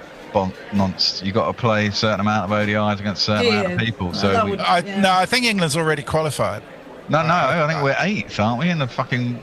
But we're I just thought about hanging the on. line had been drawn. I thought the line had already been drawn. Oh, maybe. What, for the next World Cup? When is the next World Yeah. Cup? Not for about It's 2.5 about years. 18 months or so, I think. God, it's in South Africa though next time, isn't it? South Africa, Namibia, we still and do need to Zimbabwe, win a few to qualify. I know that. We're Oh, not, right. Okay. We're not nailed on. So England have to, but they don't have a great record in Sri Lanka in winning ODIs at all. No. So it may be a backward step, and it looks like we're going to have to do it without Rashid and or Rayan Ahmed. Which is probably a can of worms we don't want to be opening because we'll be here for another 2 hours. Yeah, going to be a little bit of a loss. Yeah, he's going to be a massive loss, isn't he? A huge loss, is it? Well, we'll have him back for the World T20. I mean, he can't go on forever either, isn't it? I mean, we got. No, I know. I mean, this is probably his last. Mind you, as we were talking about earlier, the World T20 seems to be every 2 years these days. Which I was thinking about the other day, actually. I was thinking, why don't we have a World T20 every other year instead of the fucking IPL? At least then there's something on it and it's interesting, and it'll be shorter. Well, Yeah, on that note, you wish. Sorry, just to correct something, I was completely wrong. The ODI qualifiers will be determined as at the 31st of March 2027. The top 8 ranked teams will qualify. Automatically qualify, yeah. And England, ranking-wise at the moment, 8th. By no means locked and loaded. No, but aren't we? ODI We're game. below us are the West Indies, aren't they? And they're quite a long way below us. Yeah, and Bangladesh, I think. Yeah. Who knows? Anyway, look, it really is time to not just last orders, but to ring the time bell. I've knocked down my port and brandy. Annie has been quietly chugging several port and brandy. I still got a little bit of my half bottle of gin left. I think collectively, if we were parents for the England cricket team, we'd just be going, do you know what? We're really disappointed. Yeah. We're really disappointed in you. Not on behalf of the 40,000 cricket fans who wanted to go and see you, on behalf of the game of Test cricket, which we want to be successful, on behalf of Cricket Australia, who's lost millions on the back. Well, I don't care about that. Don't blame them for. They brought that on themselves, possibly in Brisbane. But Brisbane wasn't one of them. Brisbane, bizarrely, went to 5 days, didn't it? It was Perth and Brisbane was 4 days. Adelaide was 5 days, I think, wasn't it? I think we've said that It was basically MCG and Perth, wasn't it? some of the players are flawed, but there's talent there. I've got a feeling we're seeing the management down issues as being greater issues than the players up. then I just think that's that there just should a feeling be. of the vibe between us. Yeah, I think that Yes. there should be some sort of investigation into why, or just something that to come up and say it's not quite worked, does it? But on that note, on the 22nd of January, we'll be back on there with you for the Sri Lanka series. We are looking forward to that. It's a week Glad to today, have got isn't some it? Very, very exciting cruise to take you through those, and we'll definitely do another Bishop and Bear ahead of the World Cup. We might try I'm and looking get forward I, to the World I Cup. want to know when the National Australian players are going to be called into the headmaster's office, to be honest. They're not so much our responsibility, Bear. They can go if you want to organise that. Then by all means, do. We're in charge of Gorilla Towers, approved school for boys. On that note, it's thank you so much to Annie, who I know has been using the port and brandy for medicinal purposes. Yeah. Messers, who just drinks anyway. Well, it's always medicinal, isn't who rarely it? stops drinking. Yeah. Exactly. And Jason. and me. We'll see you. We'll see you on the they're about to 22nd get for going. Sri Lanka. Thank you for listening, and help us on Patreon if you're not a patron already. Absolutely. It's what keeps us going. If you are a patron, you're going to get this. Look at that, Jesus. Hello. The covers seem to have left the field, and a reduced rate has been set up because of the time lost in this game. This is the second T20 international between Sri Lanka and England from Pallekele, and the revised target is that England now need 111 runs off 58 balls. And the batsmen have made their way back out to the middle. The batsmen whose innings were interrupted a little bit earlier. Butler has 30, Banton has 9. And Eshan Malinga was in the middle of an over when rain stopped play, and he will be resuming as he's in now, bowling a high full toss on the hip of, I think that was Butler. I'm interested to see whether that's a no ball. It wasn't Butler actually, it was Banton. And they're looking at, oh no, the bowler's gone down. Don't tell me he's slipped on the wet outfield and we're going to have another long break. Jesus. That could be the case. Fred, you might want to move to the seat to your right, seeing as my head is blocking yours. Which some may see as an advantage, I don't know.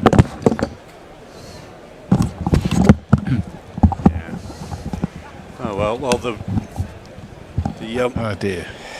The physio is out there in double quick time. He doesn't look very happy. He's gone down on the floor. He stayed on the floor. Unhelpfully, been trying to drag up the player whilst he's writhing in agony. That we didn't see. Let's have a look. What happens? He's bowled the ball now. I think his front foot slipped. Do you think that was a no ball? They may have forgotten about it in the. He's done a bit of a Stephen Finn, hasn't he? It looks like he's hurt his shoulder's shoulder gone, before yeah. he went down. Yeah, he was holding it while he was on the way down. I think he's hyperextended, potentially. Which shouldn't be related to the ground conditions. He's being helped from the field. A very unlucky ginger physio, who doesn't look very Sri Lankan. He looks very British, actually. Well, he could be New Or Zealander or Irish. something. Yeah. Yeah, he was holding his shoulder before he hit the ground. It's his left shoulder. It's not the one he bowls with, is it? No. So just in case we hadn't had enough time wasting, we're having a little bit more. So somebody's going to have to... It was a no ball. Thank you. It was given as a no ball for height, as I thought it...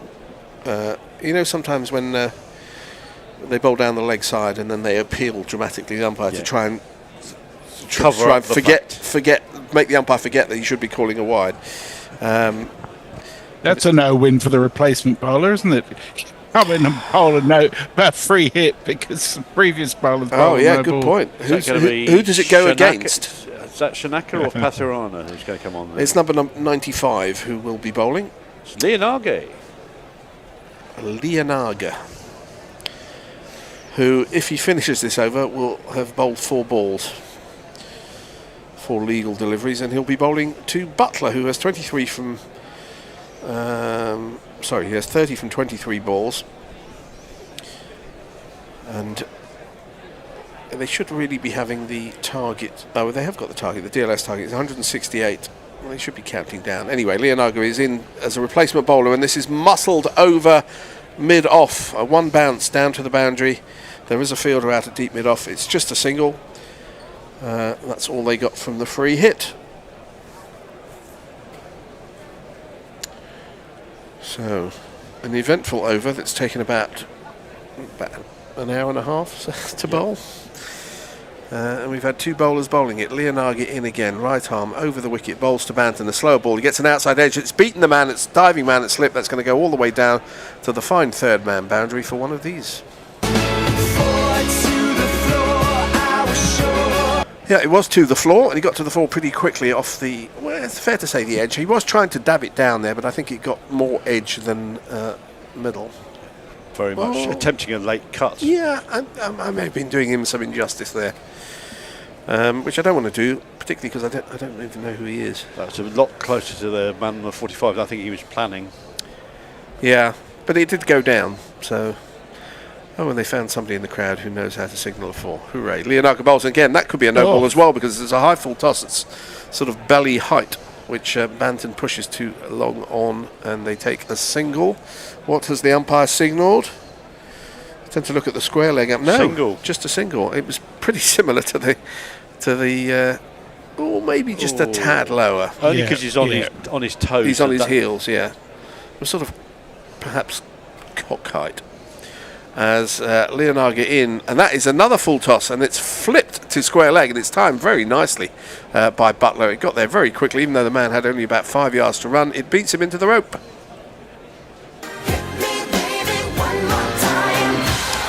Oh, 69 for 2 off 8 overs. Messi, what are people saying? Well, something I find very hard to believe. Lockie 6, who may be under the influence of alcohol, says, make no mistake, Bear is an athlete. Don't let the very convincing disguise fool you. Definition of athlete is fairly loose in those circumstances, I'd suggest. Well, darts players call themselves athletes as well, don't they? So anything's possible. Yeah. Tim Wilton Davis says, will this be Sri Lanka's first win against England in T20 since 2014? Well, I don't think Sri Lanka will win, but it would be if they did. I think this is an ideal situation for England. They're playing 102 deliveries for the innings, which is very close to what they used to playing in the summer. And I think they love this situation. The target, I think, is reasonably generous. I think they're well set. What do they need? 99 from 54 balls? Yeah. Well, we shall see. Actually, we're looking at a replay of that last delivery, which went for 4. It was pretty close to the umpire. He almost collected it, didn't he? Who got out of the way. The first ball of Hasaranga's new over, and Banton turns himself round and plays a reverse, less of a sweep, more of a pull, actually. And only picks up a single. A lot of risk for very little reward. Wrist, did you say?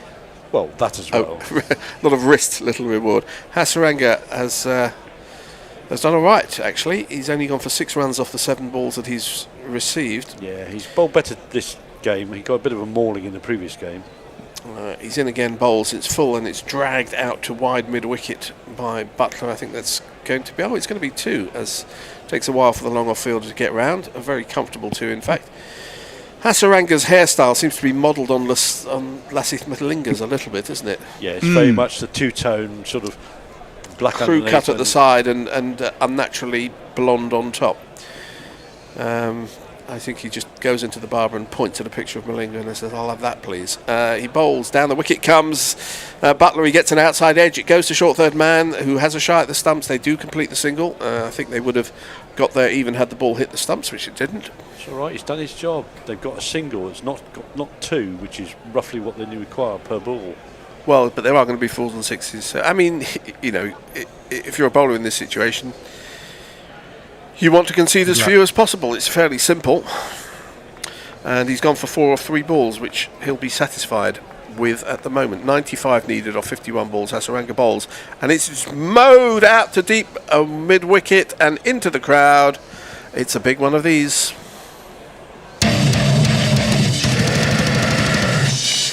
So 4 off 3 becomes 10 off 4.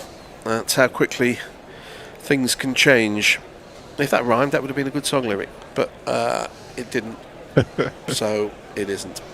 It was a foolish ball on the, sort of on middle stump, and it was just mown by Banton. It was in the slot He for the middled sock it. sweep. Yeah. And He's absolutely there were no tattooed fielders that. out there anyway, even if he'd mishit it. Was that caught right at the back of the stand? It looked like it was, one-handed by the bloke in an England shirt. Well done to him, because it'd probably be a little bit slippery as well, I would have thought. Are they waiting for the ball to come back, or have they lost it? Because nothing's happening, and the batsmen are conferring in mid-pitch. Well, that's 6 moved wind viz from 64% for Sri Lanka to 57% for Sri Lanka, so it's changing quickly. And we all know that Winviz can't be wrong. He's never wrong. Because it's science. Yeah. Science with the random number generator in the little black box. 89 off 50. Let's see if they can bowl them in about 35 minutes. That would suit me. As Hasaranga comes in and bowls to Banton, and it's a little bit slower and a little bit loopier, and it's just bunted up to deep mid-off for a single. So took all the pace off the ball there. Yeah, he threw it up a little bit above the eye line. Gave Banton lots and lots of time to think about which shot he was going to play and then play a different one. Butler, 38 of 27, faces up to this ball and has dragged it out to deep mid-wicket. It's just going to be a single. He's going to keep the strike. So that over went for 12 from Hasaranga. England's equation is now 87 off 48 at the end of the 9th over. Messi. Lockie says, geez, Messi, what gave away my drunken state? Surely not suggesting that the bear is an athlete. It's also the fact, as I recall, you're somewhere on the eastern coast of Australia, Lockie, which would make it probably 20 past 4 in the morning. And if you're still up at that time listening to cricket, you've got to be drunk. Well, or especially sleep deprived and everything else. Yeah. He may be working through the night. Who knows? Yeah. Let us know. Anyway, 87 required off 48 balls. With Banton and Butler both, it's fair to say, in. Butler 39 off 28 and Banton 23 off 14. We thought Hasaranga was bowling well. That 1-6 makes all the difference. Who's kissing the ball now? Is he going to start? It's Wellalagi. He's left arm round the wing, and this is skewed off an outside edge. It should be close to being out. It is out. Caught from the man running in from deep point. And a wicket, the third wicket for England, and Butler has gone. A big wicket for Sri Lanka, and back in the balance. The crowd says, the crowd says, the crowd says you're out. Yeah, he didn't quite get to the pitch of the ball, skewed it off the outside half of the bat. It looked like it was going to be a more comfortable catch than that, but the man had some ground to make in off the boundary. It's a lack of traction on the ground, on the foot. And had to dive forward, never easy to take. Because if you miss them, you might take one in the chops. Well, Lagi's been very handy in this series, particularly in the white ball 50 over matches, but also when he's come on and done a job in the T20 so far. I've not seen much of him before, but he's a canny operator. He's sort of bowling little left arm around the wicket darts. They turn fair. Given the opportunity, they do turn quite significantly. And we saw the ball turning quite dramatically for Adil Rashid, and even turning for Will Jacks. So there's obviously something in it for the spinners. As the new batsman, we will jiggle him up when we have confirmed who he is. It's number 88. Harry Brook, I think. Harry Brook. I don't know who he is. Don't see any headlines about him. So please let us know if you know anything about this young man. Shall I do him now? I've got. Why not? Harry Brook is the future. Unless he bats the way Simon Kerrigan bowls.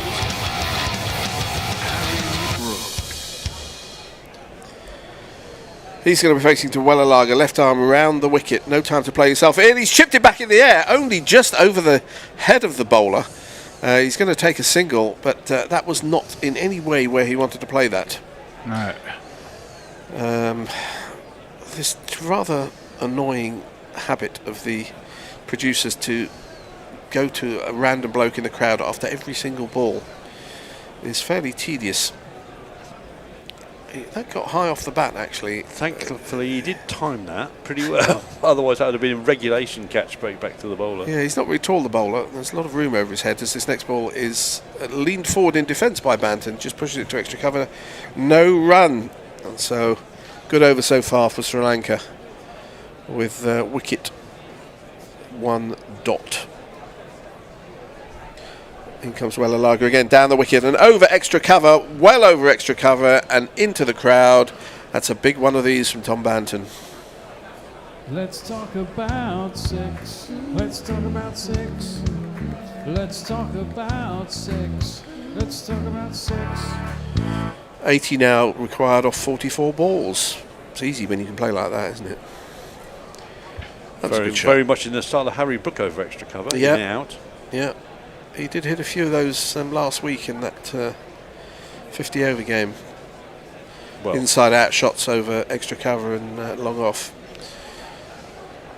As this next ball, he just gets to the pitch off and drives up to mid or deep mid off for a single. 89 for 3 now. Last ball of the 10th over coming up. 79 required off 43 balls. Do you think 2 and over is 2 a ball is comfortable for people in this kind of situation? When you get down to say 5 overs, or I don't think it's ever comfortable, but no. You'd back yourself to get that. Yeah.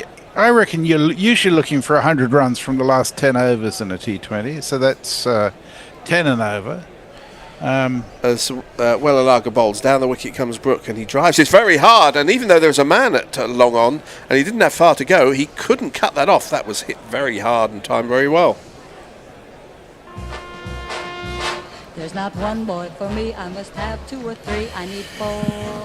Well, 1 run off the first 3 balls of that over, 11 runs off the last 3 balls of that over. Things change very quickly in the T20 International. What are people saying?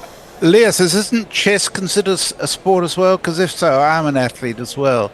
Well, I looked up the definition of athlete, and it talks about physical prowess and agility and things like that. I'm not sure that either chess, darts, or indeed commentating qualifies as a sport. Lockie confirms it's 3:20 a.m. here in central Queensland, and I am working on a bottle of Johnny Walker. And I am clad and decent. Central Queensland. Right. Yeah, it gets pretty warm there. I would have thought so. It's basically jungle, isn't it? No, it's temperate. Is it? I thought Brisbane is like very sort of wet and Tropical. humid. It 2 people in is, Sunderland shirts in the crowd are signalling for us. The only time I was in Brisbane, it was underwater. It was very, very heavily flooded. It was 2011. Oh, yeah, that was hell. Yeah. Oh, we're going to get the Malinga lookalike to bowl, potentially. But we're getting a fresh ball by the look of it. Yeah, they complained about the ball and they can't grip it, I think. As we're looking at Butler's wicket again, he never timed it. Well, he never got to the pitch of it, never, which is why never it turned. quite. It did turn a little bit, and credit to the bowler. I mean, catches in the outfield can be legitimate strategies for slow bowling. It's not like you've got lucky by having somebody caught in the outfield. I got most of my wickets. Yeah, and you've had the odds caught at slip, to be fair. I seem to remember one. 93 for 3 off, forget that one, off 10. I've never seen a man stoop so quickly. 2 hands. You can't catch a ball luckily with 2 hands. As 75 required of 42 balls. Well, I mean, you did have to wait for Hendo to not move in front of you. Yeah, that was. Well, I more or less expected that to happen. Patirano is back into the attack. His first over went for 10. He'll be bowling to Buju Banton as his first ball is chipped up in the air. Just would have been caught by a silly point. You never see a silly point in T20 cricket. So they take a single. It was rather an odd shot. It was like he pulled out of playing the shot he wanted to and just stuck the bat there. It's almost like he thought it was going to be pace on and realised it was a bit of a slower ball and just stopped his shot. Patirana's action is just absurd. I think it may even be worse than Malinga's. I think it is. Yeah. So, well, we're talking I suppose aesthetics. maybe I just got used to Malinga's, I suppose. Anyway, he's going to be right on. I say over, but it's sort of sideways. As again, he induces a mistimed shot from the batsman. This time, Brook. But again, they take a single. If they have 6 balls of mistimed singles, Sri Lanka will be very happy. Yeah, but if it's 5 balls of mistimed singles and then one that's mullered into the crowd, that makes it a slightly different game. 73 off 40. We have a super chat from Lockie, who's kindly sent us $2 Australian and just says drunk wave. Thanks, Lockie. In the absence of Jay, we need someone to send us drunk money. Well, it might be worth us sending him a bottle of whiskey if he's gonna just blow all his money on super chats. It could be an investment from our point of view. Patirana in again, bowls, and it's a full and straight delivery, and it's just dinked up towards a vacant mid-on position. Long on comes into field, 1 run, so 1-1-1. So it's all very much on the money from Patirana so far. Well, as it was from the chap last over until the next ball went for 6, and that just changes the whole dynamic. So is Brook going to banzai this ball? It's still less than 2 runs a ball required by England.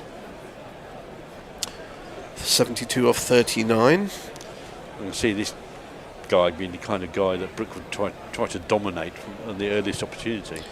Let's see what he does. It's outside the off stump. It's not a wide at all. It's Brook try to make room for himself by going outside the leg stump, and it's a dot ball. Very well bowled, actually. Saw him go because Brook went early. Yep. And decided to bowl the wide full ball. It's very much rock, paper, scissors about bowling in this form of the game. And when it works, you look like a genius. If you'd have gone the other way, they said, right in the slot. It's funny how post-facto justifications work in cricket. This next ball is going to be a wide because it was short so wide. It would have been called a wide in a test match, to be honest, never mind a T20. That could be a no ball, potentially. It's called a wide. Why would it be a no ball, Jason? They're always changing the rules. There's no chance you can get to... No, it's only a no ball if it's a second above shoulder height in the same over. That was about 6 feet above his head. You needed a ladder to get that one. Yeah. That's a wide in any form of the game, I would have thought. I think you mean in every form of the game. Every, all. Brook faces up to, and this is slashed backwards of square. There's not going to be anybody cutting that one off. It bounces about a couple of yards in from the rope. It's 4 runs.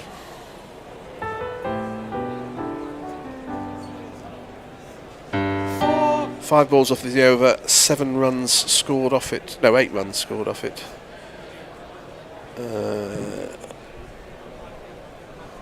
Again, he made a little bit of room outside the leg stump and slashed it and slashed hard. There was never any chance of the fielder cutting that off. Oh, there's an Ipswich shirt. Probably you'll be pleased to see that. Looks like a dray horse on that badge. As Patirana in to complete this over, bowls full and straight, and it's hammered over long off for 6 runs. Well, you finish the over with 4 and 6, and as I say, it's a different game. Yep, absolutely. Damn!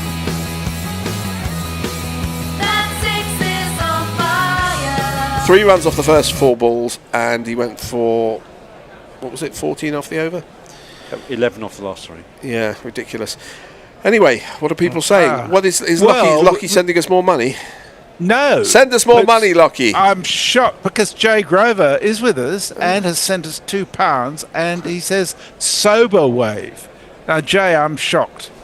I know it's Sunday and you're very religious, but is it dry February or something? I don't know. It's just weird. He's been paid. That's why. Eric J says that $2 came from empties. To which Lockie says, "Mate, I got $700 from empties." You see, who would have thought that this first ball of the new over is a attempted reverse mow from Banton, misses the ball or edges the ball completely, and it drops at his feet.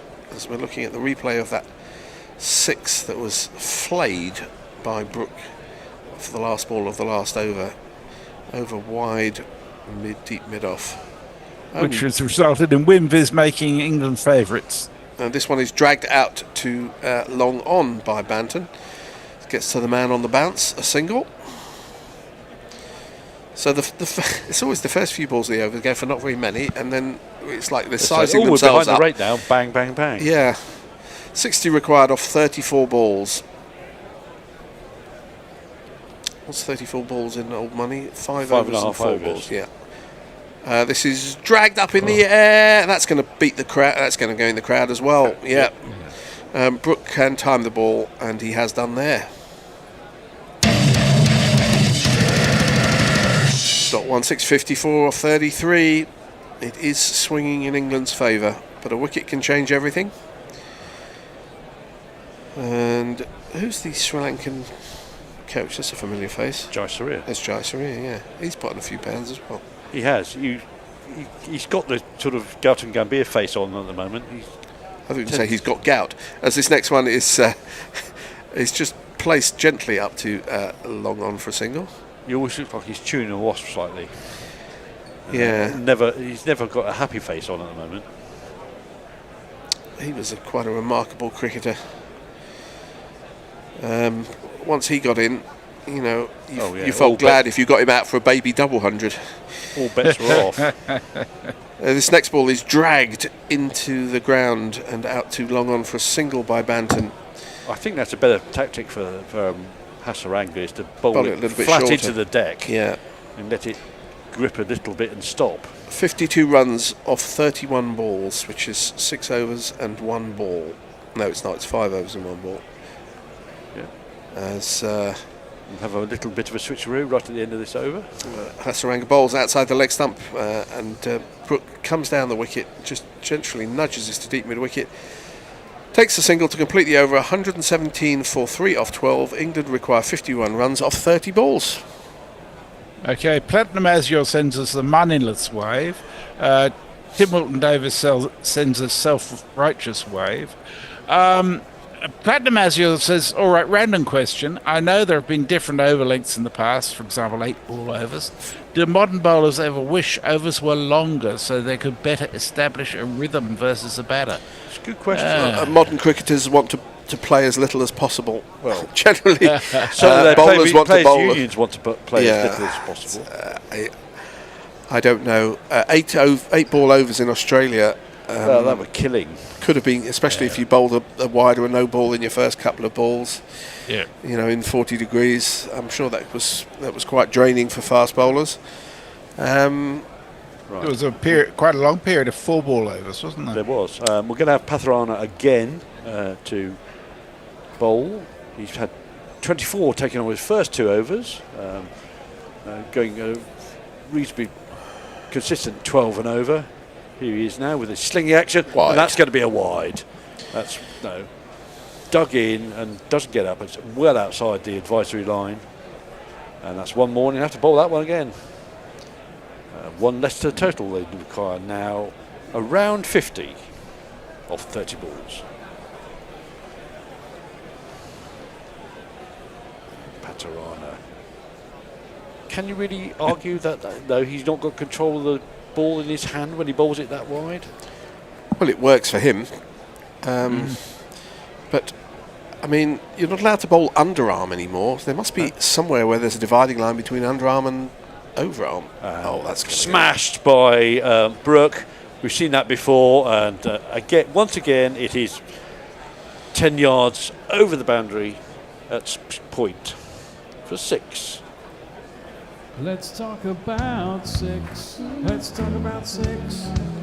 Let's talk about 6. Let's talk about sex. It really is quite impressive the amount of bat speed he can get on the ball to hit through point. Yeah, particularly when his feet are nowhere near it. Well, there's no, allegedly, no footwork at all there. It's just all bat speed.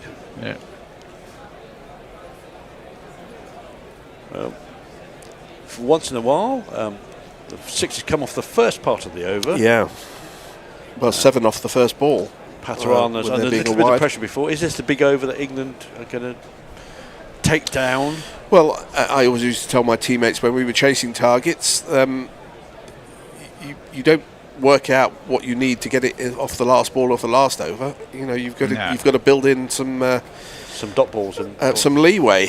Try and win it with an over to spare.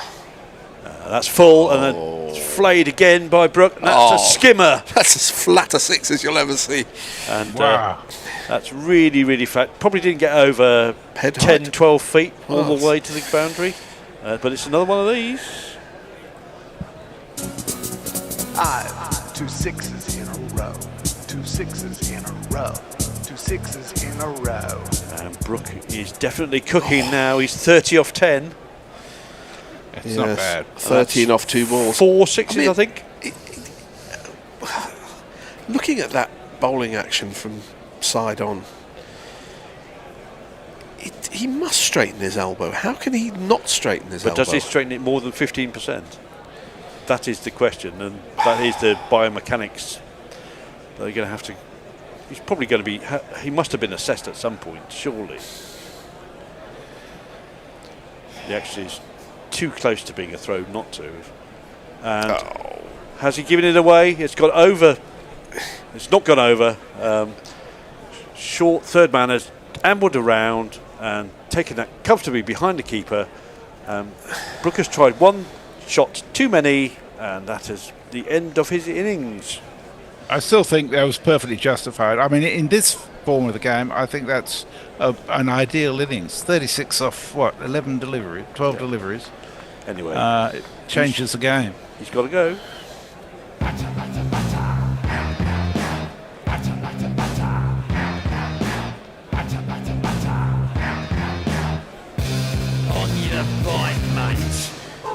It's bizarre. It was a short ball, and he's gone to scoop it over his head, basically. And the odd thing is, you had 3 fielders convert. You had the keeper and 2 fielders converging.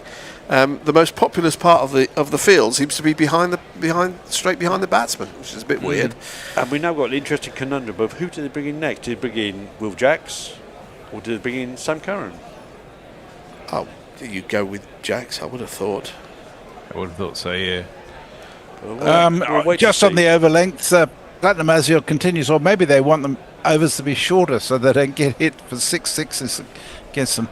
And then he says Stokes. Well, if they want the over shorter, they can play the 100. Davis says the 100 is 5 or 10 ball overs. They're not overs, they're sets. To which Platinum Azure says, I do not want to hear about that abomination. Well, we were wrong. It's not Jacks. It's this guy. Is he a better or better? Good question. What's his distinguishing feature? Sam Curran. He's not from Zimbabwe. Sam Curran.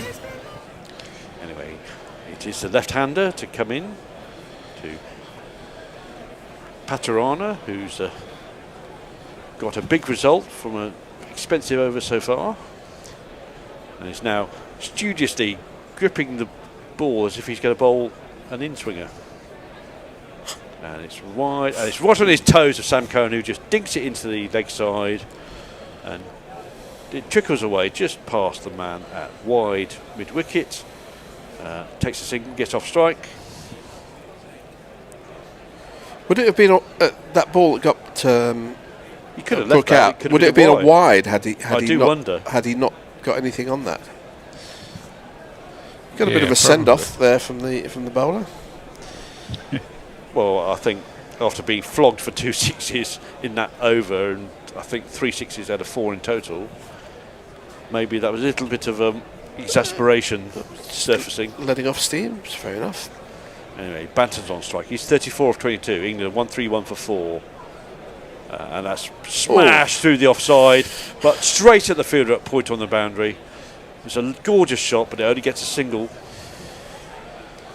Well, but 36 off 25 needed. That's a cakewalk, isn't it? I mean, they're four down, but yeah, 36, say 35 off 4 overs. So I do think it's why Sam Curran has come in rather than Will Jacks potentially. Well, what's the thinking? Because he's less of a big hitter than Jacks is potentially. I mean, I'm not quite sure that I'd go along with that logic. I mean, perhaps you're saying if he's a left-hander. Jacks isn't left-handed, is he? No, he's right-handed. So that can induce some... Paterano, last ball. Slower ball, and it's fiddled by Curran. He gets a little edge, but it doesn't carry to the keeper. There is no run. That's the end of the over. 13 gone, 4 to go. 36 runs needed off 4 overs. Platinum Azure is very kind to send us $2. He says, thank you for indulging my silly questions. Not silly questions, quite intriguing questions, Platinum Azure. No. John Yelton says, according to YouTube, Paterano changed his action a few years ago. His arm used to be lower. However, it was always above the horizontal. Was he dragging it along the ground? What mystifies me is, there's always this thing about the height that a bowler can bring the ball down at to get the bounce. Yeah. And this guy's doing it at half the height. Just doesn't seem to make sense. We were referencing Kedar Jadhav, who used to bowl for India a few years ago. Right arm under. Yes, where his arm was as low as possible, and he would actually crouch as he was bowling. Hasaranga bowls a ball that's short of a length, and it's punched very nicely by Banton off the back foot, past mid off, all on the way floor to the boundary. Lovely shot. It's Nissan She. It's Nissan She. Very classy there, Banton off the back foot. Just stood up and went bang. Thank you very much. Dismiss yourself from my presence. And that's worked onto the leg side. It'll only be a single down to long on. 4 and a single. That's most of the runs required already off this over. Halfway there.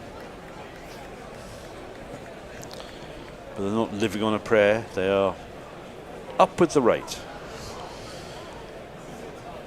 Yeah. I mean, they do bat pretty deep, England. It can't ever be easy to come in when you need 10 and over and just immediately middle the ball in any sort of cricket for anybody, really. Curran, that's short, and Curran opens his stance and smashes that along the ground through mid-wicket for 4. That. And if you kids can't listen, then you bound to see the way you get shot for crossing a boundary,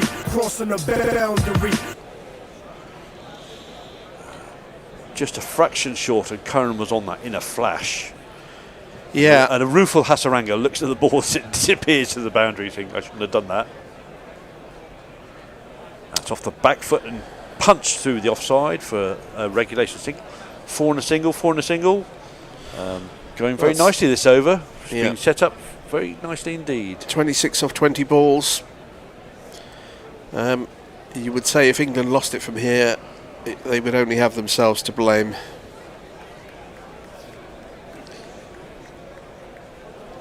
Hasaranga, 37 off his 3.4 overs. Can he get out of this over with as little damage as possible? Wide. Well, that might be a wide. It is a wide. Trying to stop Banton from backing away. He's bowled it too far down the leg side and given away sundry. So here's the replacement. That's a good ball. That's turned. It's taken the outside edge, and it's beaten the man at short third man. He's going to dribble into the boundary.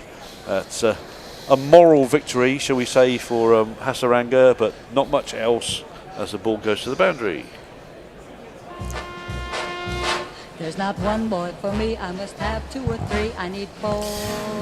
It's a batsman's game, isn't it, Jace? It can be very cruel sometimes. He's done 90% of the stuff right there. And even then it took an odd bounce, otherwise it may have been fielded by that short third man.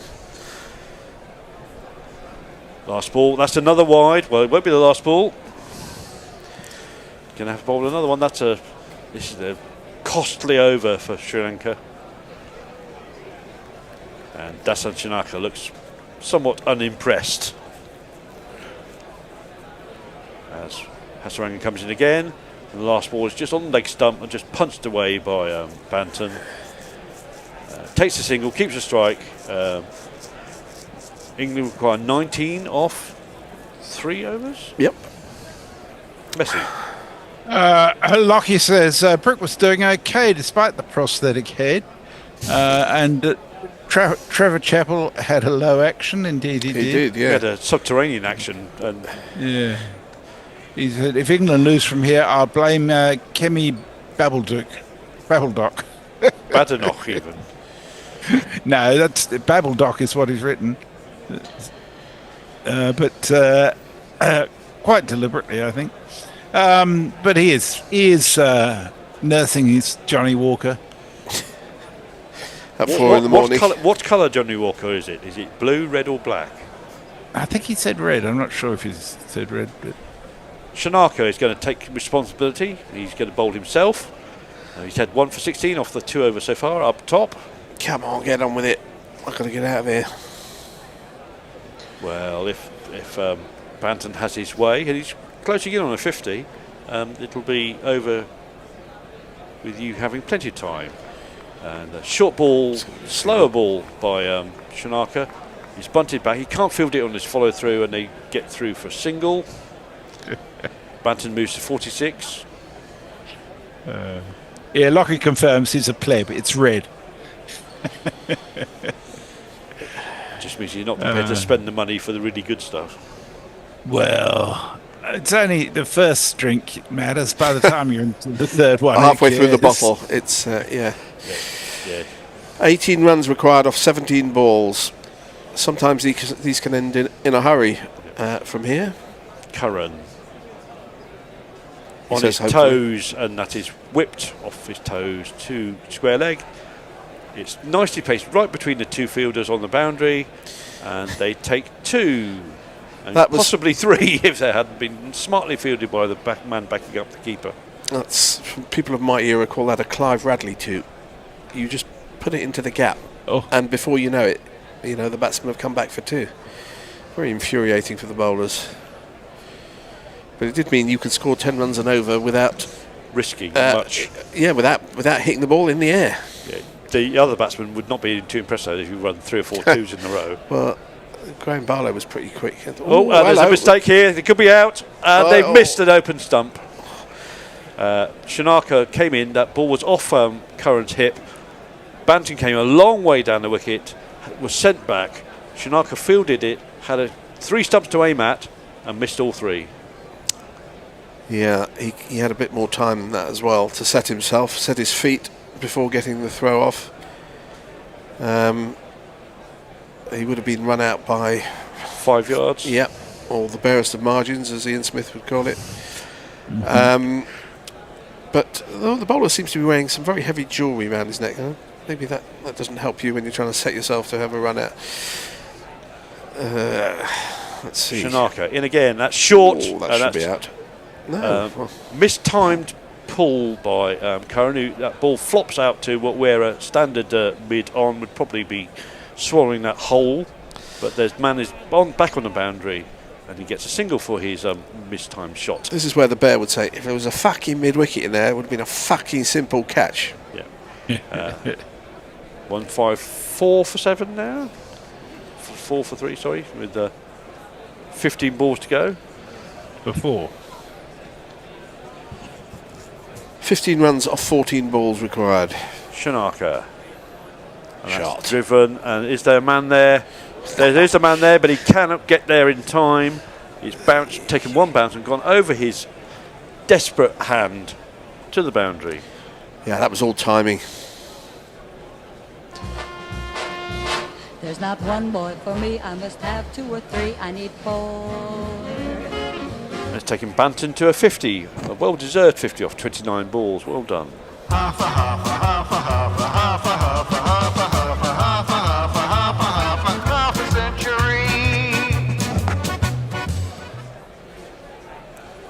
Just be there at the end. Slower ball by Shanaka, and that ball dies in the pitch. Banton tries to cut it, but it goes under the bat and through to the keeper on the third bounce, and there is no run. 11 to win now, 12 balls to do it in. Messi. Banana Brook says, are England's World Cup expectations enhanced by this tour? Well, I'd say so. They've done pretty well. Matthew Cullen says, I thought this got rained off. How are our chances? Well, very, very, very good, I would say. If England loses from here, then they're fucked. Leah says, do you know what Blue Johnny Walker costs these days? You really have to treat that sort of stuff like gold, the price you have to pay for it. I noticed it in duty free last time I flew home, and I thought, Jesus Christ, you'd really want to be showing off to offer that to anybody else.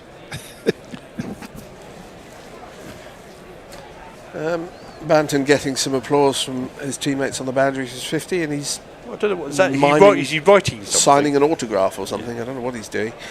Patharana is going to bowl his last over. Yeah, his 3 overs so far have gone for 39. The last possibly one, the last over of the game. Well, perhaps. Certainly, if you want your way, it will be the last over. But if I have a choice, yeah, I'll finish it in a couple of balls. Here it comes, and that is mistimed off the leading edge by Curran, and ball sort of loops back just out of reach of Patharana on his follow through. They're through for a quick single.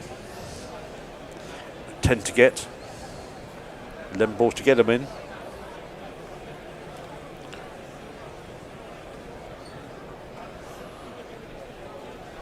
you think Banton chose 98 deliberately because no one else would choose it as his squad number? Maybe that's the year he was born. Possibly. He's 26-ish, I think, 27-ish. Sure. That's perhaps a more likely scenario. Tom Banton. He was indeed born in 1998. Ball is chopped into the offside. It's a quick single. The throw from cover comes in, hits the stumps. Banton is in reasonably comfortably. The ball ricochets away from the man backing up, but Banton has gone far too far to get back for a second run. Good piece of cricket all round there, and they're looking at it, but I thought he was reasonably comfortably in. Yes, he's almost by the wicket. They look at every run out. They send everyone upstairs just in case. He was born in 1998 on Remembrance Day. The 11th of November. Indeed. Yep. Also the day that Ned Kelly was hanged. Not out confirmed. That's a bizarre story. That bloke with his homemade helmet. Lord Buckethead, yeah. The first one. Why he's a hero, he was a really nasty piece of work. Low full toss to Curran, and that is punched up for a single. England seem content to do this in singles at the moment. That's another one to them. 8 off 9 balls are required now. Right. When this is over, I'm going to Scarpa pretty sharpish. That's fine, I think we all will. Leaving Jason to do all his terrific technological work. Well, I shall do a little bit now, I should say, Bear. How do you turn this off? Well, no, I'll just tell Bear. Turn it off. I'll tell Bear that I've done all the bits I can do, and he needs to do all the rest of it now. And a reminder, we'll be back on Tuesday for the... that's a terrible ball. Wide in wide land. I mean, that's wide and high. It's a wide for many reasons. I think he saw... I think Patharana saw Banton backing away and just got that a little bit wrong in his adjustment, if you're being charitable. Is it harder to adjust when you're when you bowl like that? Round arm, possibly. Look, it works for him. I mean, he's playing international cricket, and I'm assuming that whoever's responsible has looked at his action and said it passes muster. So, and there's no cookie-cutter way of playing the game. Batsmen face all kinds of, Chandler Paul and various people face completely the wrong way, or George Bailey. So, if it works for you, it works for you. But by God, it doesn't. It looks ugly, doesn't it? Yes. It's very slingy. It's very on you very quickly. That's one thing that's definitely true. Full and chipped down the ground again by Banton. And they're coming back for 2. That's really good running by Curran to the umpire's end to make that into 2. 5 runs now needed. Do it this ball. Please. Do it for me. So we're back on Tuesday for the 3rd game, and then we're back on the 7th of February for the first game in the World Cup. Can't wait. At the same time, USA versus India. The big one. Trump The big versus one. Modi. Right, Banton. Is he going to finish this in style, or is he going to wait around a bit? It's another good Yorker length ball, full length ball by Patharana, and all Banton can do is squeeze that out to the cover field on the boundary. So 1, 2, 3, 4, 7 runs off this over. 1 ball remaining, and 4 runs required.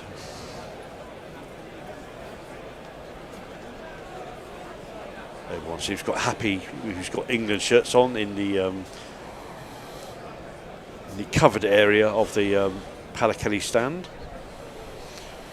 Presumably they didn't get absolutely rained on earlier.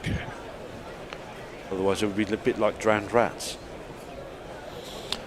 If it's warm though, it'll probably dry pretty quickly. Steam off a little bit. Right. Curran just chops it down into the gully area, down to 3rd man, takes a single, keeps a strike, and there's 3 required and 6 balls to do it. Leah says, my mum is a goldsmith. I know what gold costs, missus, and it's quite cheap compared to Blue Label. Is Bear at his driving class, says Matthew Cullen. Lockie says he's at anger management. Matthew says, well, I'm not listening to Gorilla. If Bear goes to anger management, what would be the point? Yeah. What are the chances of him passing an anger management course? Not very high, I wouldn't have thought. No. A bear doing road rage is obviously the oddest. No, but he does have ways of calming himself down, and we'll just leave it at that. Yes, he does. Platinum Azure says there are others who can be angry, even if the bear is by far the best. Right, the last over. Hendo's the best when he's angry. The last over is going to be the responsibility is going to come to Leonage, the replacement bowler for Ishan Malinga. First ball is a slow, loopy bouncer, and they check in with the square leg umpire to see whether or not that's a legal delivery. It's been given a legal delivery, but they've also given the 1 for the overside, so that card has been removed from the pack. And just end it. I want to go.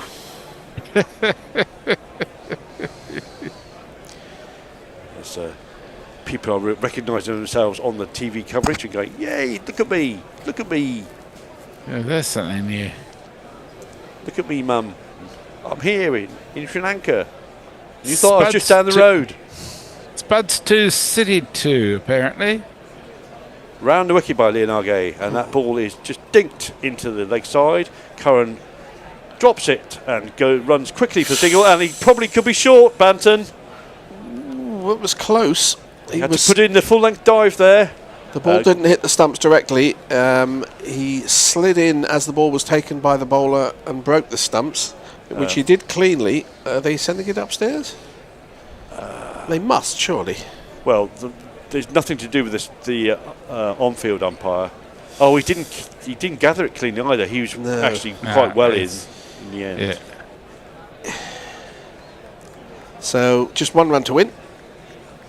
Aston Villa lost. I hadn't realised that. That's such a pity. Lost at home to Brentford. This is a poor result. Against 10 men. The Brentford were played the whole of the second half with 10 men. My West London history watchers will be very happy about that. Look at Bethel.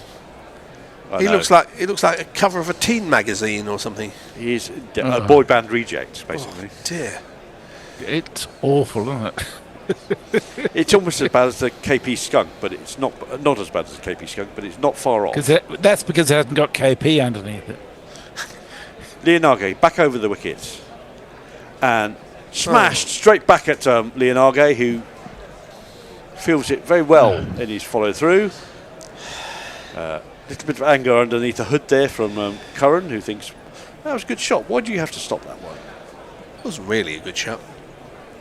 And the torture for the not Fred continues. Just get on with it. 1 run needed. Come on, how hard is it? Get on with it. Bowler fucking wide. Leonarge short, boshed by Curran. Is there a man there? No, it's miles over the boundary. It's gone for 6. That's the end of the game. England have won by 6 wickets.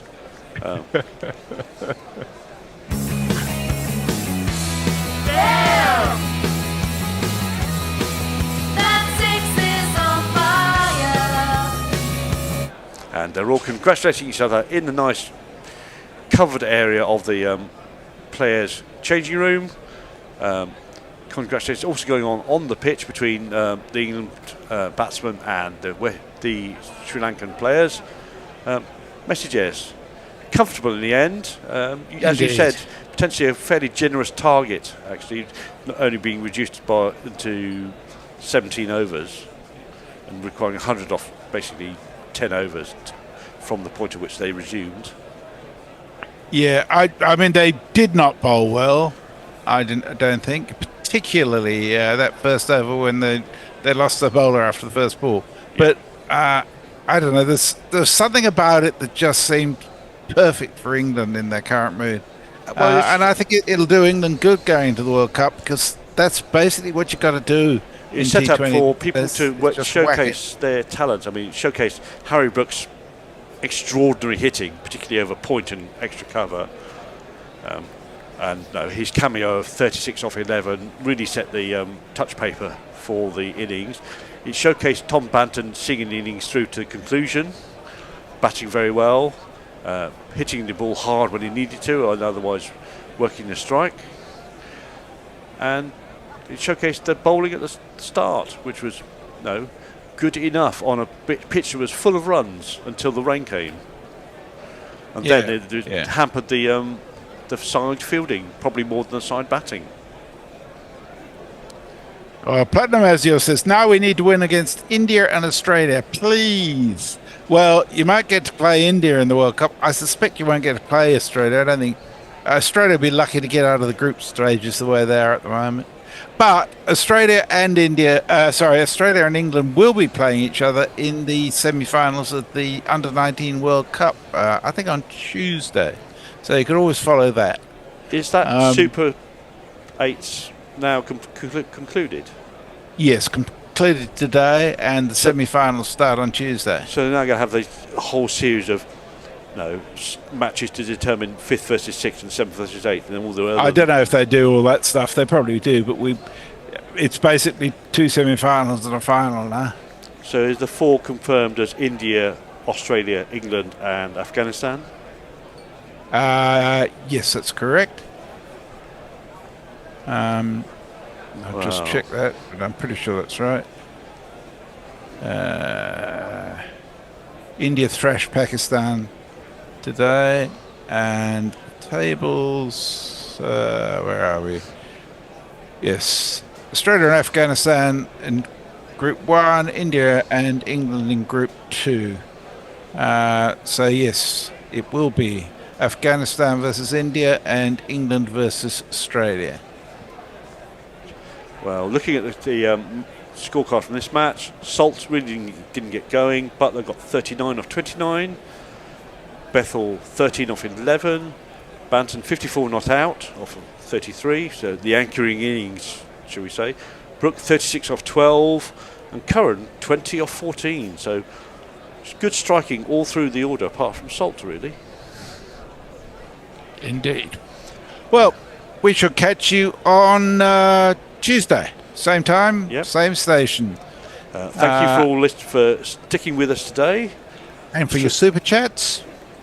And those of you who are available on Tuesday, do tune in. I shall be working. But I'll be here. I shall be keeping a watching brief. Excellent. Thank you, Jason. Okay. Thank you for keeping the studio going for us. Right, so it's just a case of playing the theme tune and letting the bear do its business. So until Tuesday, bye. Bye. Guerrilla crickets. Whoa. Guerrilla crickets. Whoa. Guerrilla. Take guard, man the barricades, patrol the cover boundary. At last the time has come, this is a cricketing emergency. Hear this call to arms for every cricket revolutionary. Take up your bats and stumps for the test match insurgency. At first they tried to silence us, but we would not be silenced. They threatened us with lies, so we threatened them with violence. Che Guevara, Sangakkara, Joseph Stalin, Douglas Jardine, Robespierre, Darrell Hare, Vladimir Lenin, O'Brien Kevin, guerrilla cricket. It's not about the winning, it's about how many rules you break. Even in cricket commentary, this is the best advice to take. Pick guerrilla cricket, it's the finest choice you'll ever make. There's so much more to cricket than rev counters and a slice of cake. At first they tried to sanitize us and clean up our act, but people like it filthy, and we know that for a fact. Fidel Castro, Lenny Pascoe, Carlos the Jackal, Umar Akmal, Mahatma Gandhi, Grant and Andy, Brendan Behan, Austin Ian, guerrilla cricket. Stick with us, cause you know we're not the kind of thing that you see on the TV and the radio. So vive la revolution. First they tried to buy us, but we would not be bought. Okay, we were, but then we ran away, and we will not be caught. We would not give up the ghost when they left us all for dead. They decapitated us, but we just grew another head. Chairman Mao, Jamie Howe, Ho Chi Minh, Asif Din, Václav Havel, Graham Saville, no surrender.